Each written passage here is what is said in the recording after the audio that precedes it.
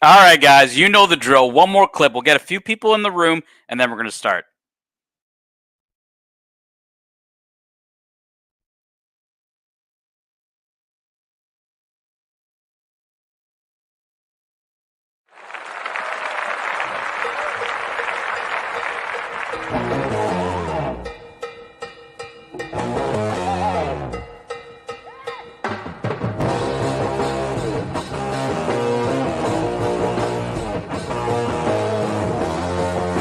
Mississippi Queen, if you know what I mean. Mississippi Queen, call me everything. Way down around Big Bird, round Louisiana way. That Cajun lady, call her Mississippi Queen. You know she was a dancer. Ooh, better on what a president dude was a getting naked. Brother making party, now we're losing mind.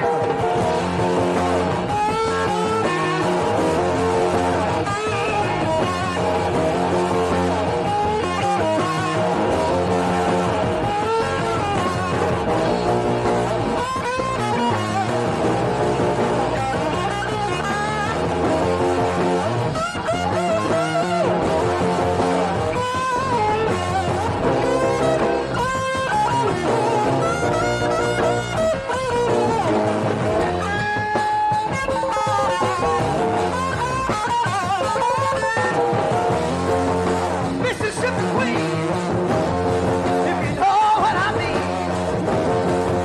Mississippi Queen, call me everything. This lady, she asked me if I would be her man. You know that I told her I would do what I can to keep her looking pretty. My jacket jack shine while the winter left dudes wanna get naked. You know I was getting mine.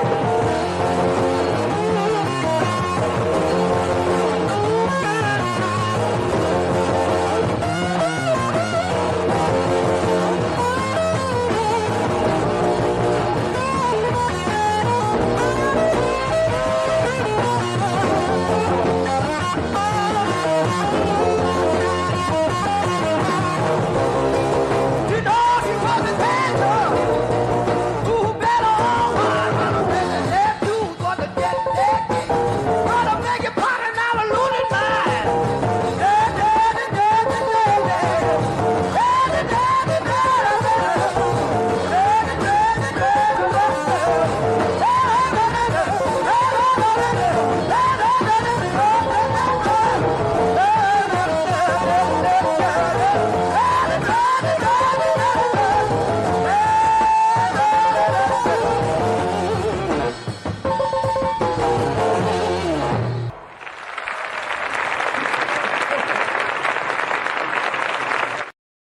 Mississippi Queen, you know what I mean. Welcome to the program.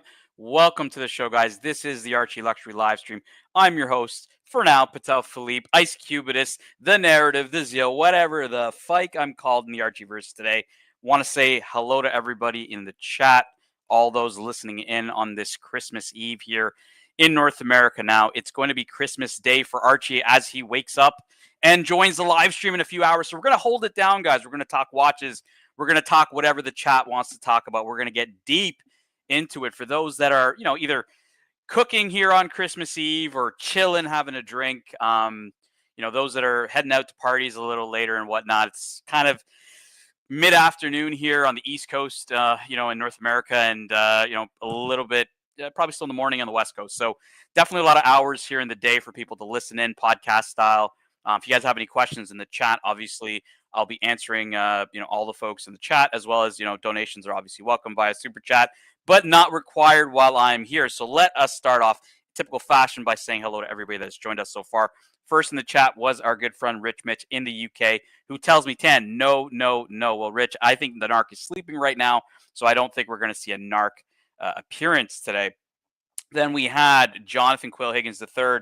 Watch Paddock talk with Tan. Yeah, It's really funny how I get like typecast of like only talking about Patek Philippe. Now, ironically, I do have a Patek here on the screen, which is my MO as I start the show. I always, everybody else kind of puts up the Rolex videos, and I, it's the Archie Luxury channel. We got to be a notch above. So we put up the Patek Philippe's here in the Archie Luxury live stream channel. We got Spunky Hunk in the chat who's saying, that's utterly disgusting. How dare you sully good pussy? I think it's because I said Patek and pussy over here. Through my association with Patek, never mind. Salute, silly chumps. Have a Merry Christmas. Well, Merry Christmas to you, Spunky Hunk. Nice to see you. We got BC always telling us it's pure shite. Appreciate you here being here, BC. Got Rob Filmer in the chat who says Arch is the GOAT. Yes, Rob Filmer. I've always felt this way. Even what's interesting, Rob Filmer, just from this comment, right? We had a new guest on the show last night, Trap Vision 3D. Who has been a fan of Archie Luxury, just like Watch Chat, just like Jay Anthony. I mean, these guys have their own channels. They have their own communities, and they were still fans of Archie Luxury in the past and are still fans. For them to, hop on the show, like Trap hopped on, said, I've been watching Archie for a minute. Like, he knows what's going on, in Archie's journey, I guess. He may not follow the live streams. He may not know what's going on in the Archieverse, as we call the live stream group here. But definitely a lot of folks still follow his videos, and a lot of people feel the same. Tommaso and many others. We got Sam in the chat. Always nice to see Sam, who says AC3 is the Santa King, and I agree with that. We got Matt Lindell, who tells me, little did I know that Archie was a good singer. Appreciate that comment, Matt Lindell. We got Stephen ML says, what's up? Nice to see you, Stephen ML. And we got Sam Davidson as well. Hey, Tan, Merry Christmas. Merry Christmas to you, Sam Davidson. Merry Christmas to everybody who celebrates. So, yeah, guys, lots of watch topics, to go through today. Higgins has been spamming me with, I brought up a brand yesterday. So we had Trap Vision 3D on yesterday, who's primarily into micro brands. And, he still has an interest in luxury. That's why he hopped on. He definitely likes luxury watches. He told a great story. So for those that, weren't here yesterday, watching the main show, Trap Vision, military veteran for the United States, told the story of how, and I believe he was in a combat vehicle when either an IED exploded or something happened. And then, he was wearing a Breitling, and the Breitling, obviously got damaged, and, he's working to get that Breitling fixed. So just a really cool story that we got yesterday from Trap. And yeah, like it was a pretty good show. So I brought up a brand, because Trap likes micro brands. I brought up the BCHH brand, Benjamin Chi Haute Horlogerie, which is, for those that know, Jonathan Quill Higgins III, is, partly responsible for creating the Celestial Voyager. Here's a different version, the Sunset over Cappadocia version. But this is a collaboration between Anderson Genève and Benjamin Chi. And I was highlighting a few of Ben Chi's watches yesterday, just to kind of show. I think Archie had brought up a comment around Chinese manufactured, products and whatnot. And look, I mean, it's no surprise that he's associating Chinese made products with low quality. But I was kind of also pointing out to him that that there are artisans in China that produce absolutely spectacular pieces, and Benjamin Chi is one of them. And I don't believe Ben is based in China. I think he's based in Singapore. Correct me if I'm wrong, Higgins in the chat. I think he's in Singapore. I've had a chance to live stream with Ben, talk to Ben offline, and really kind of look at some of the pieces that he produced. And it's funny because Archie had a bunch of like articles. He had a bunch of photos that he was showing that are all linked to articles about Benjamin Chi. And, it kind of showcases some of his watches. And you can see here, in these watches, not only obviously the Cloisonné dial World Timer, on the right that everyone's familiar with, but, different art pieces here. Like here on the left is the Starry Night. On the right, I believe, is the Peacock. And I'll blow these up for you guys a little bit. Cloisonné, so this is a Celadon. So Celadon is the brand that Benjamin Chi produces under China. Cloisonné Starry Night. So you can see here, when we talk about Cloisonné, we talk about cloisons, and those are these little wires of gold. So when you have a Cloisonné enamel dial, obviously it's you got all these wires that kind of make the shapes, and then the enamel, brings out the color. So such a a very beautiful piece. And it's just like it wasn't to highlight Benjamin Chi in any way. Like I'm by no means an expert on Benjamin Chi's watches. Obviously, Higgins is a big fan of them, but it was just to highlight that like stereotyping, oh well, China does this or these guys. I mean, we see this all the time, right? Like it was kind of even the biggest gripe that people had with Grand Seiko. They're like, oh, it's a Seiko, it's a cheap, and people would associate with like Japanese brands like Citizen, Casio, and all these other things. And it kind of just got roped into being cheap, right? And that's always been, I think, like Grand Seiko's Achilles heel, and the fact that they can't overcome the name brand of Seiko. Like, it's a running joke where people call it like Grand Toyota, right? Like nobody wants a fucking Grand Toyota. And, but there is great, great manufacturing, great production, great art that comes out of these countries, outside of Switzerland. I mean, Philippe Dufour said it himself that the greatest, I think it's greatest finishing in watchmaking today is not in Switzerland, right? Now, I don't know if he means the Germans. I don't know if he means the Japanese. Higgins always takes it as being related to the really the micro artist studios, the MAS in Japan. It's just Grand Seiko, but I don't know. He may mean the Germans. You have a couple of new people joining here in the chat. Say hello, everybody. Obviously got Hingis on a different account. I really don't understand why Higgy jumps between accounts, but all right.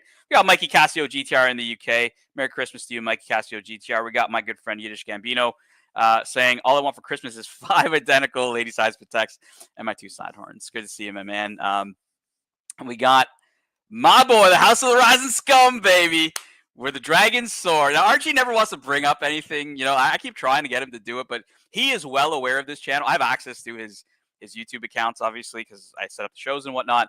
And you could tell which videos he's watched because like he's got all kinds of weird shit that he watches, right? Stuff that's like just dumb. And your videos are like always like in the fucking front and center of his feed. So I know what that means is that he watches like all of the House of the Rising Scum videos. And look, Archie has said the more the Plastic and Sauve release videos about him, the more he's going to reveal about Plastic and Sauve. So look, I'm excited for that. I'm a big fan of Plastic and Sauve. Those are good guys. I always enjoyed them. In the actually the name Sovereign, right? Because Sovereign actually came on. He came to the show not as Sovereign, but as this name. I'll put it in the chat. Sovereign. Okay, he came in the show as Sovereign. Okay, but Archie kept calling him Sovereign. So back in the day, I wrote it in the chat like this, and not just me, but many others. We were writing in the chat like the Sovereign. So that's where the whole Sovereign kind of name came from, because his name was actually Sovereign, and that's where he came out with Sovereign. So shout out to Sauve, shout out to Plastic. Nice to see you guys. We got Forbin in the chat. Fill those hands with lovely loom. We got Wash Nicholas wishing everybody a Merry Christmas to everybody in the Curlyverse. Well, Merry Christmas to you, Wash Nicholas. We got Mike the Snake, my man, Mikey in the chat. It says Happy Holidays to everyone. Mikey, hope you're enjoying Christmas Eve with your family. You're having a beautiful time in California, man. I wish it is cold as fuck here in Canada, dude. I was wishing I was in the Bay Area right now. We got Gary the Gangster here. Has Hingis managed to wind up the world time yet? I have no fucking clue, man. I have no clue with Higgy and the world timer. And Wash Nicholas says, wow. Oh, it is cold? Yeah. Well, you know what's fucked? Wash Nicholas? Like, I was staying in, like, I don't know, it was like Union City or like Fremont or something like that. And not too far from Picars. And I went into I had no idea San Fran, like as you go more like towards the coast, it gets like fucking 20 degrees colder or some shit. So I'm like wearing like shorts and a t-shirt, and it's like I get into San Fran, everyone's wearing like winter jackets. I'm like, yo, I was literally just like in like shorts and t-shirts weather, I don't know, like an hour ago. So it's just it's wild to see that. But that area, man, Bay Area, so beautiful. We got Matt Lindell 10. Your goal for 2025 is to persuade Archie to get rid of his shitters. Look, this is a really hard thing, Matt Lindell, because what is interesting about Archie and what dictates a lot of his purchases are a few things, right? Finances. People always wonder, like, why is he buying from Dave? Well, obviously, Dave gives him pretty good terms. Like, he can pay on payment terms. Dave is willing to buy watches back from him. So it's, it's kind of a benefit for him in that sense. And he also, like, I think he hates, Matt Lindell, he hates selling watches privately. He really does. He hates dealing with people. He hates tire kickers. He hates sales, right? What's going on, Higgy baby? Ho, ho, ho. Well, at least you're coming in as Sinterklaas, and not the Grinch. Well, you don't know if I have my beater in my backpack. Let's get into Benjamin Chi in a second, Higgy. I'm just going to say we're almost done saying hello to everybody in the chat. I'll be finished real quick. Just for Matt Lindell, though. So, like, look, Archie buys watches that he can get rid of pretty quickly. And that's what deters him from buying like more heavy, like even this perpetual calendar, right? That I'm telling him, like, dude, like this is your opportunity. He's still a little scared. Like when it reaches a certain threshold of price, he won't put that much into a watch. And it's not just him. I've seen it with a lot of people, but that's kind of what's up. We got Rufus in the chat. Nice to see you, Rufus. I think we're caught up here. Higgy baby, you sent me a few articles. Where do we start? So I got this. This is my favorite, by the way, from Benjamin Cheese, The Starry Night. Now, I had heard that rumor that you had an interest in this at some point in time, right? Actually, I have ordered one, and there is one ready for me, but I'm not taking it at the moment. Why are you not taking it? Is it just because I'm weak and flippant. So, okay, so it's a little bit difficult. So I ordered the old model with the Starry Night, just like you see here on the screen. The old model had an old movement, and that kept the price down. I think currently he's asking for the old one 12,900. Now Ben brought a stupid idea up, and let me try to find that. I'm totally unprepared. I have those articles that you texted me, so just let me know. Yeah, but no, but what I'm looking for is the picture of the Bora Bora dial. Do you have that? Unless it's in one of those articles you sent me, I have no idea. Yeah, of course not. Of course not, because there is nothing prepared here. Okay, present. So, okay. One fine day, Benjamin Chi came up with the idea. Higgins, I know that you like Bora Bora so much, so I would like to do a Bora Bora dial for you. And we made this rendering, which is something that I really would like to have. The problem is that he has only that one watch left with the cheap movement, with the Starry Night dial, and now he's waiting for an order for the old movement with the Starry Night. Then this watch will be gone, and I will get my watch with the Bora Bora dial. Does that make sense? Yeah, it does. I'm just going to take over the screen here. So I have up. I believe this is called the Peacock, right? This one of his. Yes. The Peacock. So this is again beautiful cloisonné dial. I'm trying to zoom in as much as I can so people. That is such an amazing dial. If you know a little bit about cloisonné, and that is amazing. So what you have to know is the artisan who makes that. I think he's in the 8th generation, and his family was working for the Chinese court. So that is how good those artisans are. And I mean, with that Peacock, he just shows how fantastic he can work.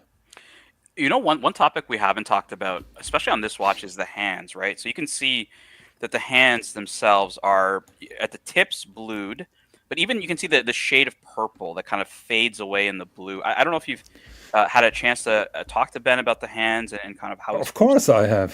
So there are two variants of the hands. Those are the handmade hands. Those are entirely done by hand, and then you can have the option of blue heat treated blue tips. Well, there's a lot of comments in the chat here, Higgy, about what you want in your customization. So we have to stop here. Emil is saying, hey, I'm a total pain in the ass. He wants to put Darwin on the dial. Gary's saying you won't be happy until Bora Bora gives you citizenship, right? Like, and Sam's saying obviously beautiful artwork. I personally love these hands. Like, and as I mentioned earlier, the reason I brought this up yesterday was Archie's kind of comment around, oh, cheap Chinese this, and I was like, whoa, hold on. Let's not rope all of the watchmakers in China in the same bucket, right? Like, I just don't think that's right. So exactly, yes. So the first telephone call that I had with Ben was about what he's doing, and he said his mission, his heritage is Chinese. He's living in Singapore, and he says he knows all those Chinese artisans that are overlooked because everybody associates Chinese with cheap mass production. And he says that that his mission, or what he's trying to achieve, is to shine a light on those amazing traditional artisans that are forgotten. And one of those projects was the Celadon. The Celadon watch that you just showed with the Starry Night. Yep. And that is entirely made in Chinese. So the cloisonné dial is made in China. The movement is by Li Wu Hua. He's working in Shenzhen, and he's a member of the ACHI. Hold on. Why did you not send Archie to see them if they were in Shenzhen? Why did this not come up? Come on, man. Work with me, Higgy, not against me. You know how watchmakers are. Higgy, you know, he's not known for making friends and doing smooth transactions, right? Like, True. So that's well, in the first conversation with Ben, I told him he should only sell to Germans. So, but no, but at that time, I had no idea about Chinese artisans. And the more I'm talking with Ben about those artisans and what he's doing, the more I understand what his mission is. And if you well, now you put a watch up which is entirely made in Switzerland, so that has nothing to do with China. I know, that was my question, right? Because you mentioned that the Starry Night and the Peacock, the watches we just saw with, you know, cloisonné enamel dials, are purely made in China. My question was, so you're saying that the Anderson Genève BCHH collab, is the cloisonné work, at least the center of the, is that not made in China, or is that like... No. So I've visited the artisan that makes it. Her name is Benedict, and she's working in Switzerland, and she does exclusively those dials now for Anderson Genève, if I know that correctly. And so those cloisonné dials are entirely made in Switzerland. And I've been talking to Alex, the owner of Anderson Genève, and he says he's trying to keep her as busy as possible. So he doesn't even demand refund on defective dials because he just wants to have that position, because those kind of artisans are super rare. Now, so then what's the connection to Benjamin Chi? Because Ben's in Singapore, you know, he manufactures a lot in China. Where's the connection? Because you're saying that the work is being done in Switzerland. Like, is Ben designing it? Is he like, where's the connection? So Ben entirely designed that watch. That is called the BCHH, Benjamin Chi High Horology, or Haute Horlogerie, depending. Yeah, I even struggle with it, and I speak French, so Haute Horlogerie. Yes. So that is his top line, and that is entirely made in Switzerland and entirely made by Anderson Genève, with the exception of the dial, which is not made in-house at Anderson Genève. So, but the concept and the design is all Benjamin Chi. The watch is then produced by Anderson Genève, and Ben also had the connection to the artisans who make those cloisonné dials. So before he met Ben, as far as I know, Alex didn't know about that artisan. I have one question for you. So we're looking at a beautiful Celestial Voyager. Before you ask that question, I'm trying to draw a line. So maybe some of the viewers remember me raving about the decoration and the beveled anglage and the high horology of the Simon Brett a couple of days ago. High horology, or the horology that I love, is not only limited to anglage or beveled angles or internal angles and so on. I also have a love for those artisan dials that you just see here with the cloisons. That is a flat gold wire, and you're just driving along. That is all hand bent. I had the privilege or the pain in the ass to try to bend those wires. It's not that easy, just like you imagine, and it's a craft of its own, just like micro painting that is also being done for Anderson Genève in that atelier. Bon, Malinda has a question for you. Tu as vécu en France, Tan, pour parler couramment français. Je vis près de Québec, ici au Canada, alors je peux parler français. That is the response for Matt Lindell in French. A very rare French language appearance by me, Higgy Baby. But I'm can I impressed. can I ask my question then? Yeah, please. All right. So we're looking at a Celestial Voyager here. Now you have a version of this, a customized version of this. My question to you is that why would you not honor, in my opinion, one of the greatest cities in the say the Indian Ocean, I guess you could say, and it's a city called Male, right? Mm. And you decided to change Male, which is a beautiful, beautiful place, to something else. You decided to just annex that city into just making it the whole country. Why did you do that? Why did you change Male on the dial to I think you put Maldives, right? Is what you did. Yeah, just because this is again a personal thing. People say, yeah, this is in English for male, so why would you have male? That is nonsense. That doesn't affect me. Of course, I'm running with a joke.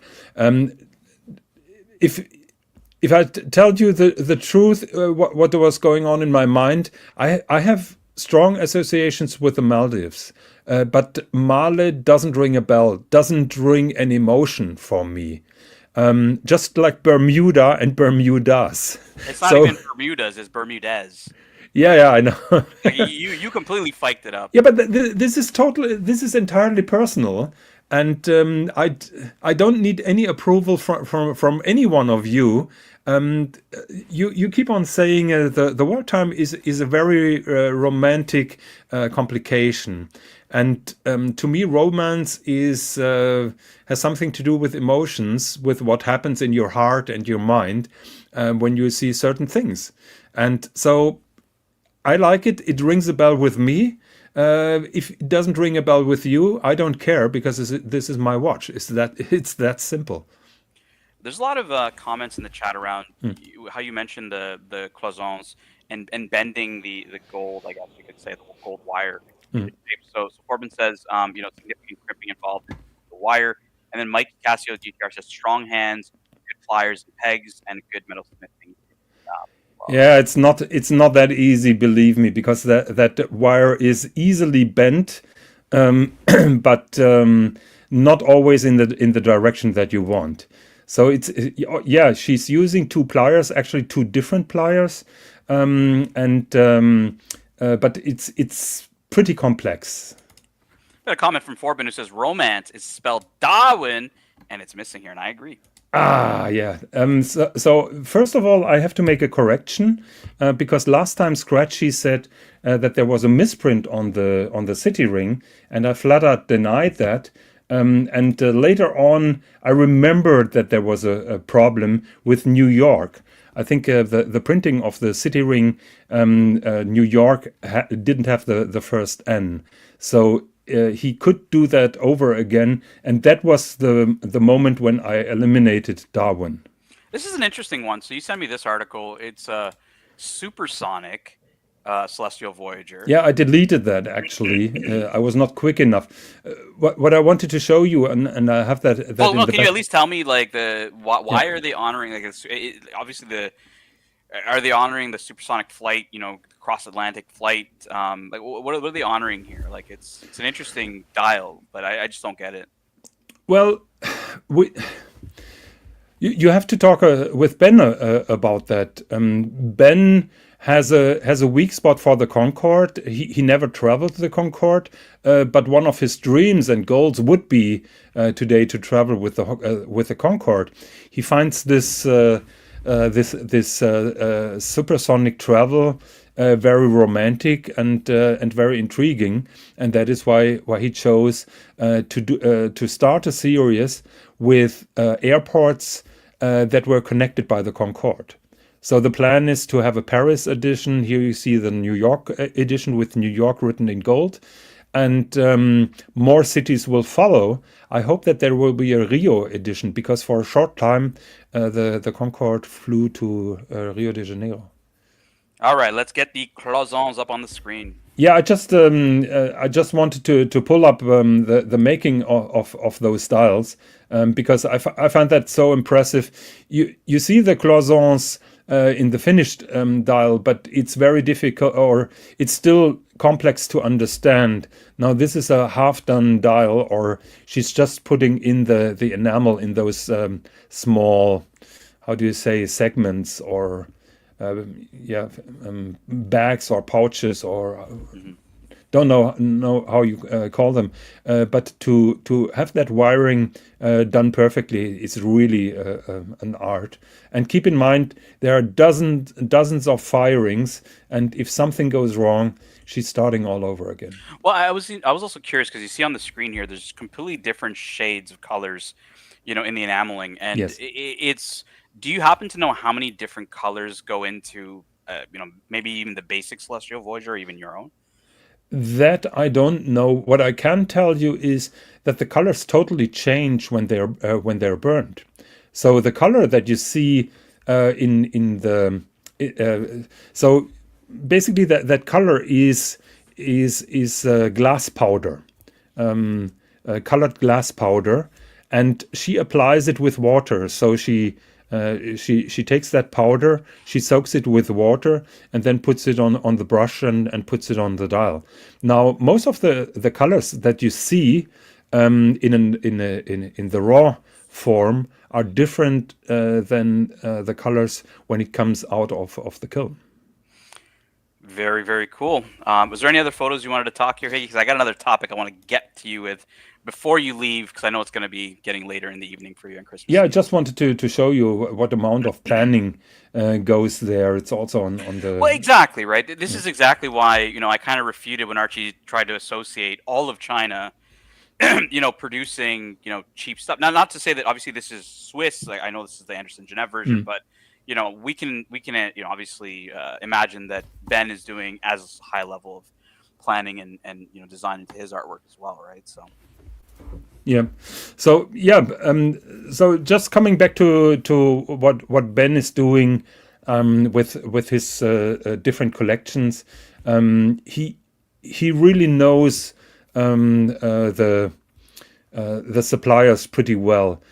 He knows a lot of suppliers in Switzerland, and his advantage is that he knows very cool people in China, and he takes benefit out of that. And again, he knows that usually China is associated with mass and with cheap stuff, but he tries to prove that they can do differently. And maybe you can pull up that movement from that Celadon with the Starry Night. There are movement shots, or should I pull it up for you? Yeah, if you already have it up, go ahead. Okay, 1 second. I got a good topic for us after this too. We're gonna play a little bit of a game. We're gonna play a little bit of a game, Higgy baby. Oh, I know. I know it's because it gets later for you, so it's. I'm too tired for games. No, you're And I see Dirk Diggler is here in the comments. He's just waiting for a mistake to make. It's about what? No, it's not even that. It's more opinion than actual facts. Okay, so let me show you. Where are the pictures? Okay, share screen. Unfortunately, Sam's also asking, any idea what the special price ranges of these special pieces are? So, maybe which special pieces are we talking about? The Celadon or the PCHH? Maybe say both. I guess this is the Celadon on the screen. So the Celadon, yes, with the cloisonné dial, with the old movement, with the simpler movement, is 14,900. He introduced a new movement, which is even more complex. But I like the old movement. You see here, he has those circular spokes on one of those watches. 1 second, let me try to pull that up. Okay, here we are. So let me try to zoom in. Okay, so we've been talking about decoration of wheels in horology.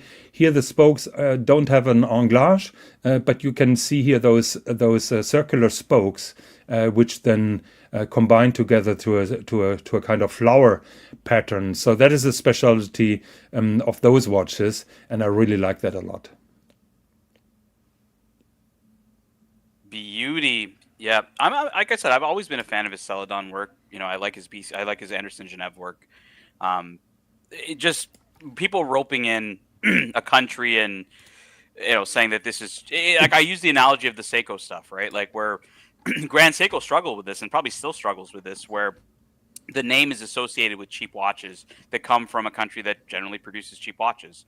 between Casio, Seiko, Orient, Citizen, all that jazz, right? Yeah, yeah, it's a fair point, but have a look at that here. We're looking here at a Chinese movement.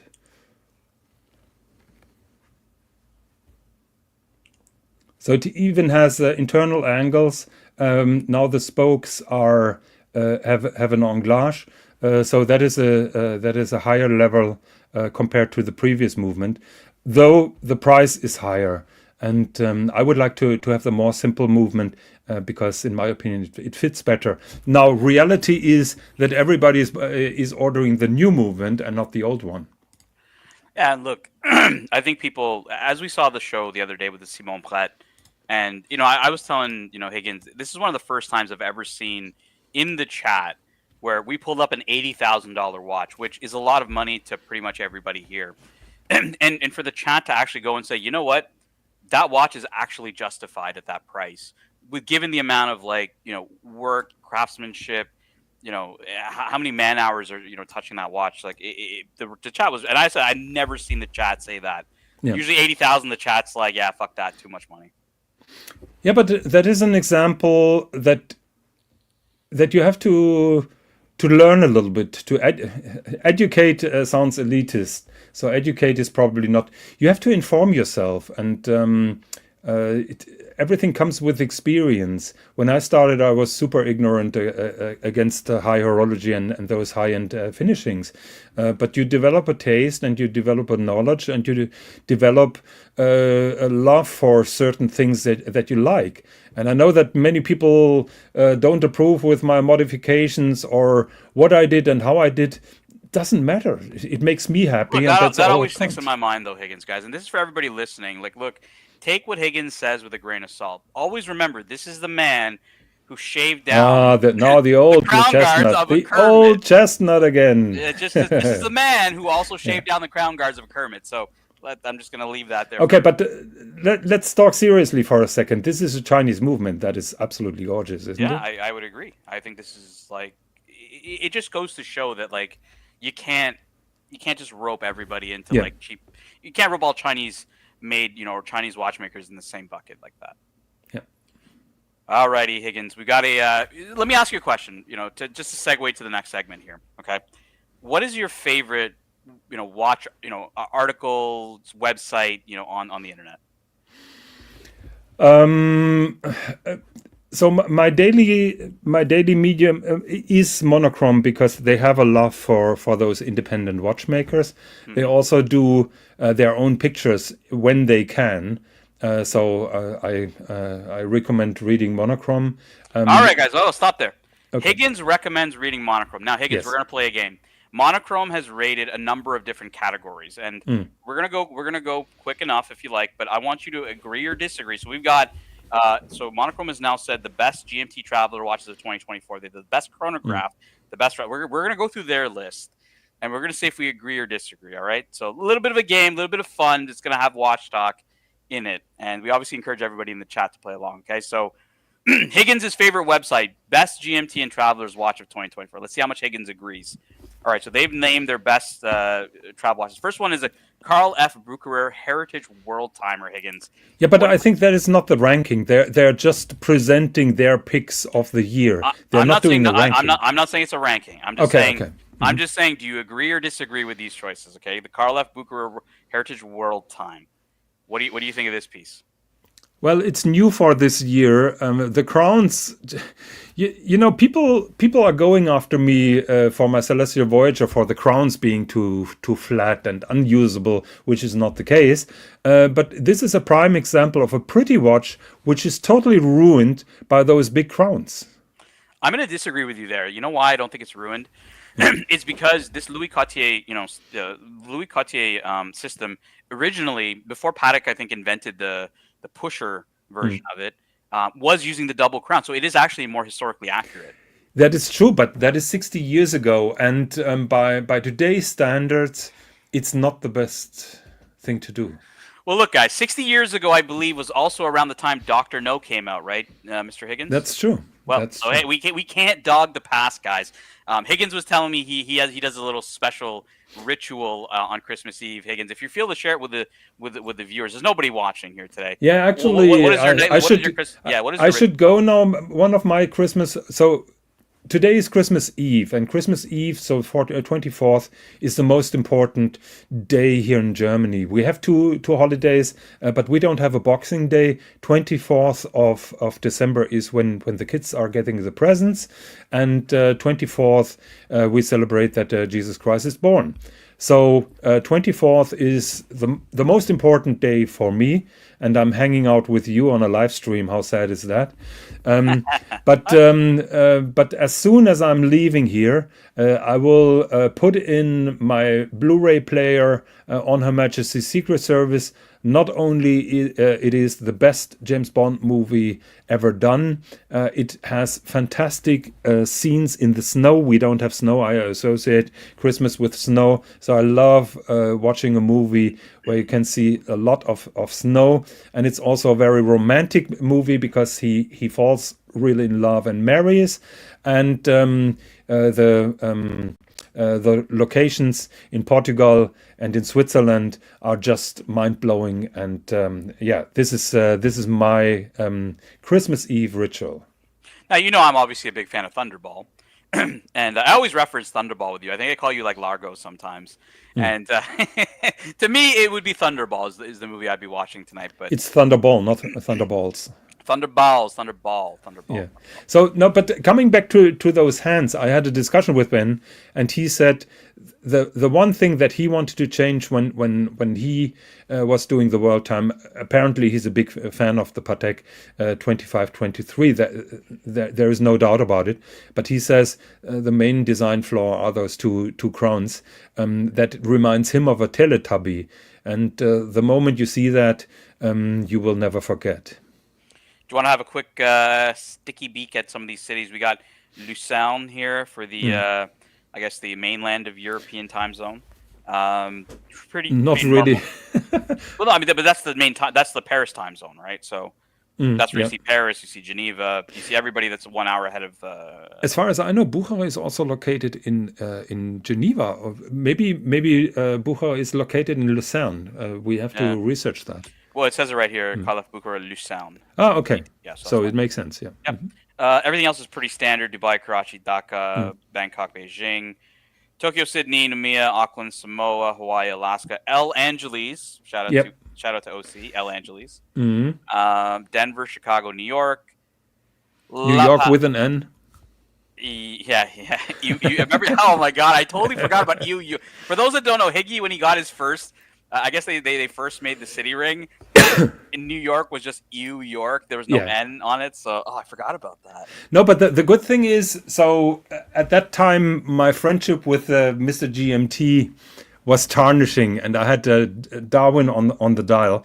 Actually, I tried to find that image. So Darwin was on the city ring, and that gave me the chance, because they had to start all over again, to eradicate Darwin and replace it with Tokyo.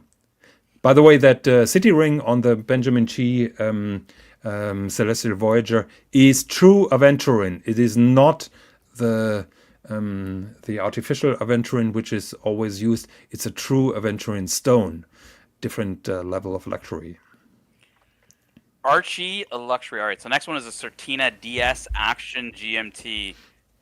What do you think, Higgins? Is this one of your picks, or is this something you would shave down these crown guards here? I would actually shave the crown guards off. I would not keep the crown guards. Yeah.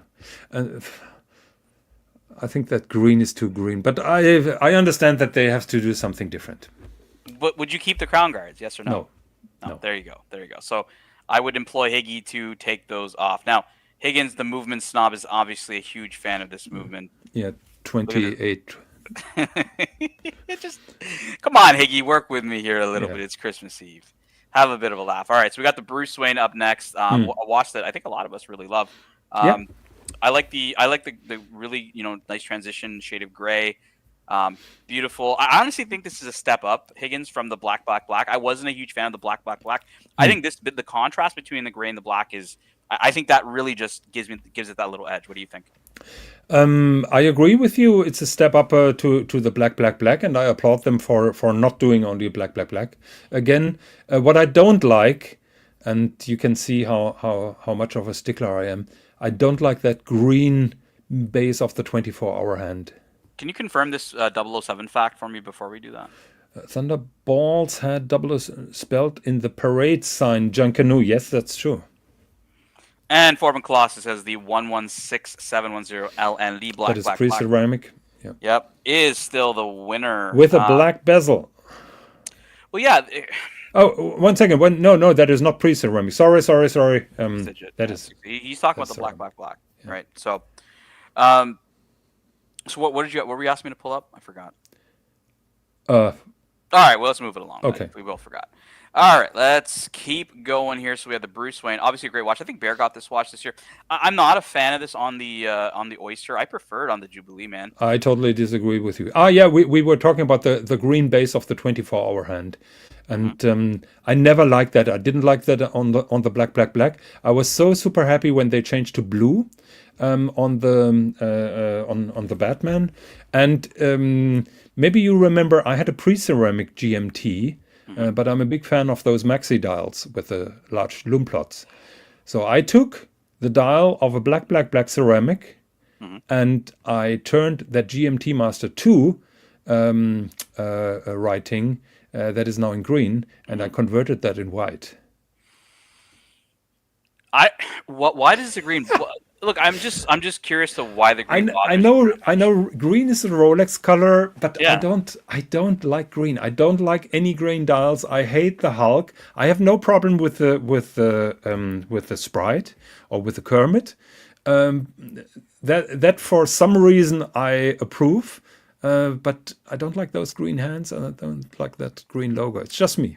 Look, I think the Hulk pictures and stuff don't do the Hulk justice, right? That watch you have to see on a beautiful. Trust me, I've seen it a lot of times. Yeah, look, and I also understand that you're also 85 years old and you're fucking half blind, but yeah. You know, I'm just letting you know on a beautiful and sunny emotionally retarded, yeah.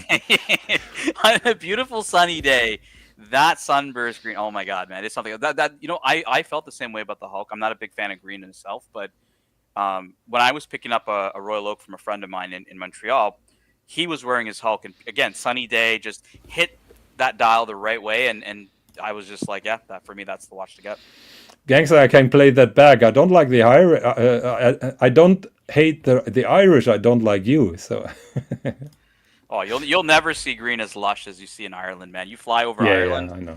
Oh my God, it's something else. But yeah, definitely the Bruce Wayne, beautiful watch. I would agree with Monochrome here. I think Higgins will agree it's one of the good ones of the year. Seiko 5 Sportsfield GMT. Seiko 5, Higgy. Not my thing. A bit of. I love Seiko. What I like is the Longines. The GMT. What is the name of that sporty line? I don't know. I don't. Spirit? Is it Spirit? I think so. Yeah. What I like about this watch is this Seiko on the left is like the epitome of Archie luxury. It's somebody pretending to be this like fucking, aristocrat or blue blood or whatever the fuck his shtick is, right? The upper middle class type guy. And so you can see here in the Explorer 2, like just all the vibe of the Explorer 2, but it's the fucking Seiko 5. This is Archie luxury. Like if you ever said a watch that describes Archie luxury, it's this watch right here. It's not exactly the Explorer 2. You're mean and nasty today on Christmas Eve. It's the cheap, nasty vinyl Bogan version of the Explorer. It's not even the Steinhardt. I'm not going Steinhardt. I'm going fucking Seiko 5 for Archie. Because for those that don't know, actually Seiko 5 was the first watch Archie luxury ever got from his father. So yeah. Bit of Archie trivia for you guys, bit of Archie lore there. Tudor Black Bay 58 GMT. This was a big one of the year. A lot of folks really liked the fact that they put it in the 58. What do you think? Obviously, Coke-ish. I mean, you could call it a Coke, I guess. Coke with gilt. Gilt on the numerals. Yeah, me. Not look. I don't like the Black Bay. I don't like the snowflake hands, and no matter what you do, you will not convert me into a Black Bay lover. But it's not a bad watch. It's not a terrible watch. It's just my taste. You know, I'm a little bit disappointed that there are many other travel watches, but I understand that they had to pick up the novelties. And out of the top of my head, I don't have a better idea than what they were coming up with. Maybe it was just a bad year for travel watches. All right, so we got a super chat here from our good friend Apes, 5 British pounds. Thank you so much, Apes, who says, Higgy, what's special about the IWC 3705? I don't get it. Please explain. Now, I'm going to pull up a tribute to the 3705 because I thought this was just a better looking watch. IWC 3705. What is so special about this watch, Higgins? What is not to like about it? So the 3705 was the first chronograph that IWC made in ceramic, with the exception of the Da Vinci. They made a black ceramic Da Vinci before that, but that was accessible here. It is, in my opinion, it is the classic pilot's watch that we've been waiting for so long. I remember when I started in 1985, I knew about the Mark 11. And there was no Mark 12, I think, until the 1990s or something like that. So, and I never understood that that IWC would not capitalize from that heritage. Now you have an entire line of pilot watches with that design, and that black ceramic was one of the first ones. In my opinion, it's the perfect size. It has a 7750 movement, which is not a bad thing, because IWC is actually having a lot of modifications on those movements. For example, the entire escapement is reworked, partly replaced. They work on the mainspring. They work on the way the winding feels. So it is heavily modified. 7750. It's still a 7750. But in my opinion, it's more or less the perfect watch. In the recent years, those ceramic chronographs got too big. That is a fantastic size. On the topic of IWC, 39 millimeters, by the way. On the topic of IWC, can I tell you what my guilty pleasure watch is? Okay. I don't think I've ever said this on the channel, so this will be a first for everybody. My guilty pleasure watch is an IWC. I'll show it to you. I know it's not going to be popular. I know Higgins is probably going to scoff at it. But, you know, this is a watch that it's just like everybody probably dislikes, and I really, really love. It is the IWC Pilot Perpetual Calendar. It's so ridiculous, but I just kind of like it, man. It's just a really unusual perpetual calendar, and you know I like perpetual calendars, so yeah, it's a bit of my guilty pleasure here. So I have a soft spot for that as well, for this watch, but with a different dial. 1 second. Calendar yellow. Do you know the one with the yellow loom? I think it's white gold. 1 second. Yeah, while you pull that up, Forbin Colossus says, Tan, if you do IWC, you must show the 3227. It is the Ingenieur, the In-Manure. I wish Archie would rebuy. I will pull that up for you, Forbin, 1 second. IWC 3227, the original Archie Luxury In-Manure. I wonder if there's even an Archie picture of it. Archie never probably put up references, but I'll pull up a photo of it here. Are you pulling out something up, or can I pull my? No, you go ahead first. You're fine. Okay, so I like that one, which is even crazier. What do you think? Oh, I mean, I like it. It's you said it's a little out there, right? But look, it's super unusual, but I really like that. What's going on, Whole Milk? How you doing? David H says, I love IWC pilot watches for the readability. Yeah, David H, you know what? It's just it's crazy because nobody really talks about them. You know, if you bought one, everyone would kind of be like, why would you buy that? And so that's why I call it my guilty pleasure watch, because I really love it. And like, you know, I can actually appreciate even this because it's just a weird format of a perpetual calendar. That's really cool. By the way, I unfriended with Whole Milk yesterday on OC stream. I don't know the guy anymore. We got Corrado in the chat. Happy holidays to you, Corrado. Merry Christmas to everybody who's celebrating. It is Christmas Eve here in the Archieverse. We're doing a bit of a holiday special watch talk, a bit of fun. Higgins has decided to join us. Now, there was a request to show up the 3227 Higgins. This is the IWC Ingenieur, the In-Manure. that Archie, I believe, used to have Forbin, if I'm not mistaken. Yeah. And he wishes Archie would rebuy. So Archie and I, we've been talking about that just a couple of days ago, because I had the same watch as well in titanium. On pictures, it is a fantastic watch, and probably better than the one, the current one, because, for example, those holes in the bezel are still functional. So you really can rotate that bezel to screw it on and off from the case, while the new one has micro screws inside that hold the bezel.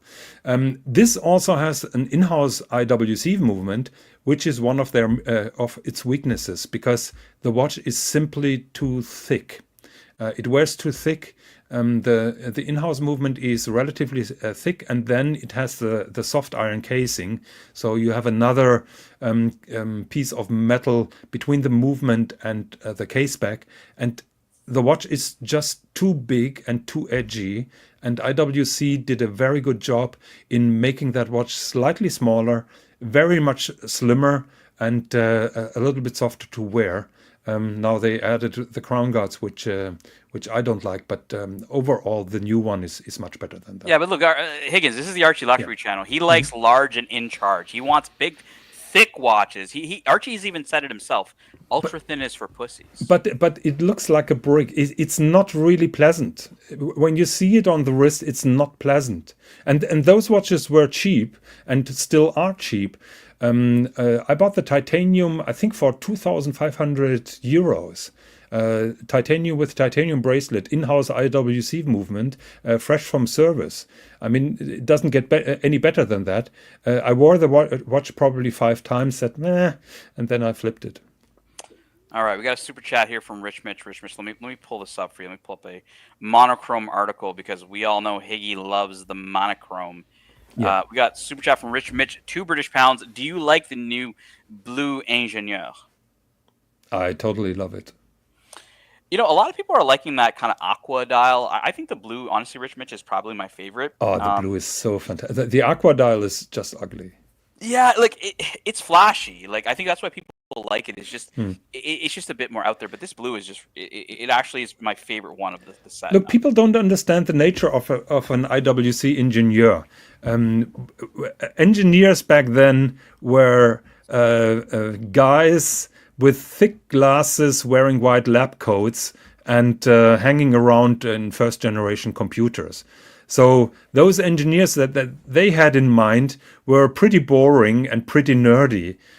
So the ingenieur is not meant to be a flashy, cool, hip watch. It is very conservative, super conservative actually, but it has hidden features. In this case, the anti-magnetic properties, which are obsolete today, That is the nature and the heritage of the ingenieur. I agree, Corrado. I think they did the blue spot on. Yeah, that's fantastic. It's just too expensive. Higgins, do you have a few minutes, or let me know? How's your time? I'll give you a couple of minutes, yeah. All right, I just want to do one more. Just to annoy Dirk Diggler. Okay. one more. We're going to do one more on the monochrome. So I want to let's go straight to the chase here. Best dress watches of 2020. These are watches you and I like, right? 2024 best dress watches. Like right off the rip, like an Elie Chopard. You know I love Elie Chopard. I know you love Elie Chopard as well. So they're saying the Chopard LUC XPS forest green. Now you don't like green. Yeah. Lucent steel. What do you think? Yeah. Well, my only beef is the green dial. Okay. So nice watch. You just don't like green. Okay. I get that. Beautiful micro rotor movement. Yeah. And is this no Poisson de Genève on this one? No, that is Qualité Fleurier now. Ah, okay. So they have now their own standard for Fleurier. They are still doing the Geneva seal, but they introduced now the Quality Fleurier. Very interesting. Yeah. Because they were always doing Poisson de Genève. I was surprised that they're not doing the. There wasn't a Geneva seal on this one, but all right. Frederick Constantine Classics Premier Salmon. Like, this is a fucking Calatrava. Like, what the hell? Yeah. How is this? Come on, Higgins. I know that is a fucking ripoff. Look, I know you're a monochrome fan, but like, how? Okay, monochrome. But I will give Frederic Constant the credit that they even added the Breguet hands. Patek would not do that. I mean, Can we agree on that? Look, Patek has some watches that have both Breguet hands, Breguet numerals. Breguet hands? Oh yes, they have. They have. Not that I remember. Oh no, they do. They do. I'll send Okay. it to you after the show. They definitely Okay. do. I saw a few. It's obviously they're very very high end, very very special watches that do that. But they do have certain watches that do Breguet hands, Breguet numerals. We got a super chat here from a good friend of both of ours, Muhammad Ali, 5 British pounds. Thank you so much, Muhammad Ali, who says, "I'm not getting younger and need to meet the women of my dreams soon. So do I get a Patek or a Lange? Classic Patek Lange battle here, Higgy baby. What do you think?" Well, it's very easy. If you fancy a blonde Fräulein in high leather boots, then get the Lange. For anything else, you get the Patek. I mean, that is crappy luxuries cliche of a German. Muhammad Ali, the only woman you're gonna meet with a Lange is like Higgins if he like dresses up as a woman, right? Just imagine me in a female form, and that's reason enough to not to buy a Lange. Look, Muhammad Ali, I'm gonna tell you straight up, like stick to the plan. Get that Aquanaut, and the Aquanaut will not steer you wrong. The Aquanaut, you'll get, there's a reason it's called Patek and Pussy, right? So I'm gonna say Patek called it. And there is no comparable model from Lange that compares to the Aquanaut. And okay, yeah, that is a whole nother rabbit hole we can go down, Higgins. We talked about that earlier today about the Odysseus, but I'm not going to go down that rabbit hole. We got the Watch Apprentice in the chat. Nice to see you, Steven, joining us. Again, like I'm gonna have to call out monochrome here. Like, how the heck is this one of the best dress watches of the year? Like, it's a fucking copy of a Patek Philippe. Yeah. Like, come on, man.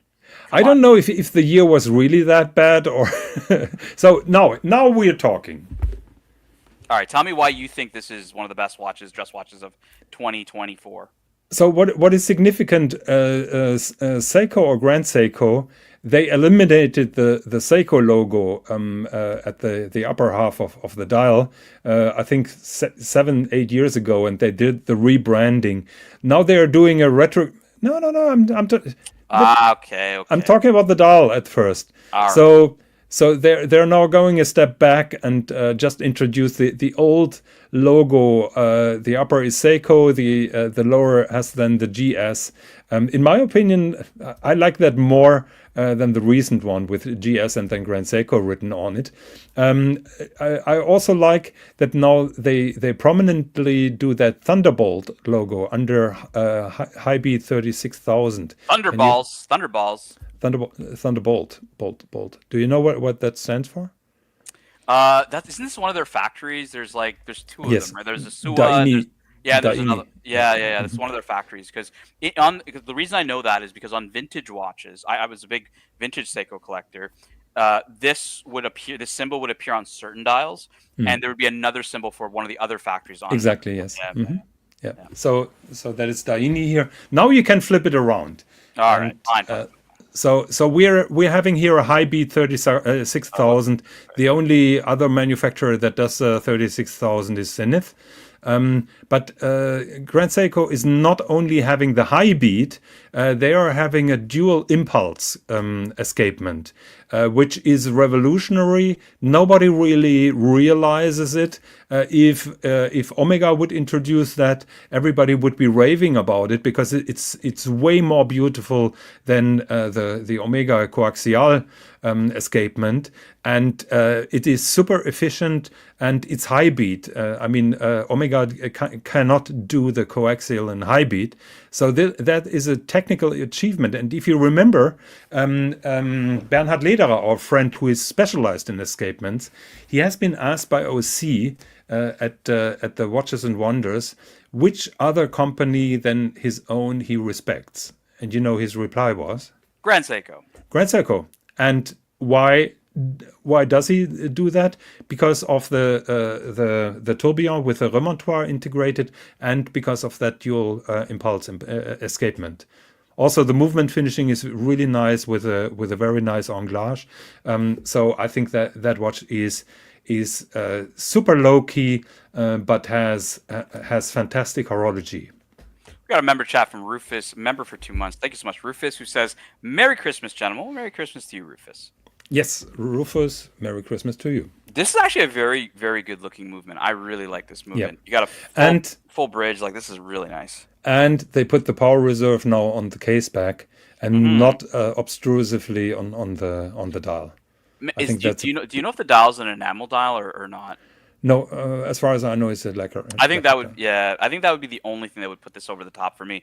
Like, finishing wise, this looks really nice. So if I know that correctly, Seiko doesn't do enamel; they're doing porcelain, which is something different. yeah, even porcelain would be nice, right? So something that, because look, I agree with you, the Seiko Grand Seiko, because just we know that, right, from before when the Snowflake came out and all these other watches came out originally, it was Seiko at the top. I'll show everybody what I mean here in the chat. Seiko Grand Seiko. I guess I got to go back one probably. Yep. So you can see here what Higgins was talking about was in today's day and age, you just see Grand Seiko up here. In maybe 5, 6, 7 years ago, it was like this: Seiko and then Grand Seiko. So this is a bit of a a retro to that era. We talked about obviously where the dial's manufactured. It's got high beat on it. I was just saying if it was something that's just a little bit more special than lacquer, that would have put it over the top. Because honestly, Higgins, this movement is pretty nice, man. Yeah, it's super nice. Like, this is why I don't dog Grand Seiko completely. I think that they do have some great watches. For me, it's got to be the right one. And I think this they're also doing a high beat with the dual impulse in automatic. But the power reserve, if I know that correctly, is on a different position. And here on that manual, you cannot see that this is a derivative of an automatic. Derivative. We got a super chat from Rufus, $2. Thank you so much, Rufus, who says, "I hope everyone's enjoying the holidays." Yeah, man. Look, I was telling Higgins earlier, I was, it's early here on the East Coast in North America, so I got some couple of hours to chill with everybody before I got some company coming over. And Higgins is joining us before he's going to watch his On Her Majesty's Secret Service traditional movie he watches on Christmas Eve. One more super chat, Higgins, from Gary the Gangsta for 5 British pounds. Thank you, Gary. Merry Christmas, you filthy animals. I think he's talking about you here. Yeah, can you say for the crowd the Merry Christmas, you filthy animals? I think you received a call because your audio is dropping out. Is my audio dropping out? Can you hear me? Yeah. Hello. Yeah, no, it's better. Okay, it's just probably just the internet. No, it's bad. It's bad. 1 sec. Okay. Now that Tan is on his way out, then I'm taking over the show. So Gary, Merry Christmas to you, and thank you for supporting the show. Now, Forbin Colossus says Credo Aichi is gorgeous. That is a totally different animal, and that is absolutely high horology. I agree with you, but there is a Grand Seiko movement which is even better. It's based on the Credo Aichi, but it has that beautiful internal angle that the Aichi 2 doesn't have. The Aichi 2 has the porcelain. Bonjour, comment ça va? Très bien, et toi? Ah, très bien, monsieur. All right, my audio seems to be back. All yes, right. Now it's back. And I think I can fuck now off and hey man, I appreciate and watch my movie. I appreciate you hopping on with me, Higgins. Merry Christmas to you, and yeah, man, like it's been fun, man. I really enjoyed the hour of watch talk with the Higgy baby on Christmas Eve. Likewise, and Tan, I'm serious, and I'm telling you that in private and also in public. Thanks for doing those watch talk shows, because I think they're pretty special and they're needed sometimes. They're needed, guys. I got a couple of hours to go here, so I'm gonna solo it a bit unless anyone wants to join me on the panel. Thank you so much, Higgins. Again, Merry Christmas to you, sir. Yeah, you have a good day, and talk to you later. Bye bye. Take care. See ya. So guys, we're gonna go many more hours here. It is the Christmas Eve special. If I got a fucking 1 minute, I will fucking 1 minute. Not a problem for your boy Patel Philippe. So again, we were looking at the Grand Seiko, and I think maybe I'll slow it down a bit for everybody. On understanding, I think everybody in the chat can probably look at this movement and say, hey, this is a beautiful looking movement. And where I want to kind of help, folks that are looking into getting into high horology or understanding why this is a good movement a bit better. So I'm just going to take a few minutes to just describe kind of what I see, right? So right away on the base plate, you can see here, right under the balance, you see, perlage on the base plate. So, you see common enough in high horology pieces, so something to look for. On a piece like this, you see solarization on ratchets. We see solarization here, even on the power reserve that Higgins was talking about on the reverse. So pretty interesting. You see anglage in the jewel, kind of in the jewel, beveling here in the jewel sinks. You see anglage on the bridges. There's a lot to see here, right? Like there's just a lot, all the way from the quote unquote Geneva stripes. I mean, it's not in Geneva, but um, there's just a lot that goes into this watch, into the movement, and a lot of things that literally you can pick up as you guys loop the watch. So it's both special in the sense that it's a pretty looking movement, but also when you zoom into the details of the movement, that is where you will see a lot. And look, there's probably a lot that I'm missing. This is this is just a picture, and it's not going to pull up completely as it would if I was in front of the watch. But there's a lot to see here, right? Looking for anglage on the bridges, looking for beveling, in the jewel sinks. You want to look for solarization. You want to look for perlage. You want to look for engraving. All different types of finishing. That just says that we're taking a movement that's completely unfinished, and we're putting more hours into that movement to make it beautiful, to make it decorative. And when I talk about horology with people, I always say that, like, it's just, it's not always, if you don't understand everything about horology, you don't understand what perlage is or anglage, you don't know what those terms mean, right? I think all you need to do is visually inspect it and say, like, is this beautiful or not? Right? That's how these are not meant to be made for PhDs in horology, right? That's not why these watches are made. They're meant for the general public to appreciate art and beauty, and that can mean different things to different people. The Watch Apprentice says on some of these watches, I'd rather look at the movements. Yeah, I mean, even in this case, Stephen, it's very simple to say that on this watch, because the dial, in all honesty, unless you're nerding out like Higgins and I were a bit, because, and again, I think this watch is also made for the Grand Seiko, like, connoisseur, like somebody who has an affinity for the brand, who understands the brand, who would be able to pick up just the subtleties that that Higgins had talked about and I talked about around just the logo, the Seiko, Grand Seiko logos, as well as understanding where the dials are manufactured. Like, those little subtleties on the dial, like, are cool to people that understand it. And that's where I think that this watch, why I said it would have added a little bit more if the dial was a bit more special, if it was, enamel, or, like Higgins said, they don't do enamel, so porcelain.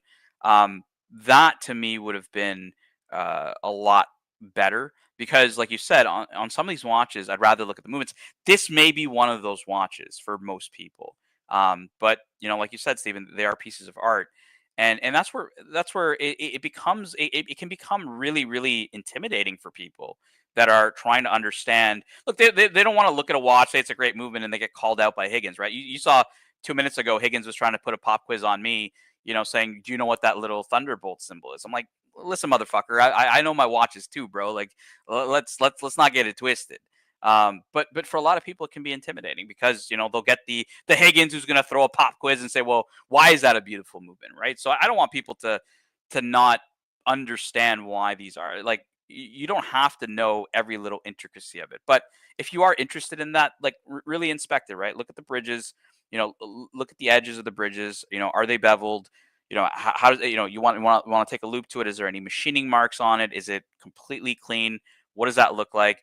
How deep that beveling is will also show the level of craftsmanship, whether it's hand finished. When Higgins talks about inward or internal angles, you'll only be able to see those on hand finished watches and whatnot. But again, like the stripes, or the Geneva stripes, or the Glasuta stripes, or I don't even know what the fuck Grand Seiko calls these stripes, but you guys know what I'm talking about, right? Like, again, adds depth to the watch as as you play it with the light. All that kind of stuff is really on the watch emitting beauty, the watch's art, really coming to light from plays on light, from craftsmanship you can see with the naked eye, like engraving. Very famous, obviously, on Lange's, the engravements of the balance cock, and many other things, right? So the fine details are there, and I think that's where I always tell people, like, take your time with it. Like, take a loop, inspect it. What is beautiful to you? What is not beautiful to you? And then take it from there. You don't have to like. Some people fucking probably hate perlage, and they're like, I don't like this shit on the base plate. Like, I don't like the way it looks. Right? It doesn't have to be perfect. It doesn't have to be that you follow what everybody else is saying. Right? Like, again, these are meant to be. These are meant to be art pieces, and art can be a lot of things to a lot of people. Did you do your homework then? Yeah, yeah. This motherfucker tried to pull a pop quiz on me. And I'm like, look, Higgy baby, like, I'm not Archie Luxury. I'm gonna know those answers. I mean, maybe not 10 out of 10, but maybe sometimes 9 out of 10 on that. I'm tired of pulling out my ass. The Starkster, is the Lange 1 that much better than a Glasuta Original Panamatic? The Geo Swan neck plates and dial seem to be finished to a very high standard, right? That's where you can split hairs, Starkster, and really look at like what level of finishing. Now, probably, obviously, more hand finishing that's going to go into the Lange, I believe, than it's going to go into the Glasuta Original. Not to say that there isn't some level of it in the Geo, and I think that's really where you're splitting hairs in this kind of a discussion, right? It's, Grand Seiko, for example, makes movements that are, I mean, they're not, in my opinion, high horology. Think the Peacock, think the White Birch, Black Birch, uh, like, those aren't high horology movements to me. As much as fucking anybody else will tell you, those are not high horology finished movements. They're nice movements. They are finished to a decent standard. Like, they're, they were meant to be Rolex quality or better than Rolex quality for less than Rolex money, right? That was the shtick.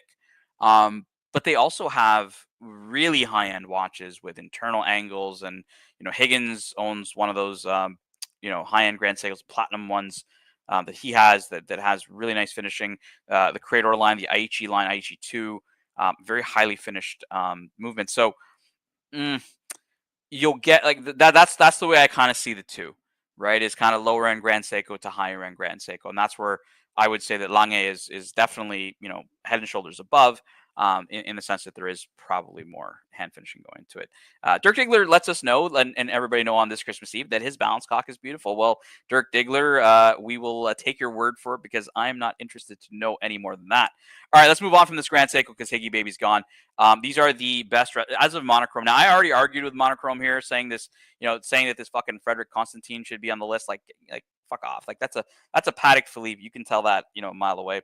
We've got a Morris Grossman 37 Arabic vintage. Okay, so I'm going to read this here from Monochrome. As one of the finest advocates of German watchmaking, Morris Grossman and the modern brand behind it have long impressed us with its technical marvels. The brand is also known for its dedication to traditional dial making, with its carved Arabic numerals over tremblage or frosted dials. Speaking of which, here's the brand's latest handsome creation, a compact 37mm, okay, girl size, guys, 37mm, in steel with an untreated German silver dial with matte black finish, Breguet numerals, and a minutes track in positive relief. The back, with the hand-wound in-house caliber, blah, blah, blah, blah, blah, is as expressive as the front. I mean, I don't really think this front is very expressive, so I'd be interested to see what they mean by expressive as the front, as the whole package, works brilliantly. I mean, what? Like, let me read this again. The back, with the hand-wound in-house caliber 102.1, is as expressive as the front. Like, all right, guys. Like what the fuck? All right, Dirk Diggler. I know you're in the chat, Dirk Diggler. How is this dial expressive? Like, it's a matte black dial, with, I mean, I get the Arabics, but like really? Like, they're calling this expressive? I don't know. Doesn't seem very expressive to me, Dirk Diggler. Yeah. I mean, okay. The engraving here if the engraving wasn't here, I would say it's as expressive as the front of the watch. I would say that the reverse, the movement finish is definitely more expressive than the front of the watch. You can see here, obviously, engraving. Again, I don't know. I can never fall in love with this brand. It's just, I don't know what it is about Morris Grossman, guys, but like, is it a nice looking watch? Sure. Is it? I mean, I get the cut Arabics here. Like, I get that, and it is cool, but like, I don't know. It's not for me. Not for me. All right, here's a watch I can get behind. Rolex Perpetual 1908 Platinum Guilloche dial. Guilloche. Let's look. Let's have a sticky beak at this Guilloche dial. You know what I fucking don't like is this, like, the need to put superlative chronometer on it. Like, I get it, right? I get it that Rolex is very, very proud and should be very proud of -2 +2, which is what superlative chronometer is. But on a dress watch, like on a sports watch, maybe I'd care about that being on the dial. But like, this is something I would say that should not be on this dial is superlative chronometer. I think they should just fucking nix this, get this off the dial, and I think it would be a little bit more perfect. It would be a little bit cleaner. You'd obviously have your sub-seconds at 6. You got 1239 in Arabic's open 9, which is interesting. You know, for those Rolex aficionados that like vintage, we talk about open 9s in the date wheel. A little open 9 to a little nod to history here. Look, I really dig the 1908. I think it's a good looking watch. It's not a popular watch. It is. What I'll say about the 1908, why I do agree with monochrome as being one of the best dress watches of 2024, is well, it's just this whole lineup itself. Like like Rolex for the longest time, and they've done this since like probably the 40s, has been attempting to keep dress watches as part of their lineup. Now, I do believe that Rolex has a good lineup of dress watches between the Datejust, the Day Date, and like this kind of third lineup. You know, either in the previous Cellini lineup or now the 1908. Like, I mean, that's 3 dress lineups in my opinion. Like, the Datejust, as much as it's marketed as a sports watch, today is not a sports watch; it's a dress watch. Day Date always going to be a dress watch, and 1908. I mean, these are 3 dress lineups. It's a decent amount for a brand. Where they always failed was like they tried this one traditional lineup, and you see it over time, and it's just they never got this right. They never did. And I always thought in my mind, I always thought that the reason they didn't get it right is because buyers of Rolex buy Rolex for Rolex DNA. They don't buy it. They don't buy Rolex to look like a Patek Philippe. That's not the Rolex buyer.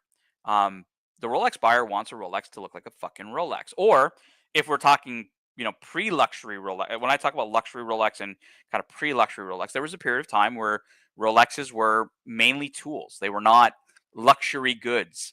And you see that change happen kind of in the 60s, I would say. It's, you know, kind of late 50s to early 60s is when you see watches like the Submariner Date come out. That's the 1680 reference that came out where in that lineup, you know, you had the solid gold Submariner, you had a date now on a Submariner. Like, like, why the fuck do you need to know the day of of the week when you're underwater, right? Like, and why the hell do you need it to be in solid gold, right? Like that was really the transition of Rolex moving from, you know, pure tool watch to luxury goods. So when I look at this, to me, a Rolex buyer is looking for Rolex DNA, and I'll show you a watch that I think in today's day and age, if it was made today, this watch would absolutely crush it. I'm gonna pull up a Padalone for you guys, and let you guys know what I mean here. So I'm gonna pull up this Padalone. It's a famous one I like to pull up here. It's very similar to the Rolex Baudai piece. But again, you can see here Rolex DNA. You can see the Jubilee bracelet. You can see an oyster case, right? Like people like it looks like a Rolex. Like you would be probably able to identify this.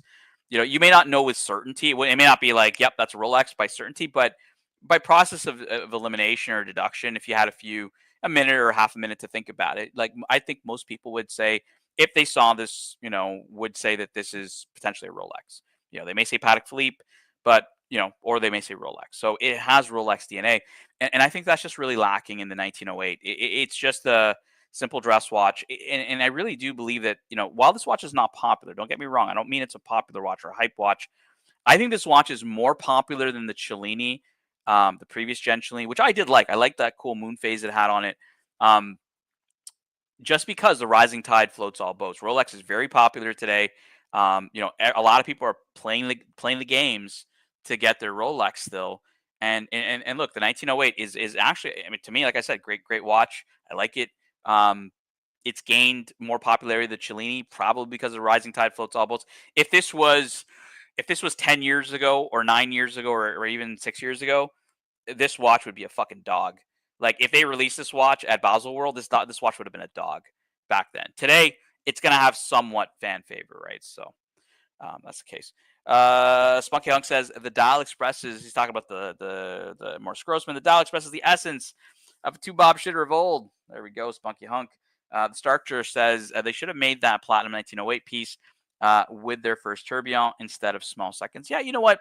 I would kind of agree with that, Starkster. I've always, people always talk about Rolex and kind of their lack of complications. And I mean, it's not like, to me, it's quite surprising. It's not really surprising in that sense. When I think about when I think about Rolex, because they haven't been about, they're not about complications. The brand has never really been about that. They have the odd pieces that had some. I think the annual calendar is probably the most. It's not the most. I think the Yachtmaster 2 is actually more complicated than the annual calendar. But like level of complication, like annual calendar is kind of the highest they really have. In terms of complication, annual calendar. It's pretty much it. I mean, they don't have a perpetual calendar. They don't have. They don't do a tourbillon. And so when I think about if Rolex was ever to consider, and the tourbillon, by the way, is not a complication. FYI, you try to roast me in the chat saying tourbillon is not a complication. But if they were ever to put something like that a lot of people consider a complication, yeah, I think the tourbillon would be probably the fit that fit Rolex. Rolex is the most. So I would say the tourbillon. Out of 10, what marks for finishing on the? Look, the Rolex movements, Gary, are, you could say it's close to Grand Seiko, in that sense, right? To certain levels, right? Grand Seiko definitely has better finishing, but Rolexes are not poorly finished, right? They're not unfinished, but they're finished to a standard for a purpose, right? They don't have to do all kinds of, Geneva stripes or other things on everything. Like the rotors, for example, or other pieces, because they understand that these are also going to be functional watches that people are going to use, and they may want to design things for being more robust than to maybe sacrifice some of that for art, right? Because a Patek Philippe, as much as Thierry Stern wants people to wear his watches and go out and wear his watches, where it's difficult for Patek Philippe is you're not going to wear your perpetual calendar 5 days a week or 7 days a week and use it for what you would probably use a Rolex Explorer 40 for, and that's exactly what I'm doing. Like I was wearing my World Time today, and for the morning I wore the World Time, and then for the afternoon and the evening while I'm chilling with you guys, I put on the Explorer 40. Right, I always kind of when I think of the Archie Luxury channel, it's mostly Rolex, right? Like even though Archie loves Patek and him and I are we have a very similar interest in that brand, like his channel, I would say, if you were to put a brand of watch that really signifies Archie's channel, it's Rolex, guys. Like, I'll show you guys. I'll show you guys what I mean here when I say that. Like, when I think of the Archie Luxury live stream, I think of this brand. Buy the fucking Rolex. Buy the fucking Rolex. Get a bloody Rolex. Rolex. I mean, you've got to buy the fucking Rolex! Rolex! Buy the fucking Rolex! Rolex! Rolex. Rolex, baby. Rolex, right? And look, as I'm joining you guys, like I said, I'm wearing my Explorer 40. Shout out to Rich Mitch. Shout out to Watch Nicholas. Shout out to Clive, Minotaur Wrangler, The Rancher. Who else has an Explorer 40? Shout out to Toyota Mo with an Explorer 40. Explorer 40 gang in the house today. In the house. Sam Davidson, although not highly finished, I would say they're clinky. But yeah, I would agree with that, Sam. Again, it's not the purpose of it. It's not why Rolex makes watches or finishes them, to a certain degree. Like, yeah, I would agree with this statement. I don't think you're off there. Malaga says Tamak rail watch would be a John Harrison Marine Chronometer H6 lesser watch. I'm not familiar with that, Malaga, but that is different. And look, what I do appreciate about the comment though is it's something different, right? Like I showed you guys my guilty pleasure watch is this IWC perpetual calendar pilot's watch, like completely like bonkers. Like why the fuck do you need a perpetual calendar in this massive pilot's watch? Doesn't really make any sense. But look, it's just a cool piece, man. It just looks really nice. I dig the big crown. I dig the strap. Like it's just well done. Like and in a perpetual calendar, it's not what you would think your traditional perpetual calendar should look like. Because when you think perpetual calendar, you think traditional. Like I'll show you guys what I think when I think perpetual calendar. I'm going to show you guys the Gégé Lecoultre. Let's go with the what the fuck was that movie called? Doctor Strange. The Doctor Strange. Well, a good movie, by the way. I like the original. I haven't seen part 2, guys, but I really did like the Doctor Strange here. I'll pull up a Doctor Strange. There's a lot of obviously there's different dial and color variations here on the Doctor Strange. I'll pull up our good friend Teddy Baldessar's website. The Doctor Strange, right? Like this is what I think of when I think come on, Teddy. What are you doing to me, Teddy? What are you doing to me, Teddy? Here we go. Perpetual calendar, Doctor Strange on the screen here for you guys. So yeah, I think this, right? I think traditional moon phase sub dials, which by the way is not the OG way. I don't know if you guys heard me on the show earlier when we were talking about the Ellie Chopard. The Ellie Chopard. Was it the Ellie Chopard? Sorry, it was the Bucherer World Time. The Bucherer World Time. And Higgins was saying how he hated the double crown. And I said, well, look, I understand why you don't like it aesthetically, but that is historically accurate. The double crown, the Louis Cartier system, when it was originally in the Patek Philippe watches, they used the double crown. Like it is historically correct. So, what is not historically correct or historically the OG is perpetual calendars are actually in aperture format, little windows that would say, month, day, kind of a thing, Tuesday, January, and then you'd have the number indicating, kind of in a moon phase, circular, type of pattern for the numbers of the day of the month, or the date of the month. Sorry. So, a more traditional format. That's why I think that, like, for me, when I look at this perpetual calendar, I'm like, this is so bonkers. This is so out there, guys, that I kind of like it. It's so different that I kind of like it, right? So that's kind of nice for me. The Gangsta says, shout out to the Explorer 2. You know what, Gary? I got offered a trade for the Explorer 40 for the Explorer 42. Let me know in the chat, guys. Should I trade my Explorer 40? Now, the Explorer 42 is not it's the new version, the 226 version, but it is not the black. It's not the polar. It's the black dial, which I actually do like because it is somewhat more historically accurate to the original Explorer 2. Super chat from Rich Mitch, £2 Thank you, Rich Mitch, who says, wear my Explorer 40 today too. Yes. Yeah, man. Nice Christmas watch. I know that Watch Nicholas, I'm pretty sure, is he's probably rocking his new Yachtmaster, but I know he likes wearing his Explorer 40 because he puts up a lot of photos wearing that Explorer 40, and I wear mine pretty often. Starcher says his guilty pleasure piece is the Konstantin Chaikin Joker. You know what? CB, who's a fan of the channel, likes his Konstantin Chaikin. I actually dig it too. He does some cool stuff using ETA movements. There's all different variants of that, and I really do like the original Joker, the one that won the GPHD back in the day. Sam Davidson 10. We got all the UK folks chilling with us probably after dinner. Yeah, it's about 9 p.m. in the UK. So shout out to our UK and Irish fans that are in the same time zone there. Sam Davidson, 10 British pounds. Do you think Patek will make Cubitus on a rubber strap? That's a good question. You know what?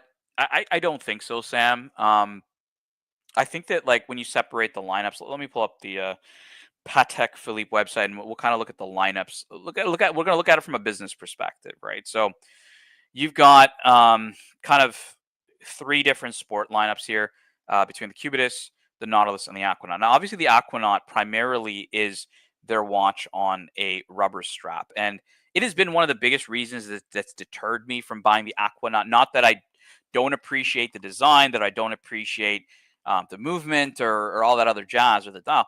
It's just that fucking rubber strap. And look, I get it, right? Like, rubber in luxury is very normalized today. And I wouldn't say that the normalization came from Patek Philippe. The normalization for rubber today came from Rolex, Oyster Flex. When that became normal, like, buying an Aquanaut with a rubber strap was no big deal. Now, I bought my Nautilus 5711 blue dial, the fucking blue chip Patek. I bought that in 2016, and when I was looking for my first Patek Philippe, I do what you guys all did, right? Like I went on the forums and I basically asked, hey, what's the Patek Philippe to get? And everybody was like Nautilus, Nautilus, Nautilus. It's no different than it is today. Nautilus, Nautilus, Nautilus, right? And then I said, what about the Aquanaut? And everybody was like, poor man's Nautilus, poor man's Nautilus. You don't hear that today. Nobody calls the Aquanaut the poor man's Nautilus anymore. People used to say, yeah, man, like, why the fuck? I mean, I get it, right? Steel, but they were like, kind of, that's the Gerald Genta thing, right? The steel luxury watch, obviously from the Royal Oak and now with the Nautilus, that is massively overpriced, and it's a steel watch. When you kind of take away most of that by putting a fucking rubber strap on it, that's always what's deterred me. It even deters me today from buying an Aquanaut. I love Bear's Aquanaut. I think it looks fantastic on his wrist. I'm just not paying 50 G's for a fucking rubber strap. I'm sorry. I'm not spending that much money on a rubber strap. Like, it's just not happening. So I think to answer your question, Sam, I believe that they are going to have some form of differentiation in the lineup. The Nautilus is not to say that obviously the Nautilus doesn't come on, leather straps or other types of straps, but primarily a bracelet watch. The Cubitus is you're going to see bracelet, you're going to see composite, waterproof composite type materials for them. Do I see it going in rubber? Maybe, but I don't think it's going to be like a defining part of the lineup. It's like those Nautilus or Nautili that have like a leather strap. Like, I don't think it's going to define it. I think you're going to primarily see the rubber being leaned in on the lineup in the Aquanaut lineup. Personally, is what I see. Billie Jean's PhD says, my guilty pleasure piece, a Hublot Big Bang Gold on the secondary, is under 15,000 and on one of the best rubber straps in the watch game. You know what, Billie Jean's? Serdy Danny actually always taught. Well, I don't say always, but he's always kind of kept an eye on Hublot and good value for money in certain Hublots, and not all of them. I know Danny could probably chime in if he's listening on certain Hublots he likes. And yeah, I would agree. There are some Hublots out there that are good bang per buck on the secondary market if you can get past it being a Hublot, which a lot of people just can't. Whether they're watch collectors or they're watch enthusiasts or even the general fucking public, man. Some people don't like Hublot at all. And Starkster says, because it's a Hublot, or but it's a Hublot. Like, right, that's what I mean. Exactly my point.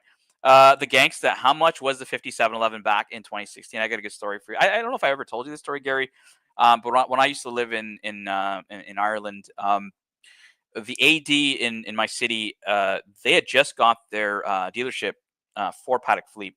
And I happened to be in the city center with my wife, and I saw Patek Philippe in the window, and I walked in.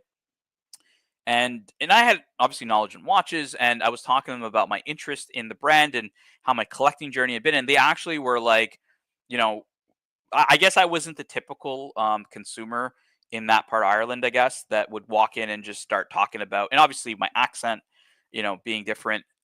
They were actually like really into the conversation at the time. And I had asked for a 5711 blue.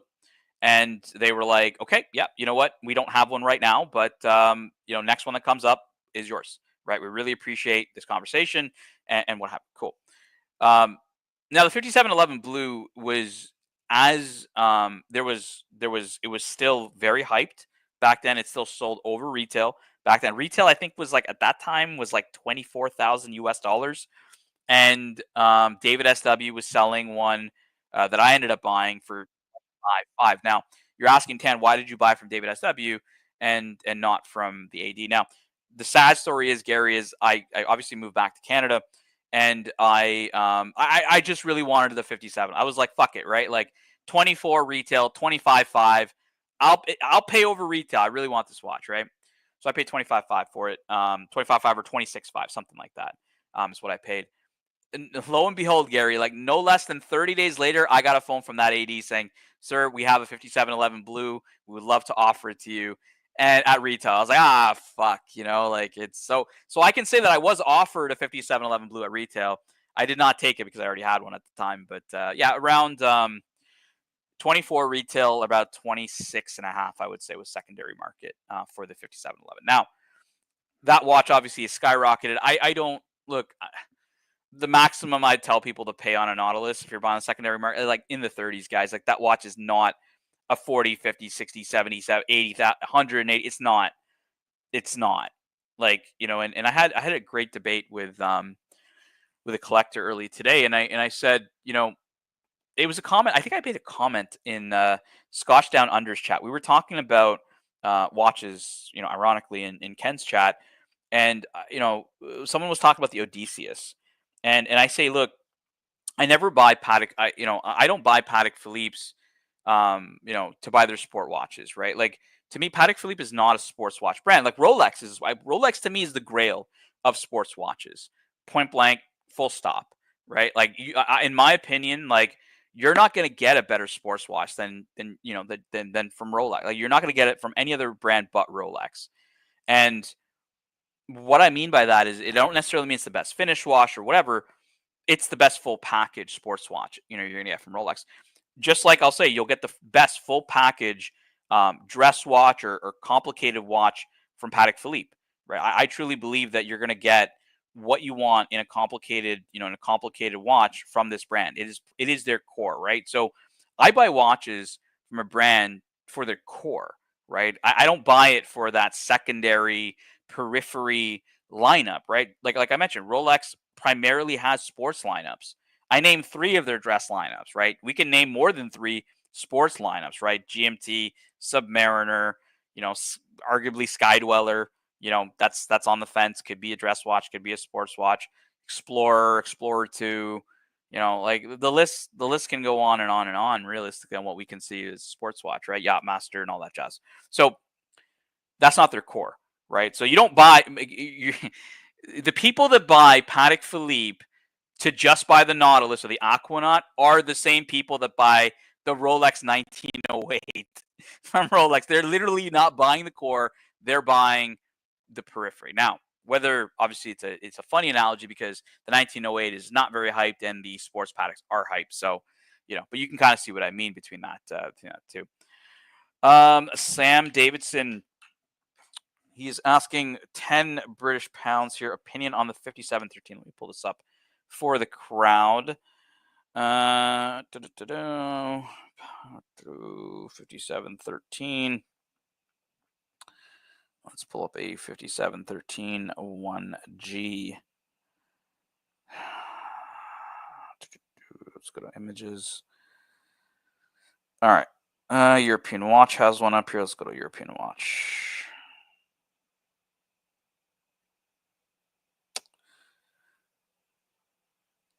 All right, Sam Davidson, 5713. Let's have a look. White gold, diamond bezel. Diamond bezel is not for everybody. Okay, let's have a look. Let us have a look. I don't know if I like the diamond bezel on this, man. There's another version of the Nautilus that's like full on. It's full on iced out. Like it's you got ice on the dial, you have it on the bezel, you have it on the bracelet. Like for me, that would be kind of the go-to if I was looking for diamonds on it. Now, it's not a bad looking watch. I'm going to show this wrist shot. Like this isn't bad looking. I'm not a big fan of diamonds. I'm even going to go so far as saying that this even makes the watch a bit more effeminate in that sense. It's not as masculine, I would say, and I think that's kind of the look you're going for in the Nautilus is more of a masculine watch. You're not really good. I wouldn't be trying to. This is why, you know, Sam Davidson. I'll say, what's going on, America? Nice to see you, man. Merry Christmas to you, sir.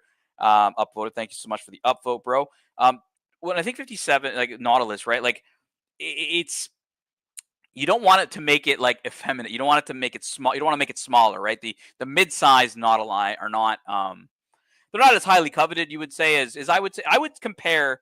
That like I would even venture so far as hot take on my side would venture so far as to say the mid-size Audemars Piguet Royal Oaks are much more popular than the mid-size Nautilus, whatever. I would say that the mid-size Royal Oaks are more popular than the mid-size Nautilus. It's just this watch does not, you know, it needs to be more masculine. I don't like the diamond on the bezel, but like I said, if you see the full ice down one, Archie has a video of it. I could probably pull up later. That one actually looks pretty nice. That does look pretty bling and baller, but yeah, not really my thing. America 5726. The last thing you want to do is make the 5711 any more delicate or feminine than it already is. Yeah, look, I agree with that. It is very. I mean, I don't know if it's.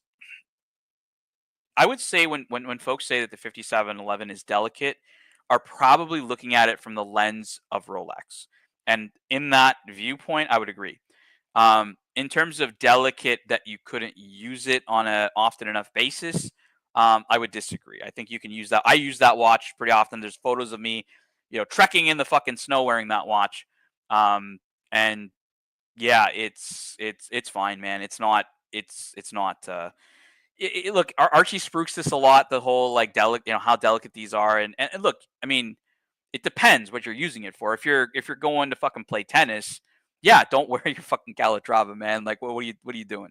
And even in those cases, sometimes don't even wear your Rolex. Some people don't want to, take that much shock to the Rolex, right? Like, but there's other people on YouTube, guys, that like did Marco Ferrante. I don't know if you guys remember back in the day. He used to take a Submariner in the water. I'm like, it's a fucking Submariner. Like, it's on the dial. Like, that's what that watch is for. Like, why would you not take that into water? It's like, no, I can't do that. I'm worried I'm gonna scratch, or I'm going to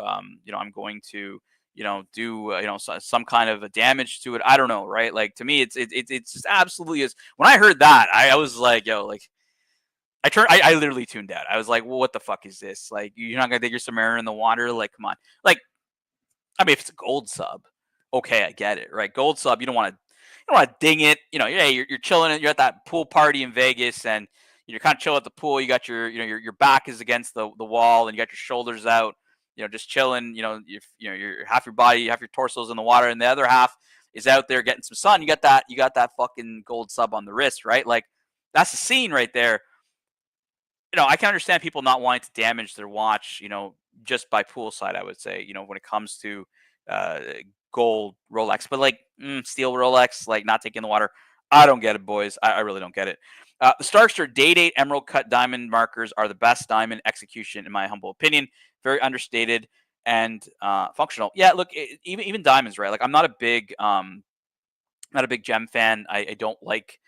For the most part, I don't like that. I mean, there are some watches that can look beautiful with diamonds. I told CB my favorite watch in his collection, and he's got some crazy fucking FP Journes. I told CB, I'm like, my favorite watch is your kind of iced. I'll show you guys here on the screen, actually. This iced out perpetual counter chronograph he has. So if you go to the grand complication section, so you got the standard perpetual counter chronographs here, the 5270s. Yellow gold, you got platinum here with the beautiful green dial, and you got obviously rose gold here, full bracelet. But CB has this one. He has this platinum 5271, which is like iced out. You got like, ice around the, I guess you could say the bezel. You got ice on the lugs. You got like, it's a very interesting and not for everybody watch, but it's just so out there on a perpetual calendar chronograph. I said, what, CB? This is actually cool. Like, I'm gonna give it the W on this one. This is actually cool. But yeah, like, so for Sam Davidson's question, which is greatly appreciated with 10 British pounds. Not for me. I can understand why some people like it. And look, like I showed you in this wrist shot, it's not a bad looking watch. It really isn't. It's just this watch is a sports watch. It should be a little bit more masculine, and not to say that diamonds aren't masculine in a watch, but certain watches it just doesn't work, and I think this is one of them, personally. So that is, I don't even know how the hell we rabbit holed into Nautilus. I don't ever really talk about Nautilus, but I'm gonna go back here to the Monochrome's best dress watches of 2024. One of them was the Rolex 1908 Platinum. I agree with them. I do like this piece. All right, so that's it for dress watches. Let's go into their chronographs. They have the best chronograph. Now, you guys are going to have to help me here. I'm not the biggest fan of chronographs. I often only own one chronograph in my collection, and that's usually which it is today, the Speedmaster 3861 Moonwatch Hesalite version. And I just don't, I'm just not a huge, I'm just not a huge fan. So you guys are going to have to help me here on what's good. When it comes to chronographs, But before we do that, we have a very generous 5 Archie Luxury memberships gifted by Sam Davidson. Let me see if I can pull up this up on my phone and grab the names for everybody that did get memberships. So see if I can congratulate everybody as it comes up. All right, here we go. To the winners, we had Joe with a membership, Cobus APT or Cobus Apartment with a membership, That Watch Boy, good fan of the channel with a membership, yeah, Scotty H with a membership, and the very, very controversial Mrs. Wilkinson. Thank you so much, Sam Davidson, legend today.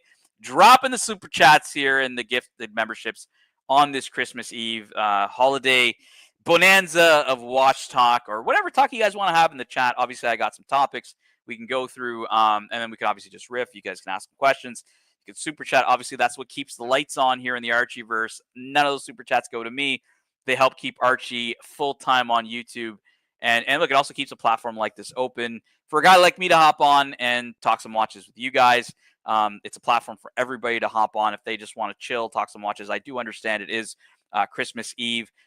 It's actually 4:20 for those that know what's up. It's 4:20 here on the East Coast of North America, and yeah, like just wanted to do a little Christmas watch talk show. Archie should be on, and it's going to be Christmas Day for him when he hops on in about an hour and a half. So I'm gonna hold down the fort. If you guys want to join me on the panel, everybody's welcome. To talk watches with me. There's no intimidating watch talk. Higgy is long gone. Higgy tried the pop quiz on your boy, and old Patel Philippe came through. So let's go into chronographs, guys. First chronograph on the list, Angulus, the Angulus instrument de vitesse, or instrument of speed, Angulus. Now I know that Higgins likes this brand a lot. I actually only first encountered this brand. Actually, I think on a Swiss and John show. I think Swiss and Higgy were talking about this brand. Not really bad looking, not spectacular, like decent is what I would say. The Angulus. Let's have a look at the movement. Decent, but I mean, I think they're just not trying here. I don't like. They better have the Cartier Tortue on this list if they're going to put on the fucking Angulus. Gerard Perregaux Laureato chronograph in titanium. Oh, GP, baby. GP, a fan favorite of some and a hated brand of the Archie Luxury live stream channel, or Archie Luxury and stuff. I think a lot of us in the live stream channel don't mind it. Gerard Perregaux Laureato chronograph. It's all right. Not bad. Look, it's a Laureato. Like, I never could fall in love with this watch. I never really got it. I don't really understand why these guys think it's one of the best chronographs of the year, but yeah, I mean, must be slim pickings in the Swiss watch industry this year. I don't know. I do have other watches for 2024, so we can kind of dispute some of these watches because I don't really understand why this is on the list, but we'll see how it goes. Who wins in head-to-head, Angulus versus Minerva? I think he might say Angulus, but I might say Minerva. Rolex masterpiece. Is Sam Davidson related to Pete? I have no idea. No idea. All right, so Gerard Perregaux Laureato chronograph. Not really my thing. All right, let's go. Speaking a bit more of my language, IWC Portugueser chronograph. I like the IWC Portugueser. Bear had it's like a red Portugueser, and we have a mutual friend that deals in watches, and he was wearing the former Portugueser. Bear had sold it on the wrist, and I actually saw it. And I thought it was really cool. And he said, this is your friend, your friend Bear's old watch. And I was like, oh shit, I didn't even know. So I do like them. This one's a bit plain on the dial. It's again, I understand you're called monochrome watches, but like the watches don't have to be monochrome, guys. Come on. Like, how are this like the best chronographs of fucking 2024, guys? Like, what is going on here, guys? What is going on here? Now, this blue is nice. I can get behind this blue.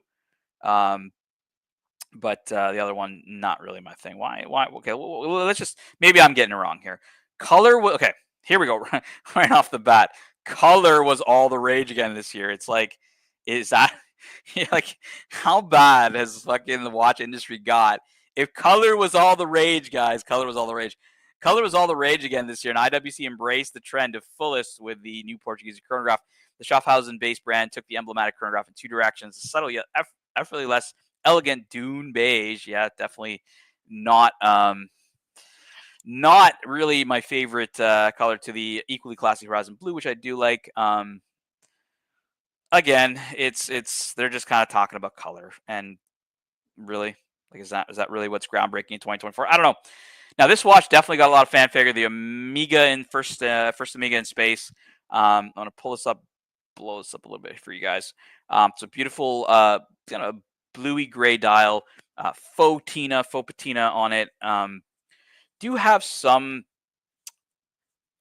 Look, apparently it's a little bit more historically accurate or closer to historically accurate. What I think it was like the CK Doc's gonna get mad at me, like 2998 maybe, or some reference like that, 2XXX reference.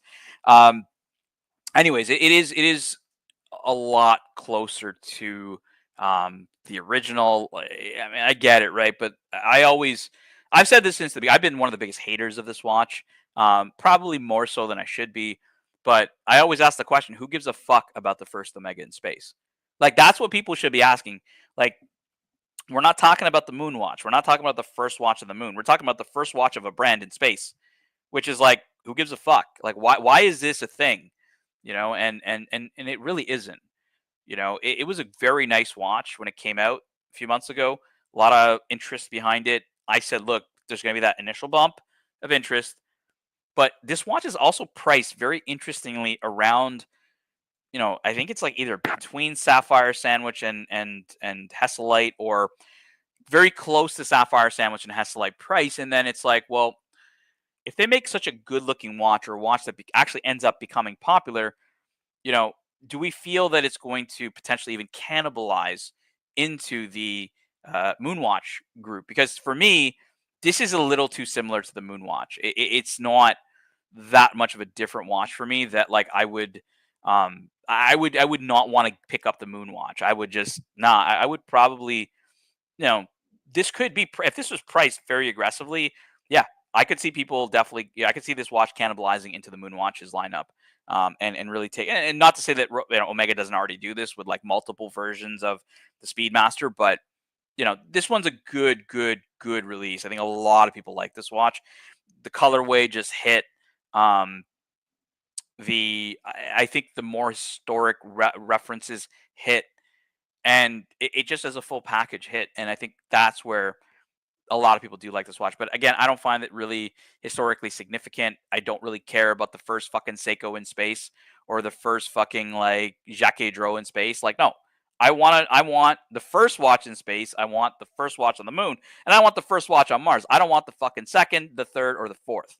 And I don't give a shit if your brand's been to space. Got a generous super chat from our boy Rich Mitch. Thank you so much. £2 White Dial Speedy is clear of the first Omega in space, in my opinion.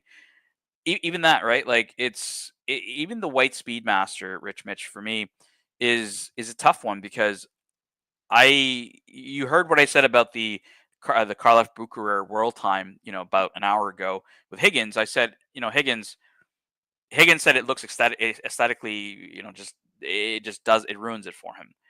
And I say, yeah, but like, for me, it's historically significant. That's why I like it. So when I think of the White Dial Speedmaster, to me, or Moonwatch, to me, Moonwatch is always going to be Hesselite. It's always going to be that version, Black Dial, Hesselite. It's just always going to be that version. So yeah, I like the White Dial Speedmaster. I probably will buy one, but I'll tell you, Rich Mitch, I don't ever think I'll probably keep one for a long time. Is kind of my prediction when it comes to the White Dial Speedmaster. All right, so this one, arguably, I would agree with monochrome watches as being part of one of the best chronographs of 2024. But yeah, I mean, let's see, Rich Mitch, if they put the White Dial Speedmaster on here, because if they don't, I think they may be missing the mark. We got now a Tissot PR 516 chronograph. Not a bad looking watch, guys. Actually, a very nice looking watch. I like the colors. I like the way it looks. It's got even the pushers kind of give me Seiko vibes from their vintage. This really does give me a little bit of vintage vibe to the watch, having owned some vintage chronographs from this era, from the era that I think this watch is maybe depicting. Cool bracelet. Yeah, this watch is very well put together. I think very aesthetically pleasing. Could be a nice one. I'm sure it's not a lot of money. Let's look at how much this Tissot is. Reasonable, 2,000 euros. Not bad, guys. Not bad from Tissot. Let's have a look at the movement. Obviously, nothing special, but Still pretty decent. And that's it, guys. So no. So here's the thing, Rich Mitch. No White Dial Speedmaster on the list. No Cartier Tortue on the list. Like, monochrome watches, what the fuck are you guys doing, man? I don't get it. I really don't get it, because some of these watches just don't make sense to me on how these would be on the top lists of the best watches of 2024. Topster McDonkey says, 2 reasons I don't have a Speedy. I hate manual wind. It never went anywhere near the fucking moon. All right, Topster McDonkey joining Doc BBW in stating the potential the man never went to the moon, or that, maybe he's talking about the later Speedy, the 3861, that probably has never been to the moon. But 861s have, 321s have, 1816 ones have, I believe, as well. So not sure what he means, whether he believes in the moon landing or whether it's just the 3861 that hasn't been to the moon. I hate manual wind. This is an interesting one, because Archie's always said, to be a watch enthusiast, you got to love manual wind. And you want to know something funny that Jin said to me one time, Topster McDonkey? Jin said to me, he said, once you get past a certain amount of watches, they all become manual wind at that point. You know what I mean? Like, if you've got fucking 20 watches, like, they're pretty much all manual wind. You have to wind those fuckers up anyways, right? Like, nobody's putting 20 watches on some fucking winders, bro. Like, it's not happening. Every watch of yours becomes manual wind after a certain threshold. I don't know what that threshold is, but like, I'd argue to say, if you got 30, 40, 50 watches, you got a bunch of manual wind pieces at that point. So tomato there for you there, Topster McDonkey. Thomas Broadbent, I like the white, too expensive. Yeah, people are complaining about, well, I guess it's whether you feel it's too expensive at retail or even on the secondary, where it is still relatively sought after. I don't like to use the word hype with Speedmasters. Outside of the Snoopy, I really don't think that there's a ton of hype Speedies. Look, even the 321s, guys, like those didn't. What I find so fucking fascinating is the 62 Mas, the Seiko 62 Mas was reissued, I don't know, 5 years ago, 6 years ago, or some shit. If you're listening, let me know in the chat. The Seiko 62 Mas was reissued, and I used to be, as I said earlier on the show, I was a vintage Seiko collector back in the day, and I had an original 62 Mas, beautiful small crown, loom was all original, in really good condition, and I bought it for maybe $1,500 US, something like that, $1,000 to $1,500 US. They hovered around that, and I bought a more pricier one at the time because it was a little bit more perfect. And the second the 62 Mas reissue came up, and I'll pull up a 62 Mas here for you guys to understand what I mean, because you guys are going to be familiar with it. You just may not be familiar with the term 62 Mas, but the reissue, which was the SJE 093, it says in the article, this is the reissue of the 62 Mas with the tropical strap.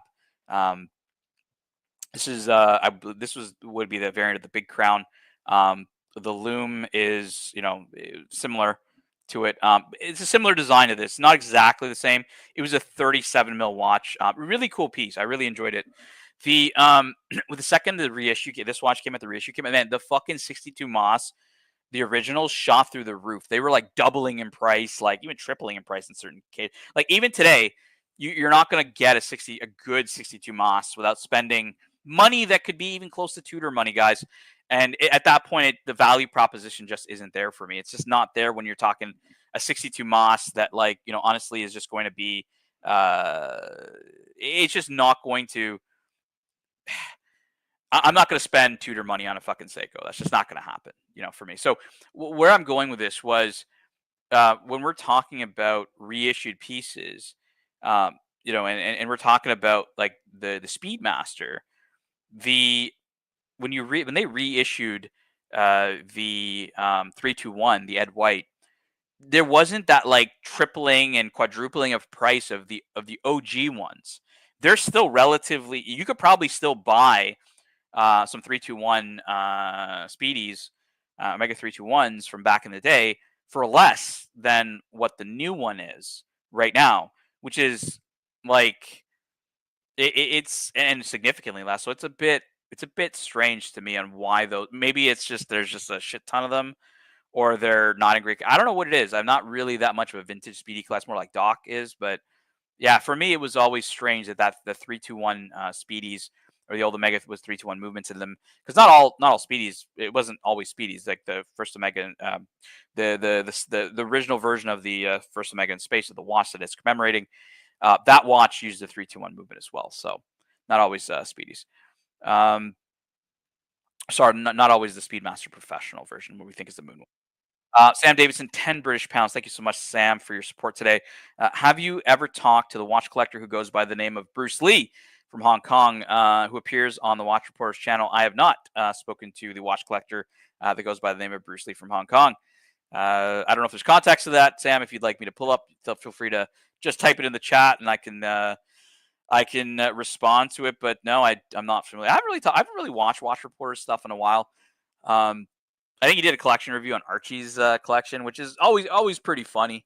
Yeah, the Watch Reporter likes to troll Archie's collection, so I could appreciate that. It was funny because I think Archie likes to dog his like 3940, and I kind of always tell Archie, I'm like, look, man, the 3940 Perpetual Calendar Patek Philippe is like probably one of the most iconic Patek Philippe watches. Like, you can't dog that watch. It's like, how do I put it into context for you guys? It's like dogging like the gold sub or something, right? Like it's a classic. It's classic, guys. You can't dog that watch. So yeah, I don't know. Archie and Watch Reporter have this on and off fucking thing, but I haven't really talked to Watch Reporter in a while, so I don't really know. Thomas Broadbent, I am not spending Tudor money on a Tudor. Yes, at 1,800 to 2,200. Yeah, that's what I mean, Thomas Broadbent. Like, you can get Tudors 3K. You can get them, cheap enough on the secondary.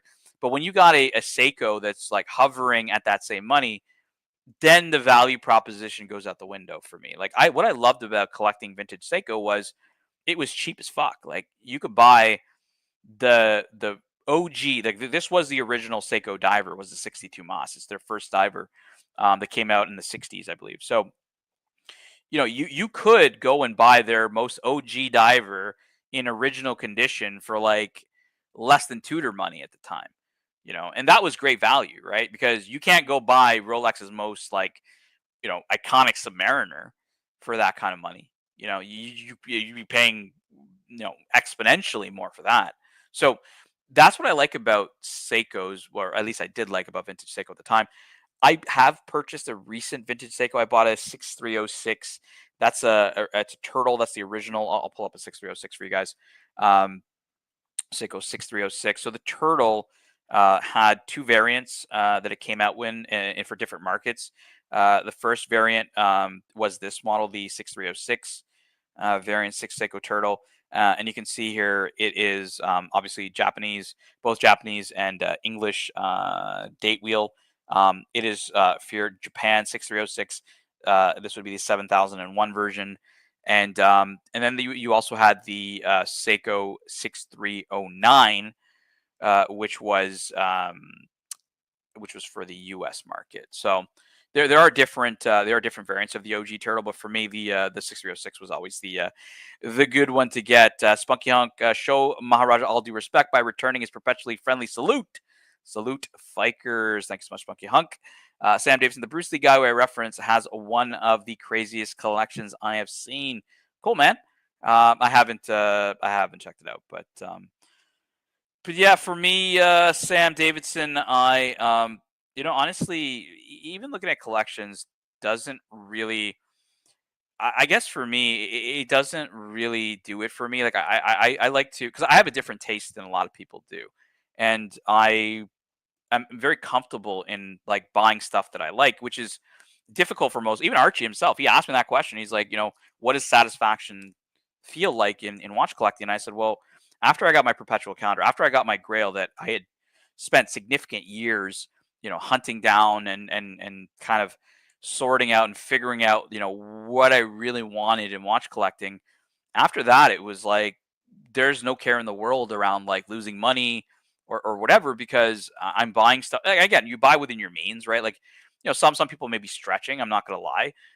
But, if you're buying within your means, then buying within your means is like also, you're willing to lose some money, right? I'm not saying you're willing to lose all the money, but you're willing to lose some money. So if you do buy on the secondary market, most watches you're going to buy on the secondary market have probably already taken a lot of that depreciation hit today, when you see kind of like these watch charts and I see all these downs on the watch charts, when you look at other watches that already were priced in that were never popular, right? Like during COVID, PAM 111 could be a choice like that. That would be one watch I would say was not hyped in COVID, stayed at a pretty reasonable secondary market price and hasn't probably really dropped much. So, yes, in watch charts, when we would say, oh, the market's crashing, they're talking about the hype stuff, like the most popular stuff. But there's a lot of watches that if you bought them on the secondary market for the right price are probably not sinking at all. And you can still enjoy them and still have your $5,000. And that's what actually this channel was about. It wasn't necessarily about making money on watch. Obviously, it's a plus, it's a perk if you can make money on watches, but it was about buying the right watch for the right price so that, you could retain the majority, if not all of your money. That's what Archie's main, his main mantra was. If you make money, great. If you lose, don't lose money. That's the goal. And if you lose a bit of money, you need to be willing to lose that, right? If you're not willing to lose a little bit of money, that watch, you cannot afford that watch. I'm going to tell you guys straight up. You cannot afford that watch I'm not saying that you're poor. I'm just saying that you're not comfortable, buying a luxury good, like that, like for its purpose, being a luxury good, and if you're buying it for an investment, I mean, are you really being smart? Like, could you not get better returns somewhere else? I think you probably could get better returns somewhere else. It doesn't really make sense from an investment perspective. And from a luxury perspective, well, I mean, that's luxury goods. Luxury goods, you're meant to lose money. You're not meant to make money on most luxury goods. You're meant to lose money on most luxury goods. This fucking guy, where the hell's Watch Nicholas here? It's not like this fucking guy can sell his 1990s Burberry fucking shirt and make any money off. Maybe he could, maybe he could off the vintage, but I mean, I don't know if it's 1990s watch, it's maybe 2000s Burberry shirt, but that's supposed to depreciate to zero. That's not meant to be a collectible that he's supposed to oh my God, I'm buying this Burberry shirt and I bought it for $300 and I need to sell it for $350, or if I lose $10, fuck, I'm not gonna buy it. Come on, what the fuck are you what is this shit? If you're worried about losing a reasonable sum of money, you can't afford that watch, right? And I'm saying that very carefully, a reasonable sum of money, because all of us probably would not be cool with losing all of our money, including myself.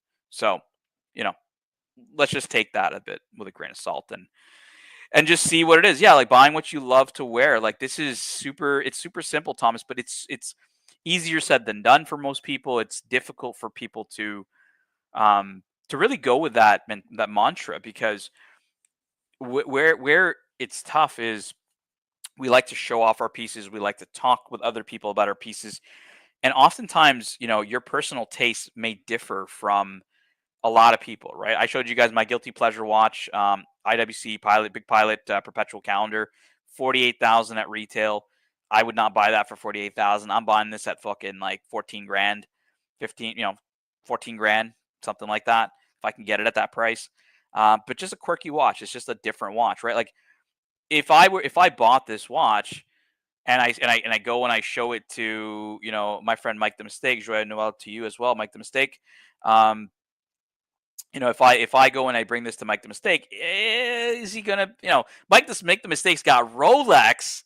He shows up to, he shows up to a gunfight with a gun. He doesn't show up with a with a pocket knife, right? So Mike the Mistake may be like, I'm like, hey, look, man, I can appreciate the IWC, but bring me that Patek, right? Show me your good stuff. So, again, your personal taste, Thomas Broadbent, is going to differ from most people, and that's where people need to they just don't have the courage, I think, to do that. Either they're worried about losing money, they're worried about what others are going to think of them, they're worried about it's just people not liking it. All of these are big insecurities, big insecurities that I think once you get past those insecurities, it's you just look for shit you like, and that's it. That's why I can call out Higgy's bullshit all day long.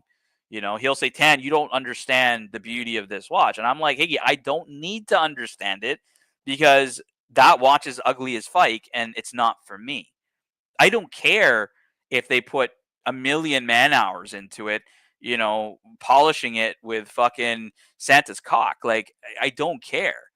If I don't like the way it looks, that is like fucking 101, boys and girls. That is 101. We got HR department says, nice one, Arch. Nice one. Great fit, Arch. Well, Arch will be on hopefully soon, HR. It's going to be Christmas Day for Archie, so hopefully we do get some super chats flowing for Big Boy. It's definitely been a tough year for the guy. Lost his son, and you know, he's look. I know that some people don't like that, you know, that shtick, or that, you know, they think is shtick, which it's not. You know, kind of he talks about it all the time. But yeah, he said it to me in private. He said, guys, like, he's like, Tan, man, like, I just can't turn it off. Like, I lost my son. Like, you know, I understand for the audience, it's a, hey, 3 episodes later, we want to get over it, but for that guy, it's something he lives with every day, and I don't envy him in the least. Cannoli cream, love. I appreciate that, cannoli cream. Thank you so much. Now my dog is shitting everywhere. What's going on, big boy? Hey, Tan, how's it going? I'm good. Abe says, HR, jump in. Let's go. What's going on? It's going Tan, on. Listen, in the kind of spirit of the festive season, can I come on and make a confession? Confess your sins. Okay. So there was a time when I was in Canada, Banff to be precise. I had a Dodge RV and I was traveling around. So I personally liked to use the toilets at the campsites. Anyway, there was quite a long queue. Why do you personally enjoy using the toilets at the campsite? That's suspect right there. Tan, I'm 6'6". It's quite hard to use the toilet there. But Canada is the country of lakes, my friend. Like, I'm sure HR. We digress. Keep going. Sorry. I was in the queue for the shower, okay? And there was about 5 men waiting for the shower, okay? There's just a single cubicle. So the first guy gets in, then I get in, and all of a sudden, I need to do a number 2, okay? Mm-hmm. And I was stark naked, and I had a little look, and there were still 4 men waiting to come in. So I couldn't quickly pop out and use the toilet and pop back in because I'm already in the shower. I had my flip-flops on. I took a poo on the grate where the water would go, and I stamped it through the grate in the floor. And I haven't told anyone this, but I feel like I need to get it off my chest. Do you feel, being British, that you've just marked your stomping grounds in Canada? Would you say that? Maybe. I felt my balls got a bit bigger after that when I saw the big guy coming after. Look, HR, man, a lot of people in the chat are saying you were using like the gender neutral bathroom, or like, you know, they don't believe that there was men in line. They're unsure that HR. They look. There's been rumors that Narc's been spreading that you identify as some form of a plant or something like that, like a fucking turnip or something like that. A plant. Yeah, like Narc was telling. He's telling everybody. He's like, HR. Like, you know, if you ever asked him, like, is he like the he, him, she, her? He's like, no. HR identifies as a fucking turnip. And he sticks to that story, so yeah, maybe. Dan, listen, Narky's hilarious. Like, he can say whatever he wants about me. He is A grade. Look, would a plant wear this? Ooh, Mummy's bluesy. Mummy's bluesy. Mummy's cuticle clippers. Can you show? You're not gonna show us a Christmas tree or something? It's Christmas Eve, man. The Christmas tree is downstairs, Tan. I'm in the upper division of the house. I see. Cool, man. Cool. No, I'm excited, man. Archie, Christmas stream. I don't remember watching the Christmas stream last year, so I'm excited to see what Archie's gonna do today. He's gonna have some drinks and talk some shit with us. Big boy. Hey, what did you think of Trap yesterday? Trap Vision 3D. I got to be honest. He's A grade. He's A grade. I think so too. Like, he doesn't really talk the watches we talk about, but he's got that energy, man. Like, he was good on the panel. But I got to be honest, the thing about Invicta, there suddenly are some shitters in the mist there, Tan. We got to stop talking about Invicta. He needs to sell all those shitters and get himself a Rolex.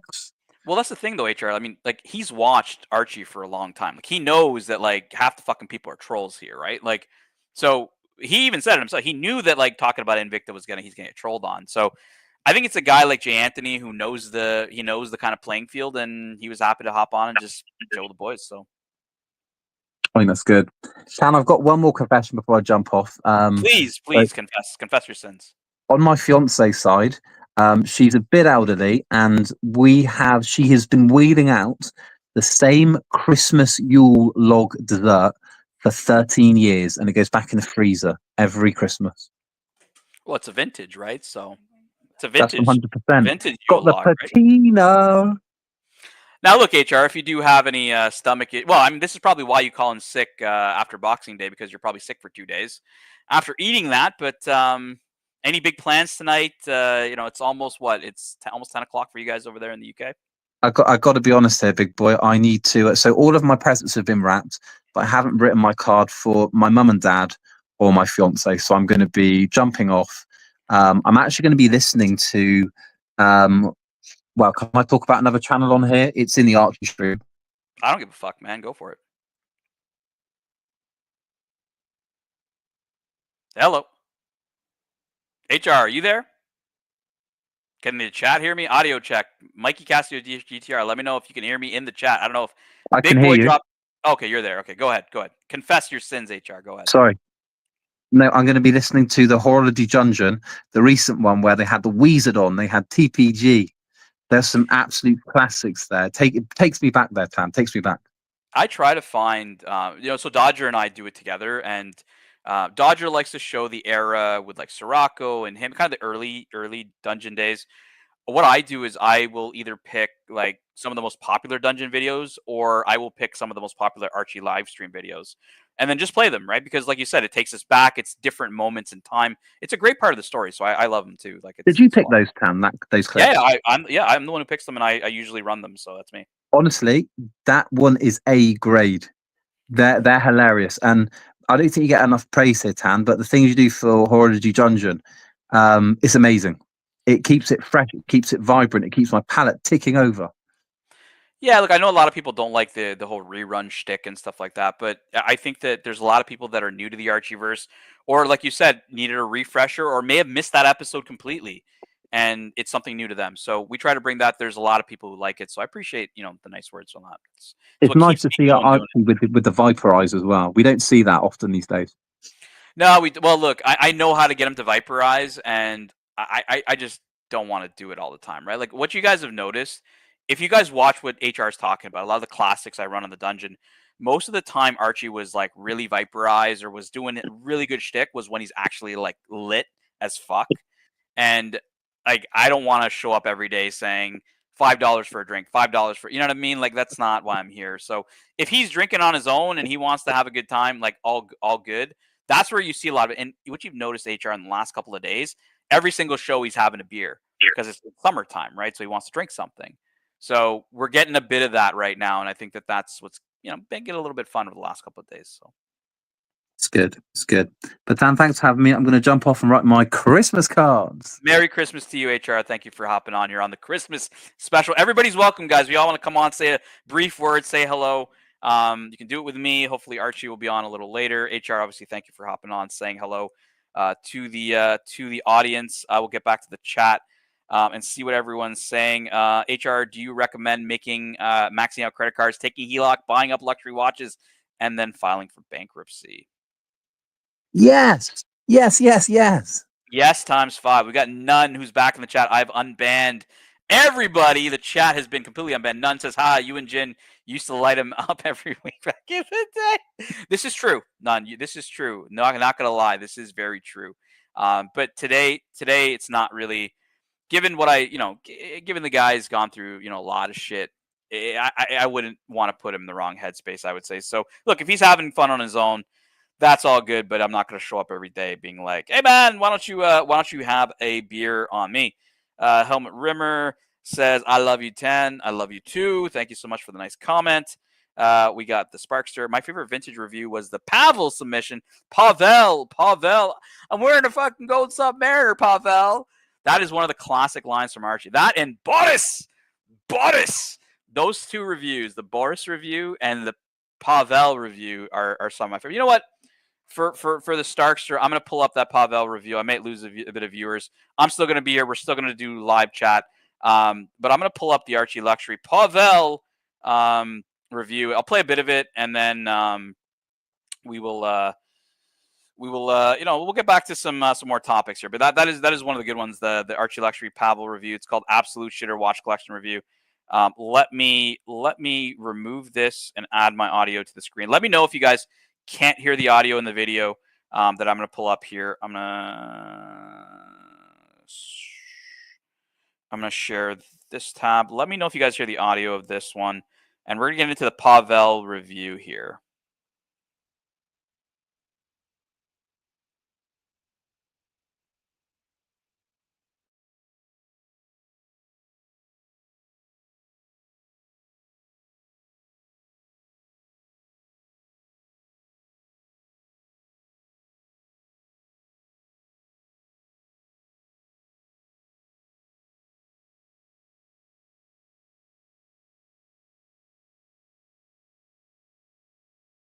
All right, so no audio coming in, Marcus Mandel. All right, let me try to remove this completely. And yeah, no sound. All right, so let me just try to remove this complete. I'm gonna stop sharing. This sometimes happens on StreamYard for some reason. So I always test out the classics when I run them because the StreamYard sometimes drops audio. So sometimes I either got to drop off the panel, which I'm not going to do if I'm the only one here. I'm going to try to reshare this, see if it's going to work one more time on the screen. And if not, then we're just going to move along to another topic. So let me know. That's right. Hi, Stephen. Hi, Stephen. That's right. Hello, Stephen. This was a paid endorsement. So that's the first thing I'd like to put up here. Hello, Stephen. And for money, I will do anything on the channel. No problems at all, fuckaroonies. And I'm doing a wristwatch review. And this is for Pavel. Here we go. Hi, Archie. I've sent you $30 US. Well, that's right, because I don't do shit for fucking free. We don't do shit for free here, guys. Thank you so much for letting me know it's working. We will continue here. We will have some fun with the Pavel video for our boy Pavel, who's hopefully listening in the chat. I seen your review on low-end watch collection, but please review my mid-tier collection. I was wondering if you can feature this on the Archie Luxury channel if possible. Sure, no problems. About me, I'm 27 years old. I live in California. My name is Pavel, pronounced Pavel. I own a watch repair shop. Cool. I see lots of watches in for repair, like Timex, Skagen, and Swiss Army. Brands I hardly see are Omega Speedmasters and Rolex watches. I recently held an Omega Speedmaster Man on the Moon watch that my friend brought in, and it felt like holding a small moon, which was pretty cool. Anyways, I wear mid-tier range watches because I can bash them up and don't have to worry about it. Without further ado, here are my watches that everyone is dying to see. Sorry, I was on mute there. Foreman Colossus 10. Why doesn't he do live watch paid reviews anymore? He would. I think if people pay the dollars, you offer him like $10, he'll probably do a live paid review. If you want, honestly, like if I was trying to save a bit of coin and get some free or cheaper live paid reviews, that's what I would do. I would assume he's going to put the same effort on my $10 super chat as he would on a $50 US paid. Even though he's reading it, he's still going to read my super chat. So I'd probably just do it live. Yeah. Send him a super chat, send him a photo. He'd do it right now, I would say, for pretty darn cheap. Okay.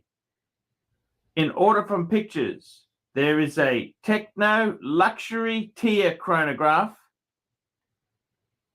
a Techno Luxury World Time Airport Watch, Techno Luxury Perpetual Calendar Mother of Pearl, a Citizen Navi Hawk AT, a Movado, a Techno Luxury Perpetual Calendar Mother of Pearl.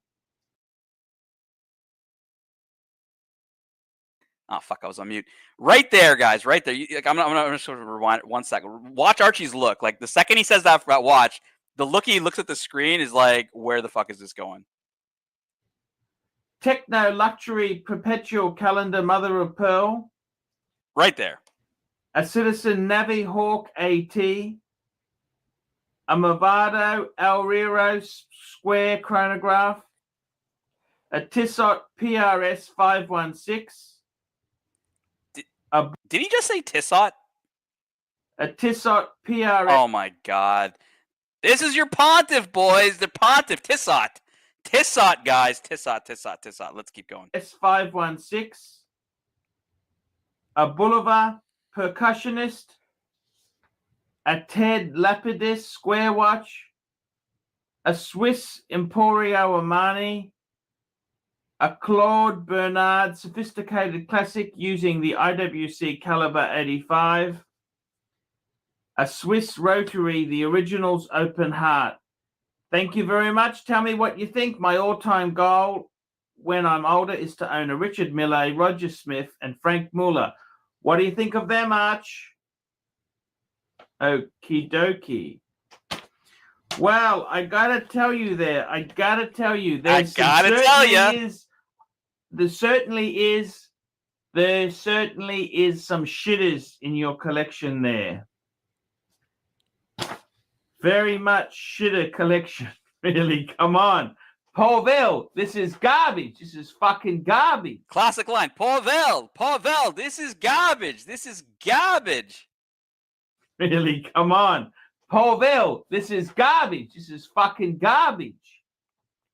Fucking garbage, Pauville. Garbage. There's nothing of quality there at all. What a fucking disaster. What a fucking disaster. I mean, what am I supposed to do? Praise your Movado and your Citizen? What do I do? Fuck me dead. This is really scraping the end of the fucking barrel. I mean, you're a watchmaker. These are shitters. Pavel, these are fucking shitters. Come on, man. The gig is up. These are fucking shitters. These are nasty, vicious fucking shitters. That's what they are. They're fucking shitters, Pavel. Shitters. What am I supposed to fucking say? Where to go in South America, Pavel? I've painted myself into a corner, haven't I? Well, one of the last bastions of truth is that my paid reviews. These are fucking shitters, Pavel. What am I supposed to fucking... I'm wearing a solid gold submariner, Pavel. That's the These line. are fucking shitters. One more time, guys. These are fucking shitters, Pavel. One more time, guys. What am I supposed to... What am I supposed to I'm do? wearing a solid gold submariner, Pavel. Boom. These are fucking shitters. Fucking shitters. That's... What can I say? Fucking shitters. Fucking shitters. That's all I can see here. Fucking shitters. Man, there is just shitters, man. All right, guys. That's the Archie Luxury live stream clip for Pavel. One of my favorites, guys. Honestly, one of the best reviews. I would always say the Bodice review. I can play the Boris review if you guys want to hear the Boris one a little later, but that's my number. I would say the Boris review for me is a bit higher than the Pavel Shitter one, but it's kind of the 1 and 2 for me are those two, and I do play those on the classics every once in a while because they are fan favorites. I do know that a lot of people like those reviews, and it is classic Archie, right, where he's calling it as he sees it. He did invent the term shitter, and yeah, he was known for fucking roasting people watch. So obviously Pavel sending in that troll review was pretty funny and has become iconic, I would say, in the Archieverse moving forward. Mikey Casio GTR says fucking shitters.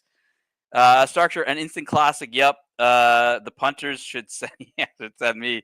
The punters should send more shitters. Yeah, you know what? Like that Mikey is an interesting. If you think of the dynamic even yesterday that we kind of had between Trap and Archie, right? Like Trap is, he collects mostly micro brands, mostly what Archie would call shitters. And, he does have some, luxury watches. He told the story about, his Breitling, obviously getting destroyed, you could say, during an attack in Iraq when he was serving, and so it's just an interesting dynamic where you can see Archie kind of, being a little bit softer when it comes to the micro brands and Trap kind of talking luxury. Like it's always interesting to see that dynamic because when you kind of look at the watch, at least the way Archie used to see the watch YouTube space was luxury goods or luxury watches and then kind of the shitter group. And Archie was okay with the idea that, TGV, well, as okay as you could be with the idea that TGV would have more viewers, subscribers, etc., because there was just a bigger market for lower, more affordable, I'm not going to say low quality, more affordable timepieces. And so, yeah, I mean, so it's always interesting because Trap is in more in the TGV type sphere, and Archie is obviously in the luxury sphere. But Trap does watch Archie, and he was kind enough to hop on and have some fun with us in the show yesterday. Hans says, "I love you, Tansky. Will you be my sugar daddy?" Yeah, man. If you want to be my sugar baby, Hans Knees and Toes, why not? It's always good to see Hans Knees and Toes. Haven't seen Hans Knees and Toes around in quite some time. So, yeah. First, Omega in space, guys. I had a couple of other. I want to pull up the watch. You kind of do a bit of a recap of the watches from Watches and Wonders here. So Hodinkee has a good archive of all of their articles from Watches and Wonders. And when we saw kind of Monochrome's idea of like the best dress watch, right? Like these Laurent Ferriers, the classic moon phase here are pretty are pretty nice dress watches in and of themselves. They're not bad looking watches. Onion crown, very different. Laurent Ferrier is a very well respected brand. I think they do very nice finishing to the standards, if not higher standards than Patek Philippe. And look, a brand that like Kelslowitz himself he was looking into it. I've told this story a few times. Kelslowitz was looking into Laurent Ferrier prior to buying his Patek Philippe, and I asked him, why didn't you buy it? And he said, look, there's no community. Like, I can't talk Laurent Ferriers with everybody, like I could with Patek Philippe or like I could with Rolex. There's not enthusiasts that like the brand, even though Kelso, I'm sure, who's listening would be like, yeah, like I can appreciate that they're highly finished, they're high horology, they're beautiful pieces, but he liked that social aspect of watch collecting, which there's nothing wrong with that, right? Like, we all like to have we wouldn't be here on the live stream, because look, the people that watch the live streams from Archie aren't, it's not all of his viewers, right? Like all of his people, there's just some people who watch his videos and they prefer just watching his videos because they just want to have piecemeal 20 minutes on a topic, quick hit, and they're out. Whereas those that watch, like, that are 44 people listening here on Christmas Eve, 5 o'clock here on the East Coast, there's 40 some odd people that really like just hearing live talk, interaction. They can ask a question, I can fire an answer on it, on the spot. People like that, right? Not everybody digs it, so people like coming on here because it's a social thing. They like to hop on, show their watches, do an unboxing, troll each other on their watch. Like, it's more social, and I think that's why Kelso didn't look at this brand. But I think for Monochrome to overlook this watch, not a good idea, because this is also a very nice looking dress watch. Hans Knees and Toes, would you ever go full gold wash tan? I have gold pieces, full gold. I would take I love the gold Deep Sea. I love the gold Submariner. Blue dial is great. Don't mind the black dial as well. Gold subby, I would do full gold. I mean, it depends what you mean. Like yellow gold, Hans Knees and Toes, sure.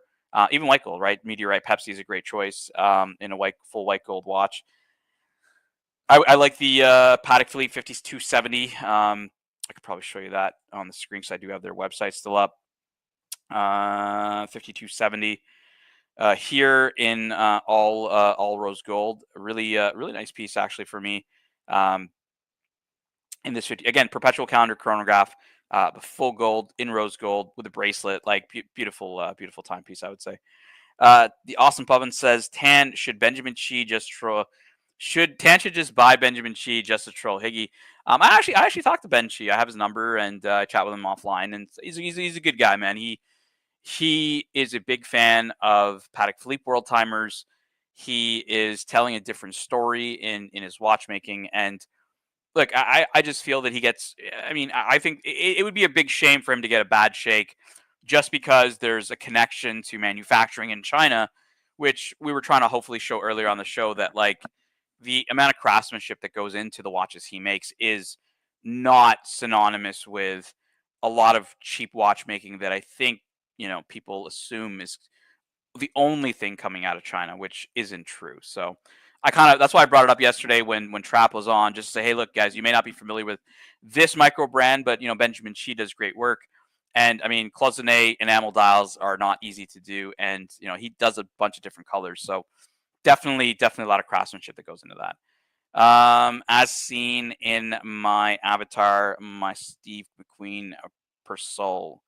Yeah, hey man, I got nothing against those Persols. Mike the Mistake, yellow gold. Yeah, yellow gold day date would be a good choice. If I'm gonna go yellow gold day date, Mike the Mistake, I'm gonna show you what I'm gonna get. Yellow gold day date. Let's go day dates. What am I gonna get? I'm gonna go with. Yeah, I'm gonna go with this one. I just gotta find you a good picture here, make the mistake, and I'll show you what I'm getting. What I'm getting. I'm gonna go to Amsterdam Vintage Watches, and fuck, man, come on.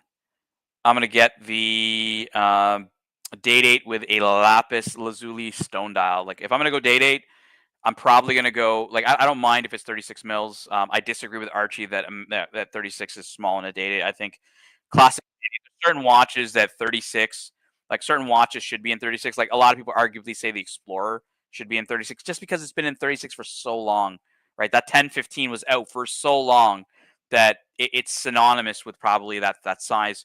But like, for me too, date dates are 36, date just are 36. Nothing against the date 840, nothing against the date just 41, nothing against the date just 2. I own a date just 2, but I think that there's nothing wrong with 36 mil. And so if I'm going to pick a day date, I'm not going date 840. I'm going date 836. I'm picking a stone dial. I'm going lapis lazuli. That is going to be the one. Rich Mitch says lapis is his favorite dial. Marcus Mendel, 36 is a classic. Mike the Mistake saying black dial. You know what? Black wouldn't be a bad choice. So I'm going to go day date. I'm going to go onyx dial on black. Let's do onyx Swiss style. I'm going to pull up an onyx for you guys. And let's see what an onyx looks like if you're picking an onyx style.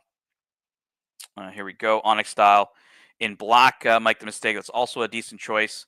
But I really dig, and look, onyx is a good stone dial as well, right? Like, I got nothing against it, but I really dig, lapis lazuli. I think it's a like lapis lazuli as a stone has been used even since like the days of the Egyptians. Like, I mean, and think about Afghanistan. Lapis lazuli is primarily sourced out of Afghanistan, and think about that, right? Afghanistan is not close to Egypt, so it must have been that precious even 5,000, 4,000 years ago.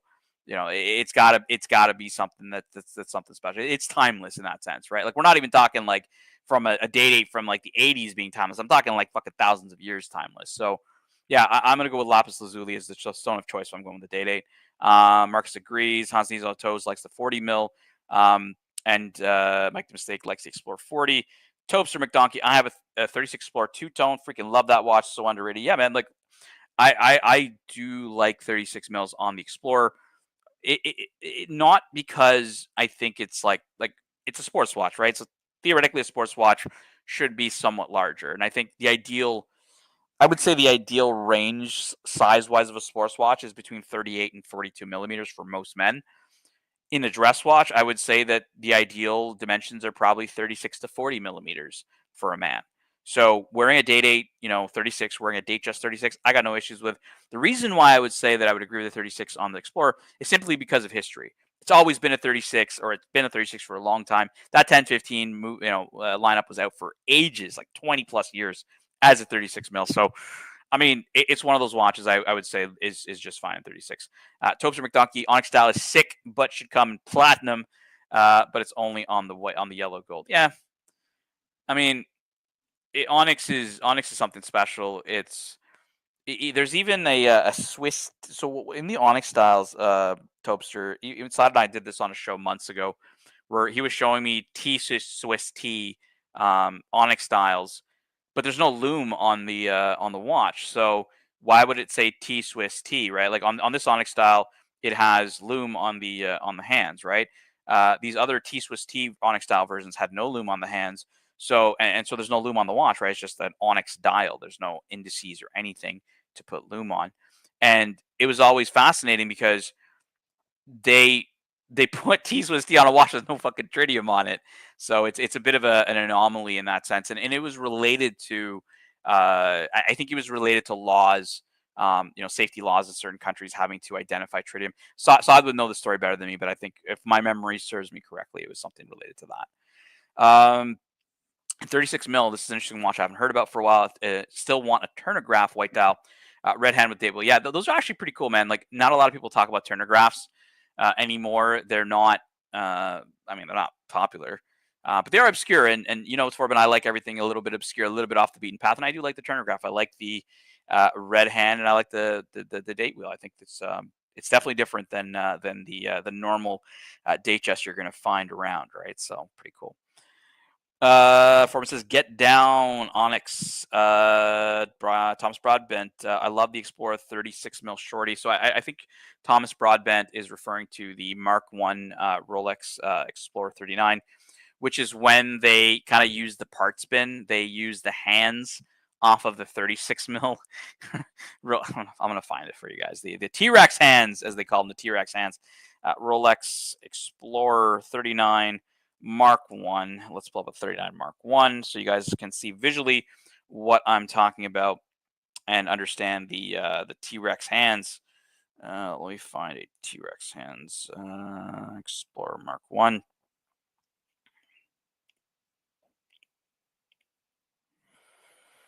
Come on.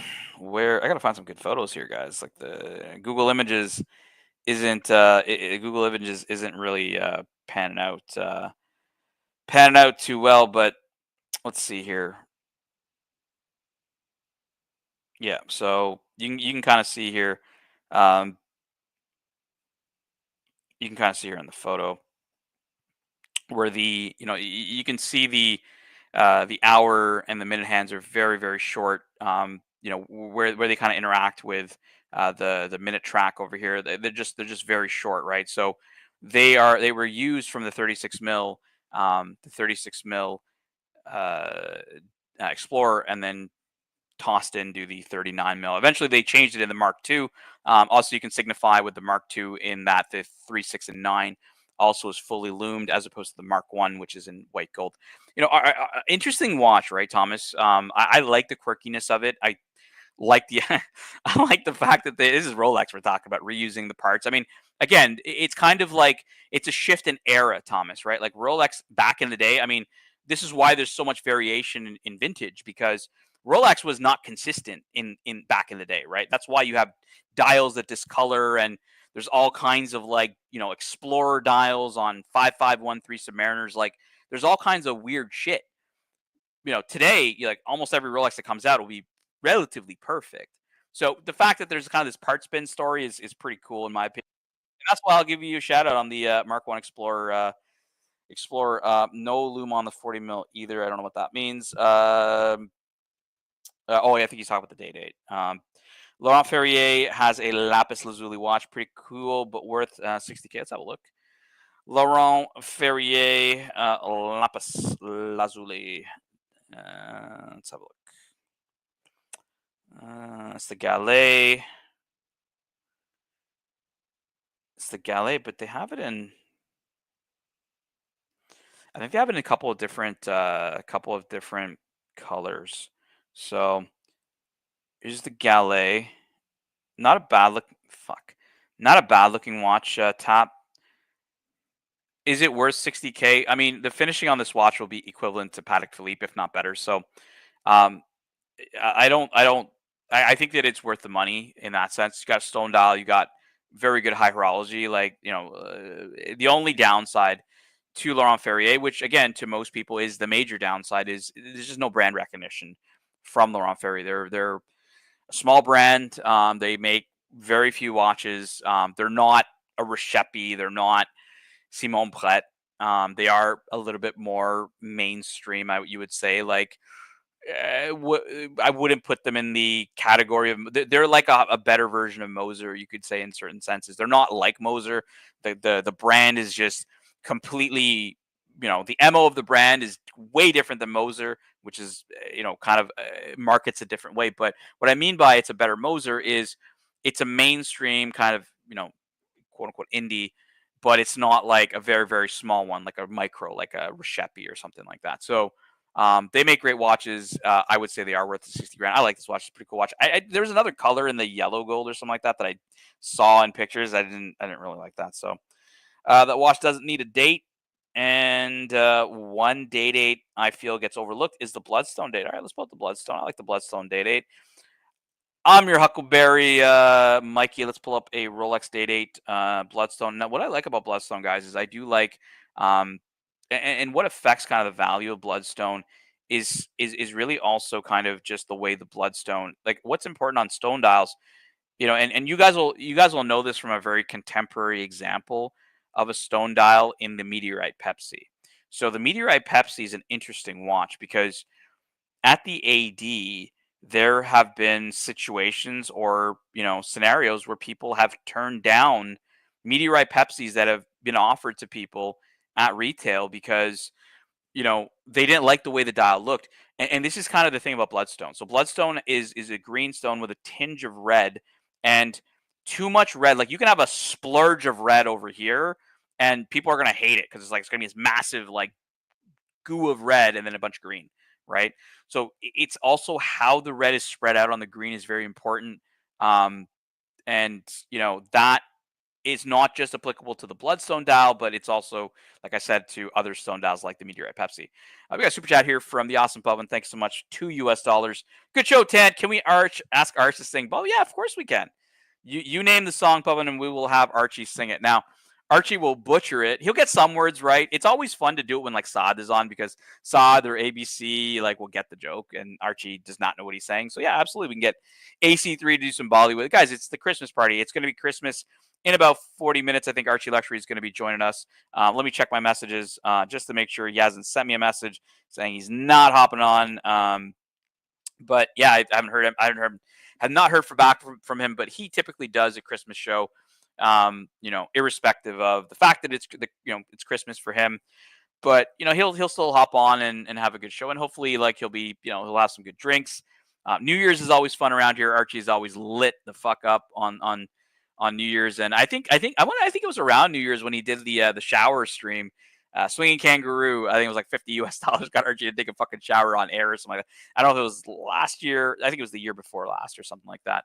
And just really, really funny to see. So Archie's always in a good holiday spirit. So I'm excited to see the show. I'm excited to, I'll be going on almost 3.5 hours or so by the time when Archie hops on. So I'll be pretty exhausted by then, and I'll just want to chill with you guys in the chat as I get some company coming over to my place, having dinner over at my place tonight as well. So hanging out with you guys here for the last stretch of 40 minutes, and just riffing with the chat, having some good watch conversation. So Mikey Casio GTR, even when the green looks washed, it has a grayish hue. Looks cool. Yeah, I really do like Bloodstone Mikey Casio GTR. It's and I'll try to find some other images of Bloodstone, and you'll see. I mean, I know what I mean with it, but I think the rest of the crowd may get what I'm talking about when it comes to just the color of the red. So let me find one. Let's look at this one here. It's on some website called Hairspring. This is an 18039. A little bit of red here. I would like a little bit of red on this side, but overall decent. I wouldn't. There are people who just turn these dials down just because it just doesn't look good to them. And Bloodstone is one of them that I think is very touchy. I think people are they would have to be delivered with a pretty aesthetically pleasing Bloodstone dial, I would say. Tap says no, please, no shower is traumatic. Yeah, I mean, the fact that he wasn't using soap was fucking strange. I was like, dude, you not use soap? He's like, nope. I'm like, all right. 10:21 p.m. a day of drinking. Hey, look, it's 10:21 for our friends in the UK. It's almost Christmas, so we will be wishing everybody in the UK Merry Christmas. Hopefully, when we do hit that hour and a half mark soon for everybody in the UK. But yeah, Hans, you could kind of consider them piece uniques in that sense, because no two dials will likely be the same. And so that is the cool part about it, right? I kind of look at that way when it comes to the world time. My world time has a guilloche dial, and again, if you're doing a hand guilloche, no two dials will be the same. So theoretically, there isn't another 5230 world time that's the same as mine, right? There's going to be some imperfection or something that is going to be different in my world time than the average. Now, that doesn't mean that it won't look identical to the naked eye to most people. That probably could exist. But you're right, in these cases where it will look very apparent to the naked eye, that, yeah, they could be considered a piece unique. I would absolutely agree with that. Rolling Stones, start me up. Hey, man, let's get the party started. Hopefully you guys are all at home. You guys are drinking and enjoying responsibly. You guys have had a lot of good food tonight. I know it's going to be a crazy couple of days. Obviously, in countries that celebrate Boxing Day, That is on the 26th. So it's going to be a holiday for people in Canada. I believe Australia, people in the UK. It's not really a thing as far as I know in the United States. I think their kind of holiday is more around Thanksgiving, when it's Thanksgiving and Black Friday, whereas Boxing Day in Canada is where all the big sales come out after Christmas. Kind of shitty, right? Americans get all the good deals prior to Christmas. Everybody else kind of gets it after Christmas. But hey, that is neither here nor there, guys. Mikey says the same with the meteorite and the lapis, but Rolex sourced the best lapis lazuli blues. Yeah, even in those cases, Mikey, it's very, very subjective in that when I just Google Rolex Date 8 lapis lazuli, like you're right, there are different variations of lapis. They have different levels of white specks on the dial compared to deep blue. I'm going to pull up a lapis style here with. Here we go. This is an E serial lapis lazuli, and again, right, like different hue, different coloration than other lapis styles that the other lapis style that I pulled up, right? It is definitely a watch that or a hue of blue that I think is very deep, and it is very special, right? Like if you were to ask my Grail Date 8, it would probably be this one. It's not, I know that a lot of people are gonna be like, oh, well, 10, what about the puzzle? What about the puzzle Date 8? Nah, I don't give a fuck about that shit. I don't give a fuck about a bunch of emojis on my watch. Like, I get it, it's a novelty, but like in 20 years, though, am I really gonna get that novelty? Am I really gonna want that watch so much? I don't think so. But I think that in a lapis style, which, like I said, the fucking ancient Egyptians were importing lapis from Afghanistan. Like, Afghanistan is not close to Egypt if you guys, understand geography. So they were going a long fucking way for this shit. And it's still very coveted today. So that, to me, is real luxury. Like I said, I want to be dressed like fucking Tutankhamun, right? Like I want to be dressed like the fucking pharaoh. Thomas Broadman, thank you so much, man. I was telling Higgins and a couple people earlier. I was like, honestly, I don't mind doing a couple hours of shows here, just riffing with the chat. It's like literally sitting in a pub or sitting in a bar, talking to people about watches, having a good time, pulling up stuff, enjoying it. I'm a watch enthusiast. I'm a watch collector. I'm a guy who enjoys this stuff. And, watch talk doesn't always need to be ASMR, guys. It doesn't need to be always boring. Higgins will try the pop quiz on me. 10, why is there a thunderbolt on the dial of a Seiko? And I'll shoot that answer right back, Higgy. You can't pull the old JQH fact checker on me. Mikey Casio GTR, that's a great it's got a violet hue, that deep royal blues. Yeah, man, like it's just different, right? It hits different. It hits different than your standard blue dial Rolex. It's just cool, man. It's cool to have stone dial on a precious metal. Like this, to me, signifies luxury. I don't care if it's in 36 mils. I don't care. It is a fucking nice watch. Lapis lazuli, and look, I'm gonna show you guys a few more lapis styles of other watches that did lapis variations. Just after I grab some of these chats, DeMarco 911 saying, Merry Christmas to you, sir.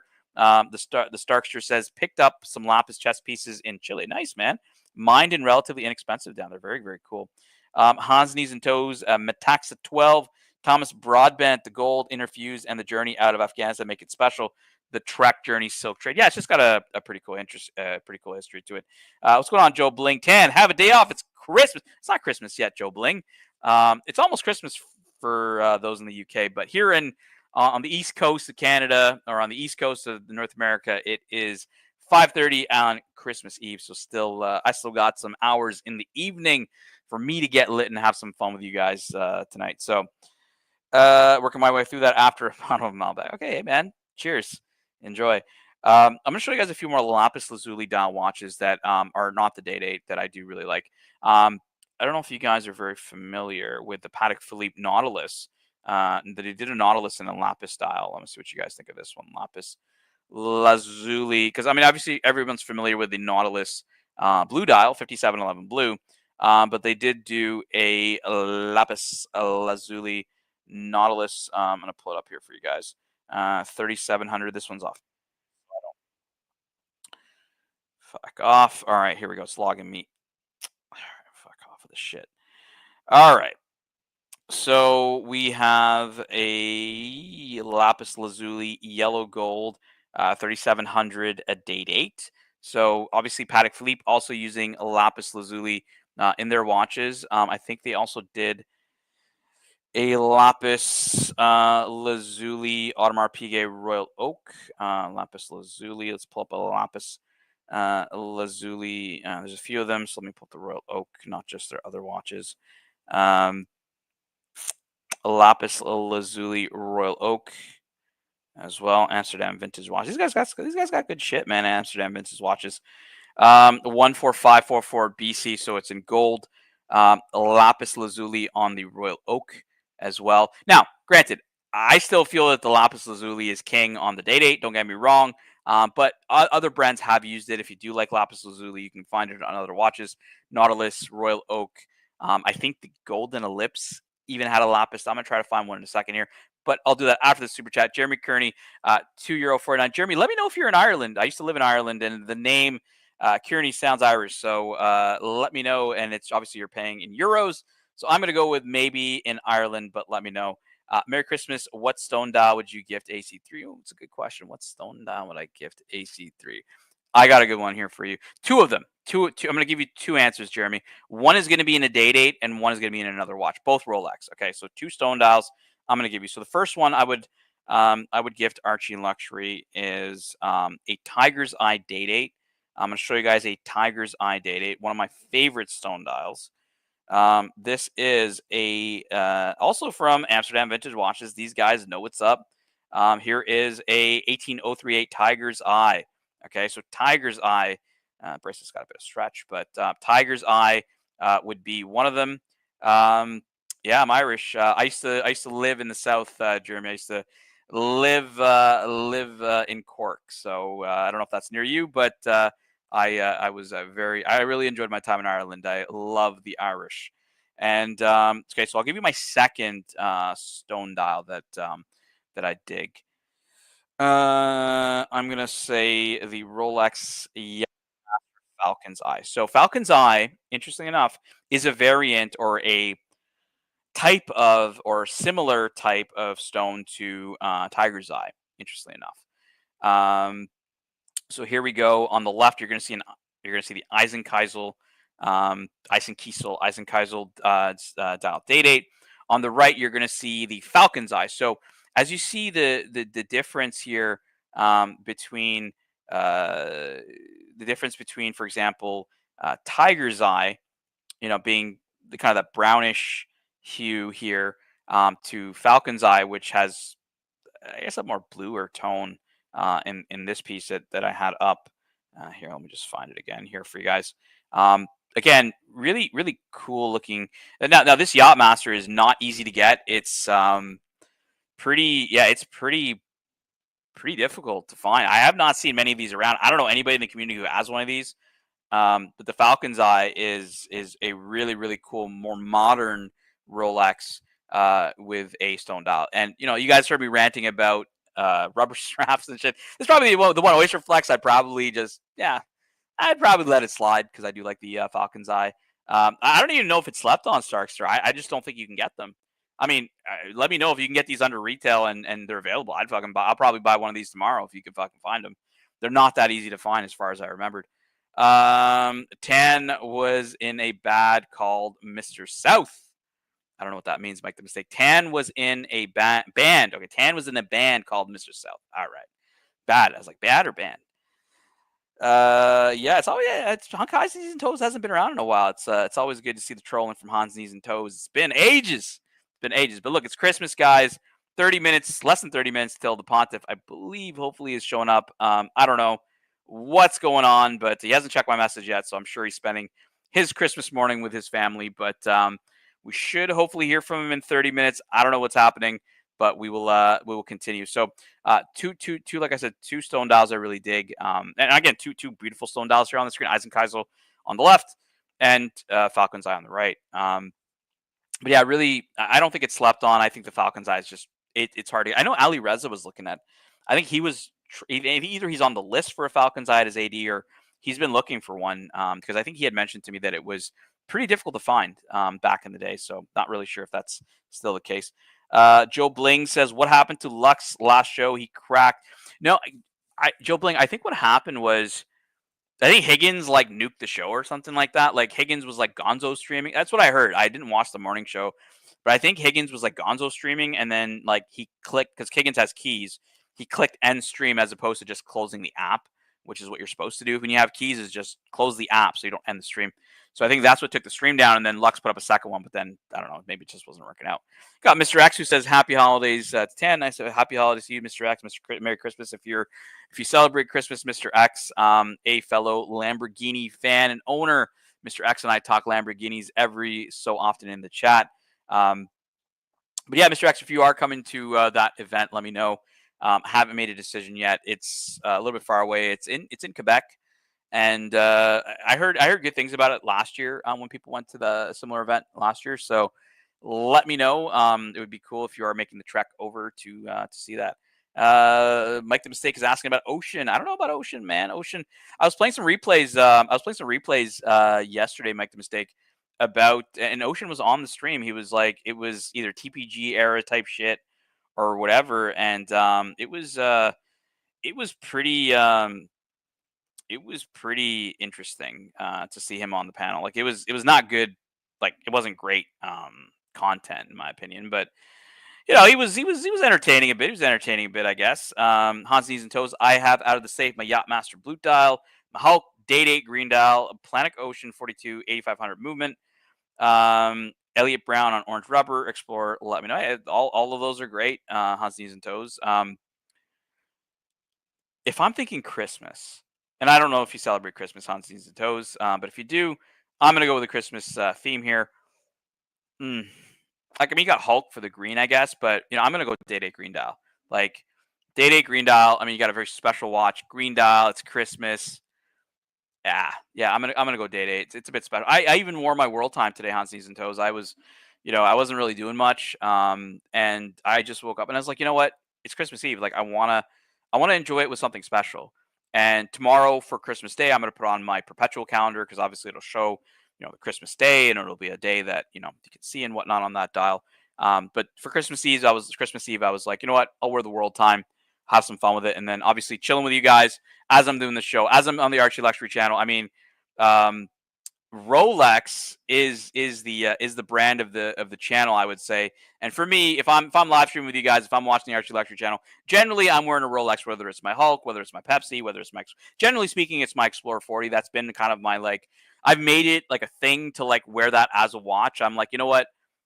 I don't want to baby this watch. I want to fucking wear it as a Rolex, as a watch. So I've told you guys, I put it on my nightstand when I go to bed, or, you know, I'll leave it on the counter and I'll do other shit, or I will, you know, I'll go out and about with it. I'm always wearing it, kind of a thing. And I'm just enjoying it. Don't care. I got a lot of scratches on the clasp. Don't care. Luckily, if not, you know, Rich Mitch, if you're still listening, luckily my, you know, I got to knock on wood here. Yeah, knock on wood. Luckily, my bezel on my Explorer 40 doesn't have like any or many scratches, like not many noticeable ones, if there's any, right? So knock on wood, that's actually what you would hope for in an Explorer 40, is not getting a ton of scratches on the bezel and getting them all on the clasp, because who gives a fuck about the clasp? We got CB in the chat. Nice to see CB. Paddock is the watch. Like, for you and me, CB, it's Paddock Philippe, because we may connect with Archie on that level, but you know, I'm gonna run it for the chat here, why I think Rolex is the brand of the channel. Buy the fucking Rolex.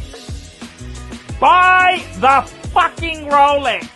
Get a bloody Rolex. Rolex. I mean, seriously, you've gotta buy the fucking Rolex. Rolex. Buy the fucking Rolex. Rolex. Rolex, boys. Your boy, your Patel Philippe, Ice Cubidus, The Narrative. We are live on the Archie Luxury live stream with the chat, with the boys. Anybody who wants to hop on the panel, feel free. If not, I don't mind going solo, guys. I'm not afraid to do 3.5 fucking hours of ASMR Viking watch talk, because I'm not a boring motherfucker, right? I'm going to talk to you guys how it is. I'm going to trash Higgy's fucking choices and watches. I'm going to have some fun with you guys here in the chat, because I like talking watches and hanging out with everybody here. Rich Mitch says, I'm here. My Explorer 40 has a couple of scratches on it. Nothing serious. Yeah, that's the way to have it, man. As long as you're not abusing that watch, like you're not, like, look, there's, you know, I'd say with a grain of salt, The only thing I'm being a little careful with is not scratching that bezel. If I do get a scratch, not the end of the world, but I am just trying to avoid that as best as I can, because I like nice things, guys. I'm not going to say that, oh my God, a scratch is going to end my world, but I like it to look a little, can it not just look a little nice for a little bit longer, right? Like, you know what I mean? Tom's Broadband, would you buy a platinum special explorer? Platinum special explorer.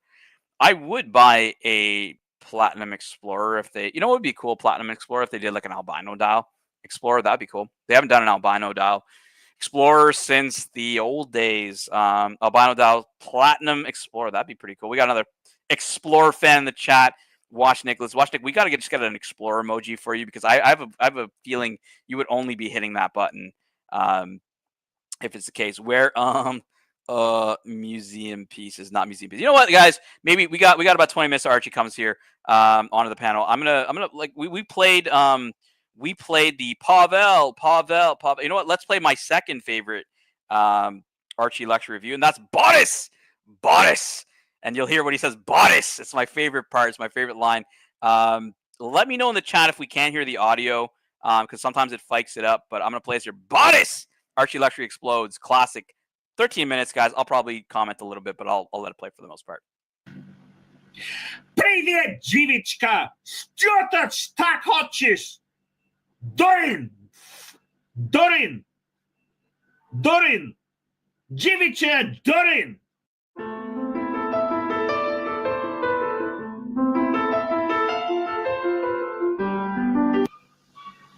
Hello, I'm Archibald Chesterfield III, and welcome to the program. And today, I'd just like to talk about how fuckers get angry when I criticize their watch. And I had this guy come to me, Boris Mokolovich.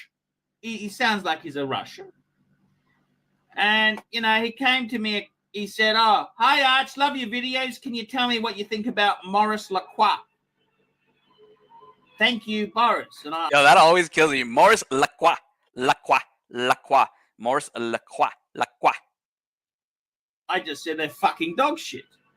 And he came back. He goes, thanks a lot. I own one so beautiful, completely done in-house, but not a Patek or any other big name. Any hope for me? And they just can't leave it at that. No, they got to keep chomping at the bit. And he sends me a War and Peace novel. Hi, Arch. Here's my opinion on watch collecting. Unless you're a really rich man and can afford any watch you like and still have plenty of money for your family and vacations, watch collecting looks like an addiction or a gambling. Both are bad things. You will never be satisfied because you will never buy what you really like. Let's face it, Patek Calatrava is the cheapest Patek. There's no complication and still so ridiculously expensive for middle-class people like you and me. 5107 Calatrava that you have has beautiful shape. 3919 isn't even beautiful. It costs Patek to make your 5107 Calatrava probably $2,000, if not less. Then they market it very well. They use their old name and sell it for 10 times more. Regular people like you and me with some qualifications for making watches go to work every day and make Patek and dog shit watches. It's all about money. They need people like you and me to make more money. If Rolex wouldn't be advertised and known so well, many people wouldn't even look at them and they would call Rolex dog shit. Man, you're brainwashed. Swiss watches isn't a good investment either. Your lovely and very overrated Patek goes down in price or holds the same price if you buy it when it's old and cheap. You can only make money if you buy from somebody in big need or if you fool someone with no knowledge. Sounds bad. Both sound bad. Or if you're a jeweler and fool people all the time. I wanted a big gold watch with a moon phase and a skeletonized back. Patek or other known brands would be way over 30 to 40,000. So I got large 43 mil gold Swiss watch with moon phase, power reserve, retrograde date and week, beautiful skeletonized back, and limited edition to only 30 pieces. Everything I wanted, 3 to 4 times cheaper than big name brands, and with 2 years. Like I'm waiting for the point where Archie just fucking blows up at Bodice. Warranty from Maurice Lacroix. No headaches about servicing the watch for a long time. No buyer's remorse that you have had so many times. Maurice Lacroix has everything in-house since 2006, and it's only going up. Patek has achieved everything. There's nothing left. My watch might be more expensive in 10 to 15 years than your Calatrava. Who knows? But you call it dog shit anyhow. Well, it's okay with me. I won't be collecting watch. I'd rather spend my money on my family and mini vacation. It's a lot better than constant buyer's remorse and gambling with a lot of money and still never being able to buy real Patek. It's my opinion, and I might be wrong. What do you think? Boris, you're out of your fucking mind. You are Boris, you're out of your fucking mind. Boris, you're out of your fucking mind. You are out of your fucking mind, Boris. How fucking stupid do you have to be to buy a Maurice Lacroix? How fucking stupid do you have to be? This is dog shit. Man, you're just out of your mind. I'm not agreeing with any of the crap that came out of your Russian fucking mouth. Ooh. For starters, let's have a look at these things here. Okay. You continually gambling and addiction. You know, you use these nasty terms. You said Patek Calatrava is the cheapest Patek.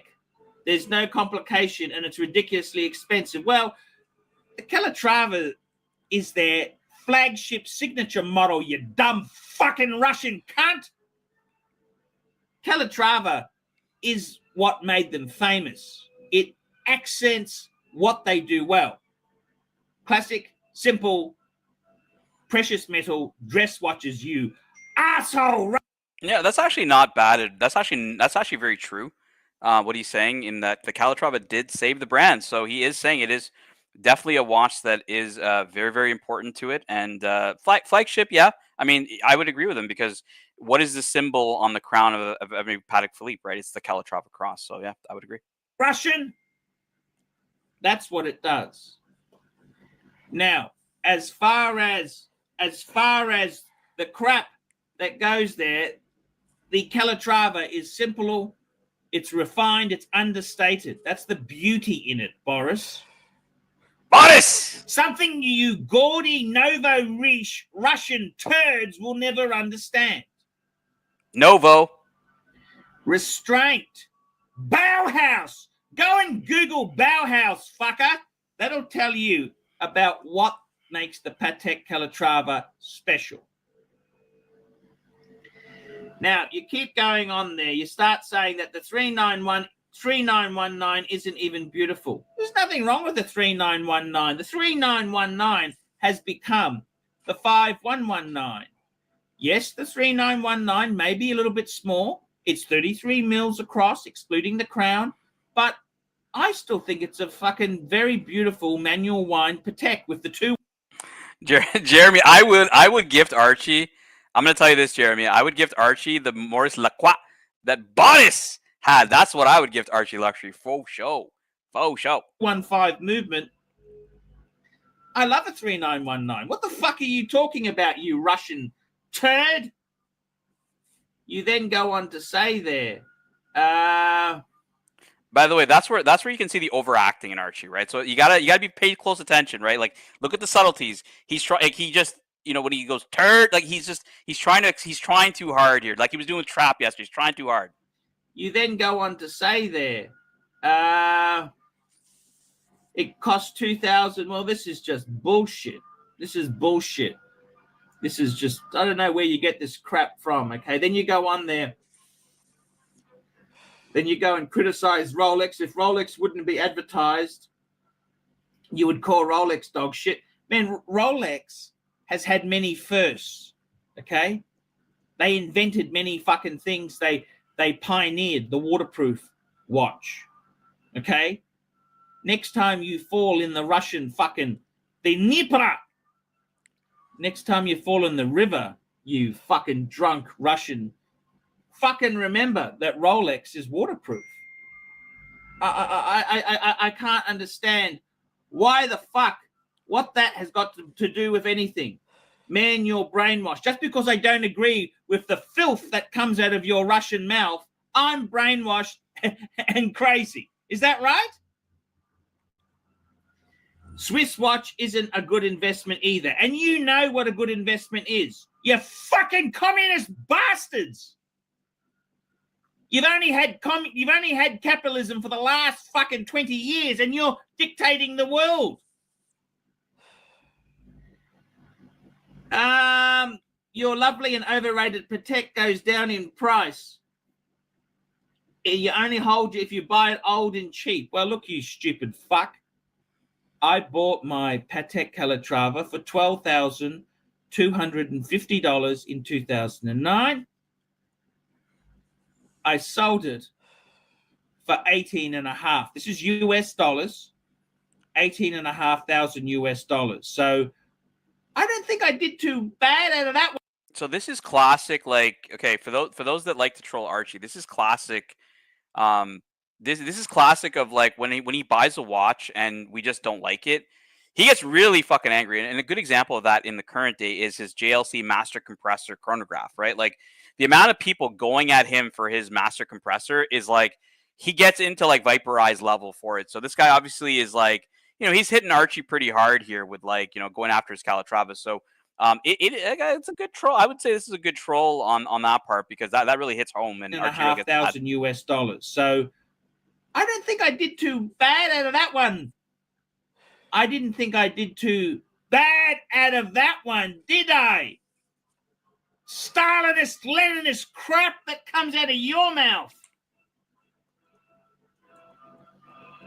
I bought it and everyone said I paid too much.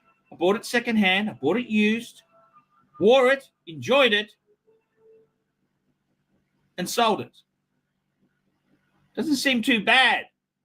I think I'm a bit cleverer than the average Russian bear, fuckers. Hey, John, Merry Christmas. Hopefully Archie's going to be on, John, and if you do have a minute, would love to see you hop. I know that it's always a bit of a Christmas ritual. Archie does speak to Jono on Christmas. Hey, it would be great for us to see you guys talking on the panel if you're free, John. I know it's Christmas morning for you. You may be busy, but yeah, no, definitely, you know, want to give you a shout out. Merry Christmas to you. I just got a message from Archie saying, I asked him, are you coming on the show? He just says Merry Christmas. So I don't really know what that means, but I think if John is here, that means that Archie is likely to follow. So let's just see here. Then you go on to say, right, my annual calendar, I did very well out of that. And the person who got it, he's done very well out of it himself. They're very collectible pieces, and the Aussie's gone through the floor. So I've done well. It's all win-win. Then you go on to say you got a large 43 mil gold Swiss watch with moon phase retrograde. Maurice Lacroix is crap. That'll never be collectible. It's crap. You go on to say how great the movement is. Maurice Lacroix is crap. You then say Patek has achieved everything. There's nothing left, and Maurice Lacroix is going to go up. How much fucking vodka have you fucking been drinking? Fuck me dead, these Ruskies. How many fucking vodkas did you have before you typed this crap up? My watch might be more expensive in 10 to 15 years than your Calatrava. Are you out of your fucking mind? What the fuck are you smelling? What are you smelling? Are you drinking vodka or petrol? Petrol. You say you won't be collecting watches anyhow. You spend money on family and family vacations. Well, do what the fuck you want. What's your opinion? I think you're a donkey. I think you're nuts. You're out of your fucking mind, Boris. Boris! You're out of your fucking mind. I told you time and time again, the brand is dog shit, dog shit, dog shit. Don't fucking buy it. But you need to snipe and come back. And this is what I can't believe, is that you don't like what I say, so you keep coming back. You keep trying to justify it. It was a fucking mistake. It was a fucking mistake when you sent me the first email, and 3 emails later, it's still a fucking mistake. It's a big fucking mistake. I don't know why the fuck you bought it. You didn't consult me, and you want me to say, oh, no, that's a good piece. It's a fucking mistake. It's like communism. One big fucking disaster. And you have a look at this mafia-induced capitalism that Russia's got now. That's a bigger fucking disaster than communism. So I'm not here to kowtow and make you feel good in your heart that you bought the right thing. It was a fucking stupid move. It was stupid. It's idiotic. And I don't know why the fuck you bought that piece of crap. I don't know why the fuck you bought that piece of crap. I mean, fuck me dead. How fucking stupid were you, hey? How fucking drunk were you? At least if you were a drunk man when you bought it, you can blame the booze. But that's the most ridiculous fucking email I've received all year, Boris. And I'm not going to... It's not my job to make you feel good and proper. If you PayPal me $200, I'll tell you your watch is great. But if you don't, you stingy, nasty fucking Russian, you can stick it up your fucking ass. I'm Archie Luxury. Tell me what you fuckers think of that. Think of that. All right, Archie Luxury. We got super chats here piling up, so I got to pull these up. So Rich Mitch says 2 British pounds. Thanks so much, Rich Mitch.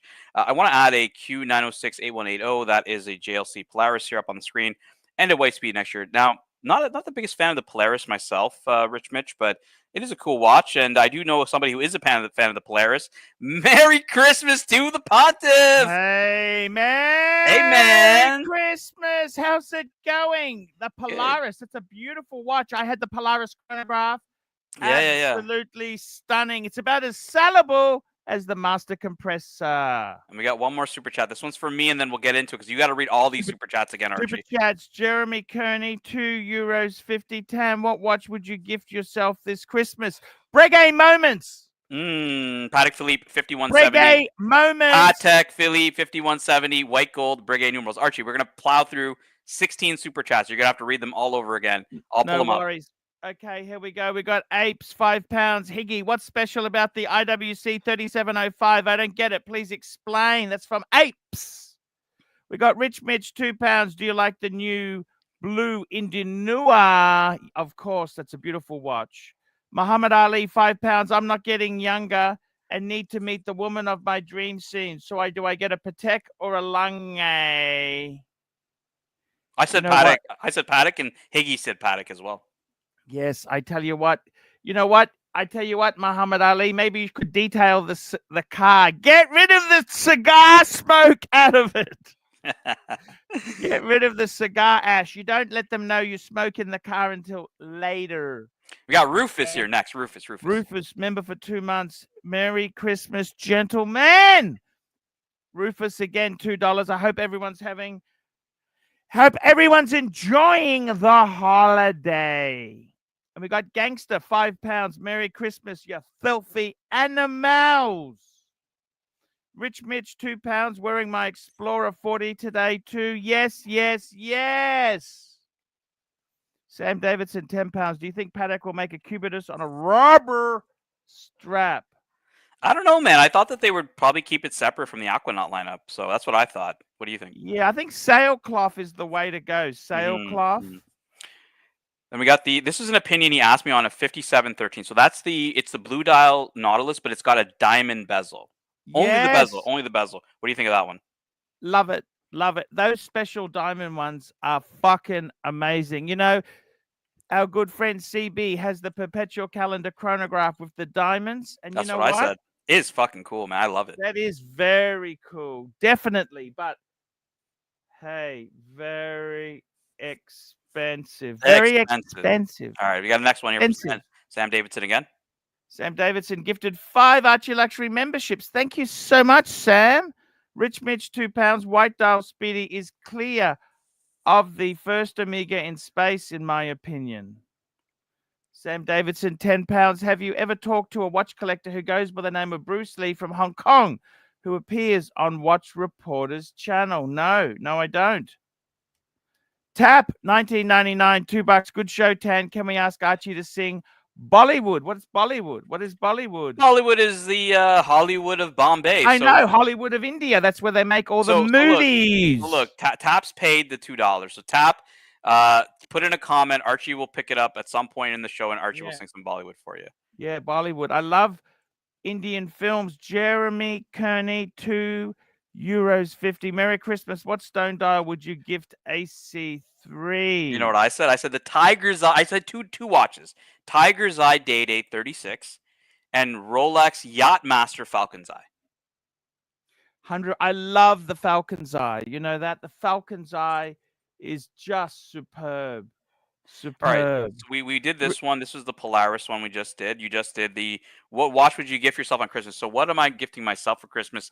Archie says Brigade Moments. I'm saying 5170. We got a few more super chats here that have piled up here. This is a new one here, Archie, for you. We got Mickey Casio, £2.99 super sticker.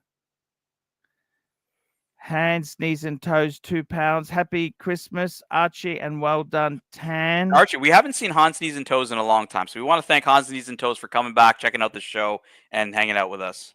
Hey, I got a little bit. I wanted to share. Oh, we got one more super. Archie, we were piling. It's Christmas, baby. We're piling up on super chats today.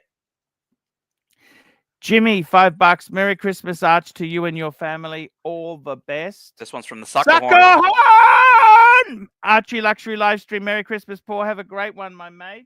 You got one more here from Mikey Casio GTR. Mikey Casio GTR, £5. Merry Crimbo to the Archieverse, and eat, drink, be merry. Love the Pontiff. Thanks for Watch Talk, Tan and Higgy. All right, Archie, why don't you bring up yourself? I got to go in a few minutes because I got to share one thing with you just for 1 minute? Yeah, absolutely. I got a few minutes and then I got to run. But yeah, okay, you're not going to tell anyone, but because it's a little bit. There's no one watching. There's no one watching. Come on. Okay, this happened last night. That's the reason I wasn't on the morning show, which is my nighttime. My dad was at McDonald's. You know McDonald's, don't you? Love McDonald's, of course. A McDonald's feast, don't we? On Christmas, what do you like? You got a McDonald's, don't we? What do we do? Well, everyone loves McDonald's breakfast, so. And this was nighttime. He was going there for dinner, and he had a little bit of an incident. Do you want to see the result or not really? Show us the incident. It's Christmas morning in Australia. Show us. Well, no, this was last night, Christmas Eve. Christmas Eve. It's Christmas Eve here on the North American continent. So go for it. Here we go. Oh, fuck. You know what he said to me? He said, Arch, can I lend your car whilst mine is being fixed?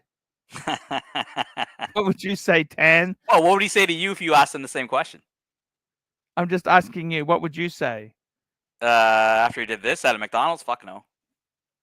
Fuck no. And you know he would tell you this. Your car, Tan? Oh yeah, for sure. I know you would. You would try to get in. You wouldn't be able to get in, so it's all good. You wouldn't be able to drive it anyway. So.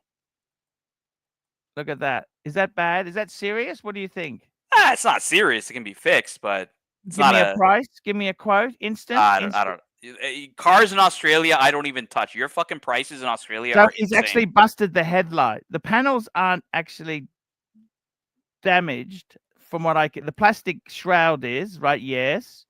And he says to me, he's definitely going to need a new bumper. He's for sure going to need a new bumper. Can he still drive this? I said, I wouldn't drive it. I would not drive it now. What do you think, Tan? Give me your opinion. Would he drive it like this? Yes. Is what you're asking? I mean, no, yes. I wouldn't drive it like this, no. Because you're going to break electrical parts. That are that's the thing, right? If you have other parts behind it, behind the bumper, like it's got sensors. It's got sensors plugged in, like parking sensors. You could damage, but you would like what people would do is they would try to duct tape the fucking bumper. You know, they try to duct tape it back on, but it's not really gonna. I don't know how your dad drives, so I don't think that's gonna survive. But you got one more super chat here from Mike the Mistake. Mike the Mistake, $2. Bondo Fund. Merry Christmas. All right, Archie, I'm going to drop off because I got some company coming over. That's the narrative. Can you give me that narrative wind up? That's Well, the narrative. I was going to tell you, look, it's Christmas. It's Christmas morning here. I'm going to put us here, just you and I. It is Christmas morning in the Archie Luxury live stream. So, this is the Archie Luxury live stream. I am the narrative, guys. This is an unsanctioned broadcast. It is Christmas morning in Australia. Archie Luxury is going to give us his Christmas. I mean, you're the pontiff, right? You got to give us, we're here for mass, Archie. We're here for mass. We want to hear, your Christmas, your Christmas speech to the Archieverse. I'm going to drop off. I was 3.5 hours. Thank you so much, guys. I'll see you guys later. Merry Christmas. Peace out.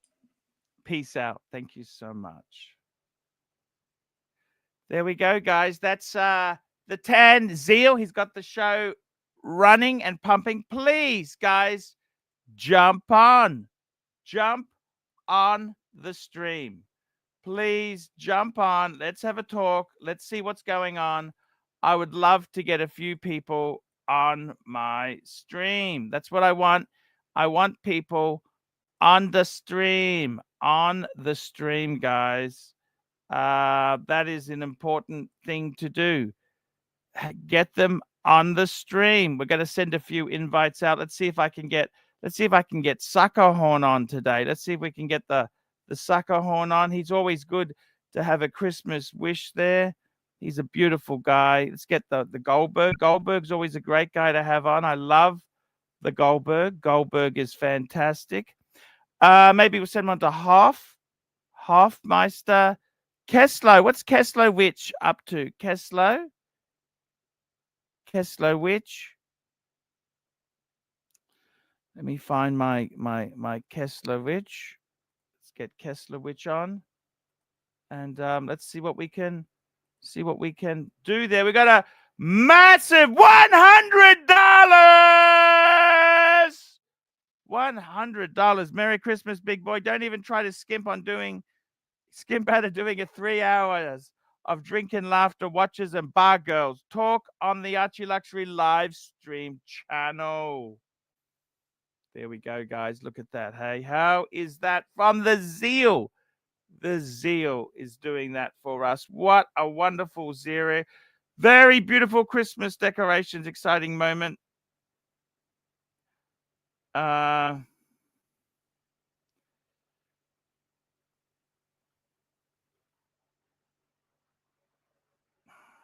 It's all fun. It's very fun. Very, very fun this year, guys. It is beautiful. I got to tell you, it is a beautiful Christmas. It's beautiful. We're here. We're getting ready to start the show. Let's get I got to get the Sucker Horn on. Let's get Sucker Horn on my stream. I want to get him on. And let's get this Sucker Horn is on my stream. Let's get it to the Sucker Horn. Miss Sucker Horn. That's where we want it. Let's see if we can get anyone to come onto the stream and say Merry Christmas to us. There we go. Let's go. Boom. Done. Let's get the Sucker Horn. See if we can get him to say Merry Christmas. Merry Christmas, guys. Merry Christmas. What do we got here? We got some wonderful things happening here on the show today, guys. We got some absolute fantastic champions of champions on the show. We got hands, knees, and toes, 2 pounds. Archie, have you done a ditty with baby oil? I don't mind a bit of lubricant, that's for sure. A bit of lubricant. Why not? Go with that, guys. I would love a bit of lubricant. Sucker Horn will be on in 15 minutes. Let's get him on. He is a wonderful legend. And we got hands, knees, and toes, 2 pounds. Archie, okay, we did the baby oil. Patel Philippe, $5. Come on, mate. I'm not like the shroom. Not like the shroom. Answer me, call. Crack open the blue label. You fucking betcha. Actually, first thing I want to do, I just want to put my Breguet on. Breguet moments. I want to do a Breguet moment. Let's just have a little clip. We'll just run a clip. Let's run that clip. Here we go, the clip. Come on, mate. I'm not like the shroom. The shroom. I'm not like the shroom. Answer me call, man. Come on. I'm a big fan, man. Come on. Answer the call, Arch. Love the pontiff. Love the pontiff. That's right, guys. Love the pontiff. Love the pontiff. The pontiff. The pontiff. Love the pontiff. Love the pontiff. So, Brega moments. Breguet moments. That's what it is. It's a Breguet moment. It's a Breguet moment. Breguet moment today. I actually released this on my Archie Luxury main channel there. I might just give that a bit of a wind up. See if we can hear her.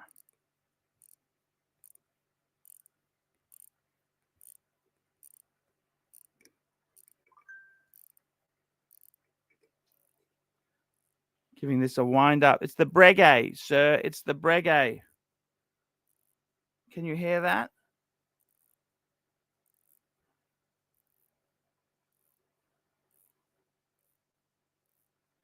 Absolutely beautiful Breguet. It's a Breguet moment, guys. Breguet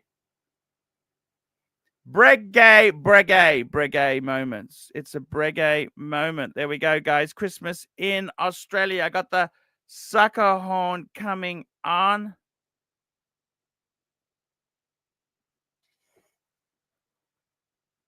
Let's have a whiskey. Hey, Tanzil has said, edict, let's have a whiskey. Why not? Let's have a beautiful whiskey. Hey, why not have a whiskey? That's the way. That's what we like to do, is have a whiskey. That's what we want to do, is have a whiskey, guys. We want to have a whiskey. That'd be a really fantastic things to do.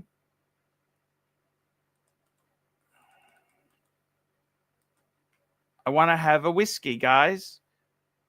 Let's have some whiskeys. What do you reckon?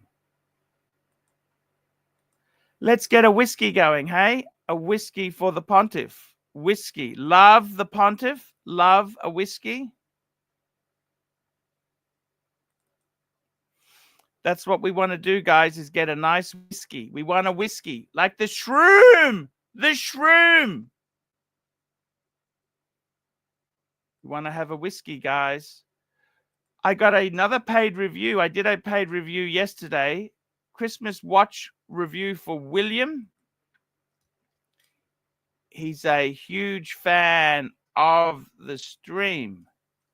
And beautiful to see some really nice reviews coming up again. I'm getting some beautiful reviews coming. And I love doing a nice review for the fans. The fans, it is amazing to do a nice review. I like to do some reviews, get them happening, and watches are important things. They are really important things to have in your life, guys. And Christmas here, it wouldn't be possible without the fans. You know, the fans make it all possible. And that's the most important thing you got to realize, is the fans. That's what makes it so special. The fans do. That's exactly right. So, hey, that's the important thing to do, is get the messages out there, because Christmas, it's not about the material goods. It's about the people and the fans and the audience. That's all it is about. It is absolutely incredible. That's what it is, guys. It's incredible. We got hands, knees, and toes. Hands, knees, and toes. £2, as in one up the bum, no harm done. Yes, I'm wearing the Breguet moment. There we go. We've got Breguet moment on the wrist. Breguet moments. What do you think of that? It's a Breguet moment. Breguet moments. That's a beautiful, beautiful thing to have on there. Patel Philippe Boris, $5. $5. It's beautiful. It is a beautiful time of year. That's exactly right, guys. It's so wonderful to have all you people partaking. That's for sure. Partaking. That's right, guys. It is absolutely wonderful. And we love everybody who helps in the Archieverse there. It's really good. Come on, guys. Jump on. Jump on. Have some fun. Come on, guys.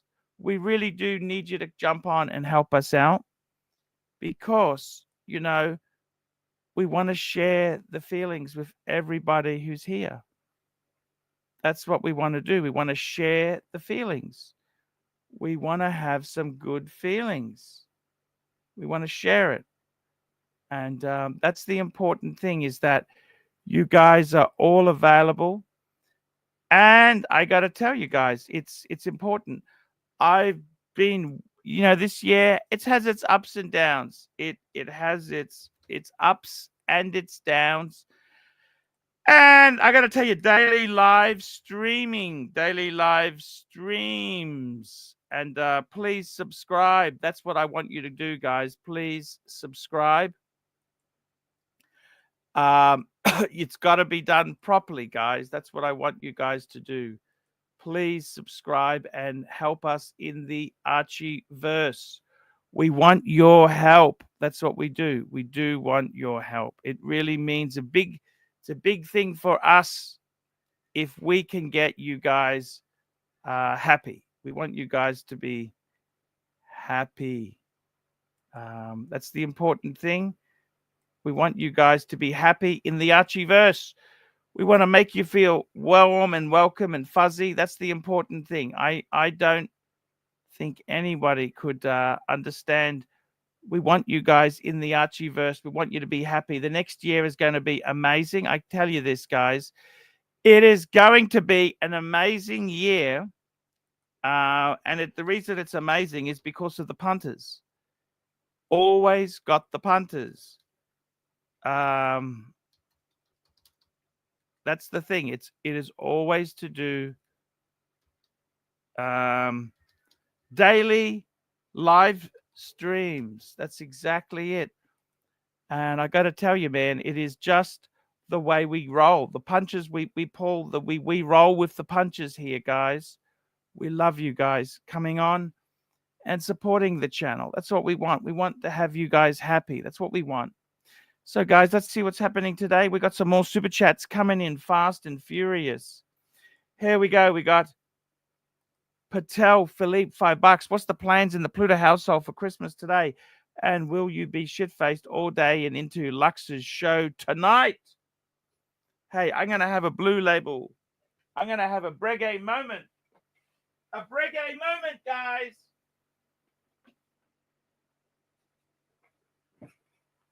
A Breguet moment. Let's have a Breguet moment.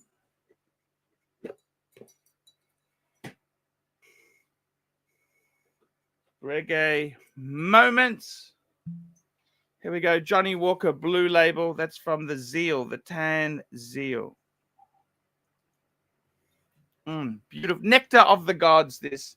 Nectar of the gods. Nectar of the gods. Nectar of the gods. That's what it is, guys. It is beautiful stuff. What else is new? Tell me what's new. I want to get this. I want to get the sucker horn on. Let's get sucker horn on. We want him on. We want the sucker horn on. We want him on, guys. Yes, we do. We want the sucker horn on. We want him on, guys. We got to get the sucker horn on. He's a good guy. We love the sucker horn. Everything is going to be a good year. I got to tell you, it was a tricky year. Hey, but sometimes you got to make the most of it. It is what it is, guys. It is what it is. And watch front, what's happening in the watches, man? I would really like to get a Breitling Super Ocean Heritage. That's what I would like to add to the collection. That's exactly it. Cheers, fuckers.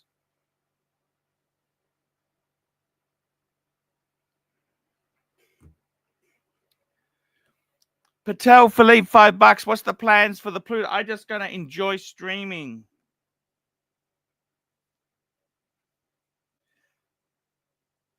I gotta tell you.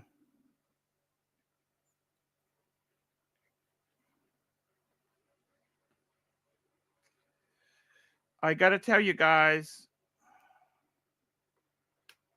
Great to enjoy another Christmas. Great to enjoy another Christmas together with the audience. Ah, guys, I love it. I love it so much. It is beautiful. Christmas cheer. Let's get the sucker horn on. We need to get some more talent. I need to get more talent on the show, guys. Come on, jump on. Let's have a few whiskeys. Then we got a super chat from Jeremy Kearney, £2.50. What whiskies would you match for 4 of your watches? Let me tell you this. Patek Philippe, I would say Johnny Walker Blue Label. Top of the tree, overpriced, hyped.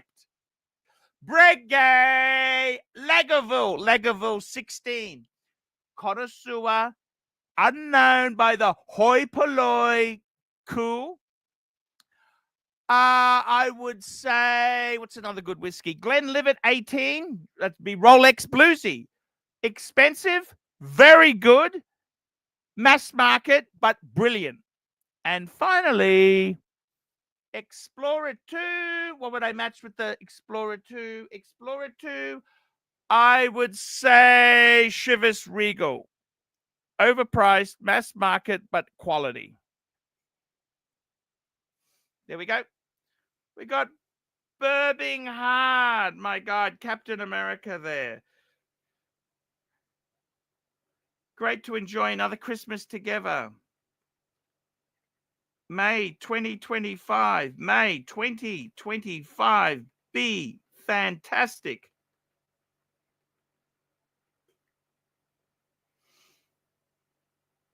I got to tell you, man.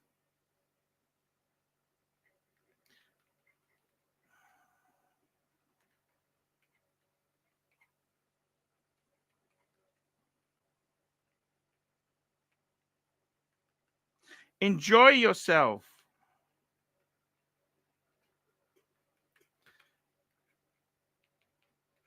I got to tell you guys are absolutely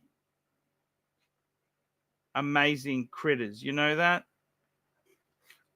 Amazing critters. They're the critters, guys, the critters.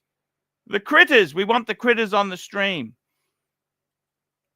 You know what I really want is some gingerbread, fuckers. I want gingerbread, fuckers. Gingerbread.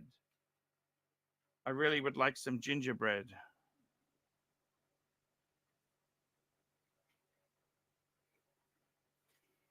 I'd love to have some gingerbread, fuckers. That's what we want.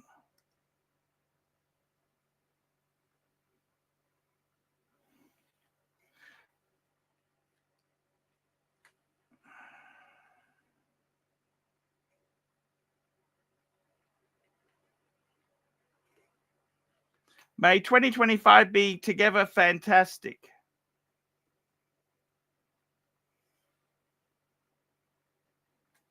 I love you guys so much. We've got a Birminghard here. Birminghard's asking a question. He says, this or that, this or that, this or that. Which beta should I keep? Seiko, SKX, SSK, 023, or Bell & Ross? I'd keep the Bell & Ross. Why do you need to get rid of one? I don't. Let's call it up. Call it up, fatso. Let's get this baby up on the screen. SKX0, SSK0023. It's the Seiko. Call it up, big boy. Call it up on the screen. We want to see what this baby looks like. Let's have a look. Ooh, I like it. This is actually, what's this worth, Birminghard?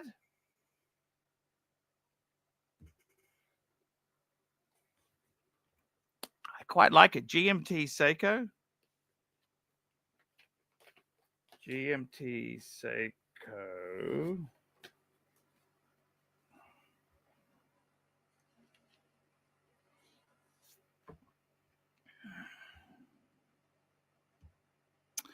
I like it. I like that. I wouldn't be selling. Oh, it's not worth a lot of money, is it? What the fuck is this thing worth? How much is, oh no, how much is this fucking thing? Let's have a look. How much is this fucking thing? It's a Seiko 5, is it? Well, how much is it? How much is it? Let me have a look here. I'm just having a look at how much is this fucking thing. It is, oh, 460 euros. Yeah? 460 euros? 500 bucks? Man, that's not terrible watch. And the Ballon Ross. What do I think of the Ballon Ross? Fuck. Hello? Yeah.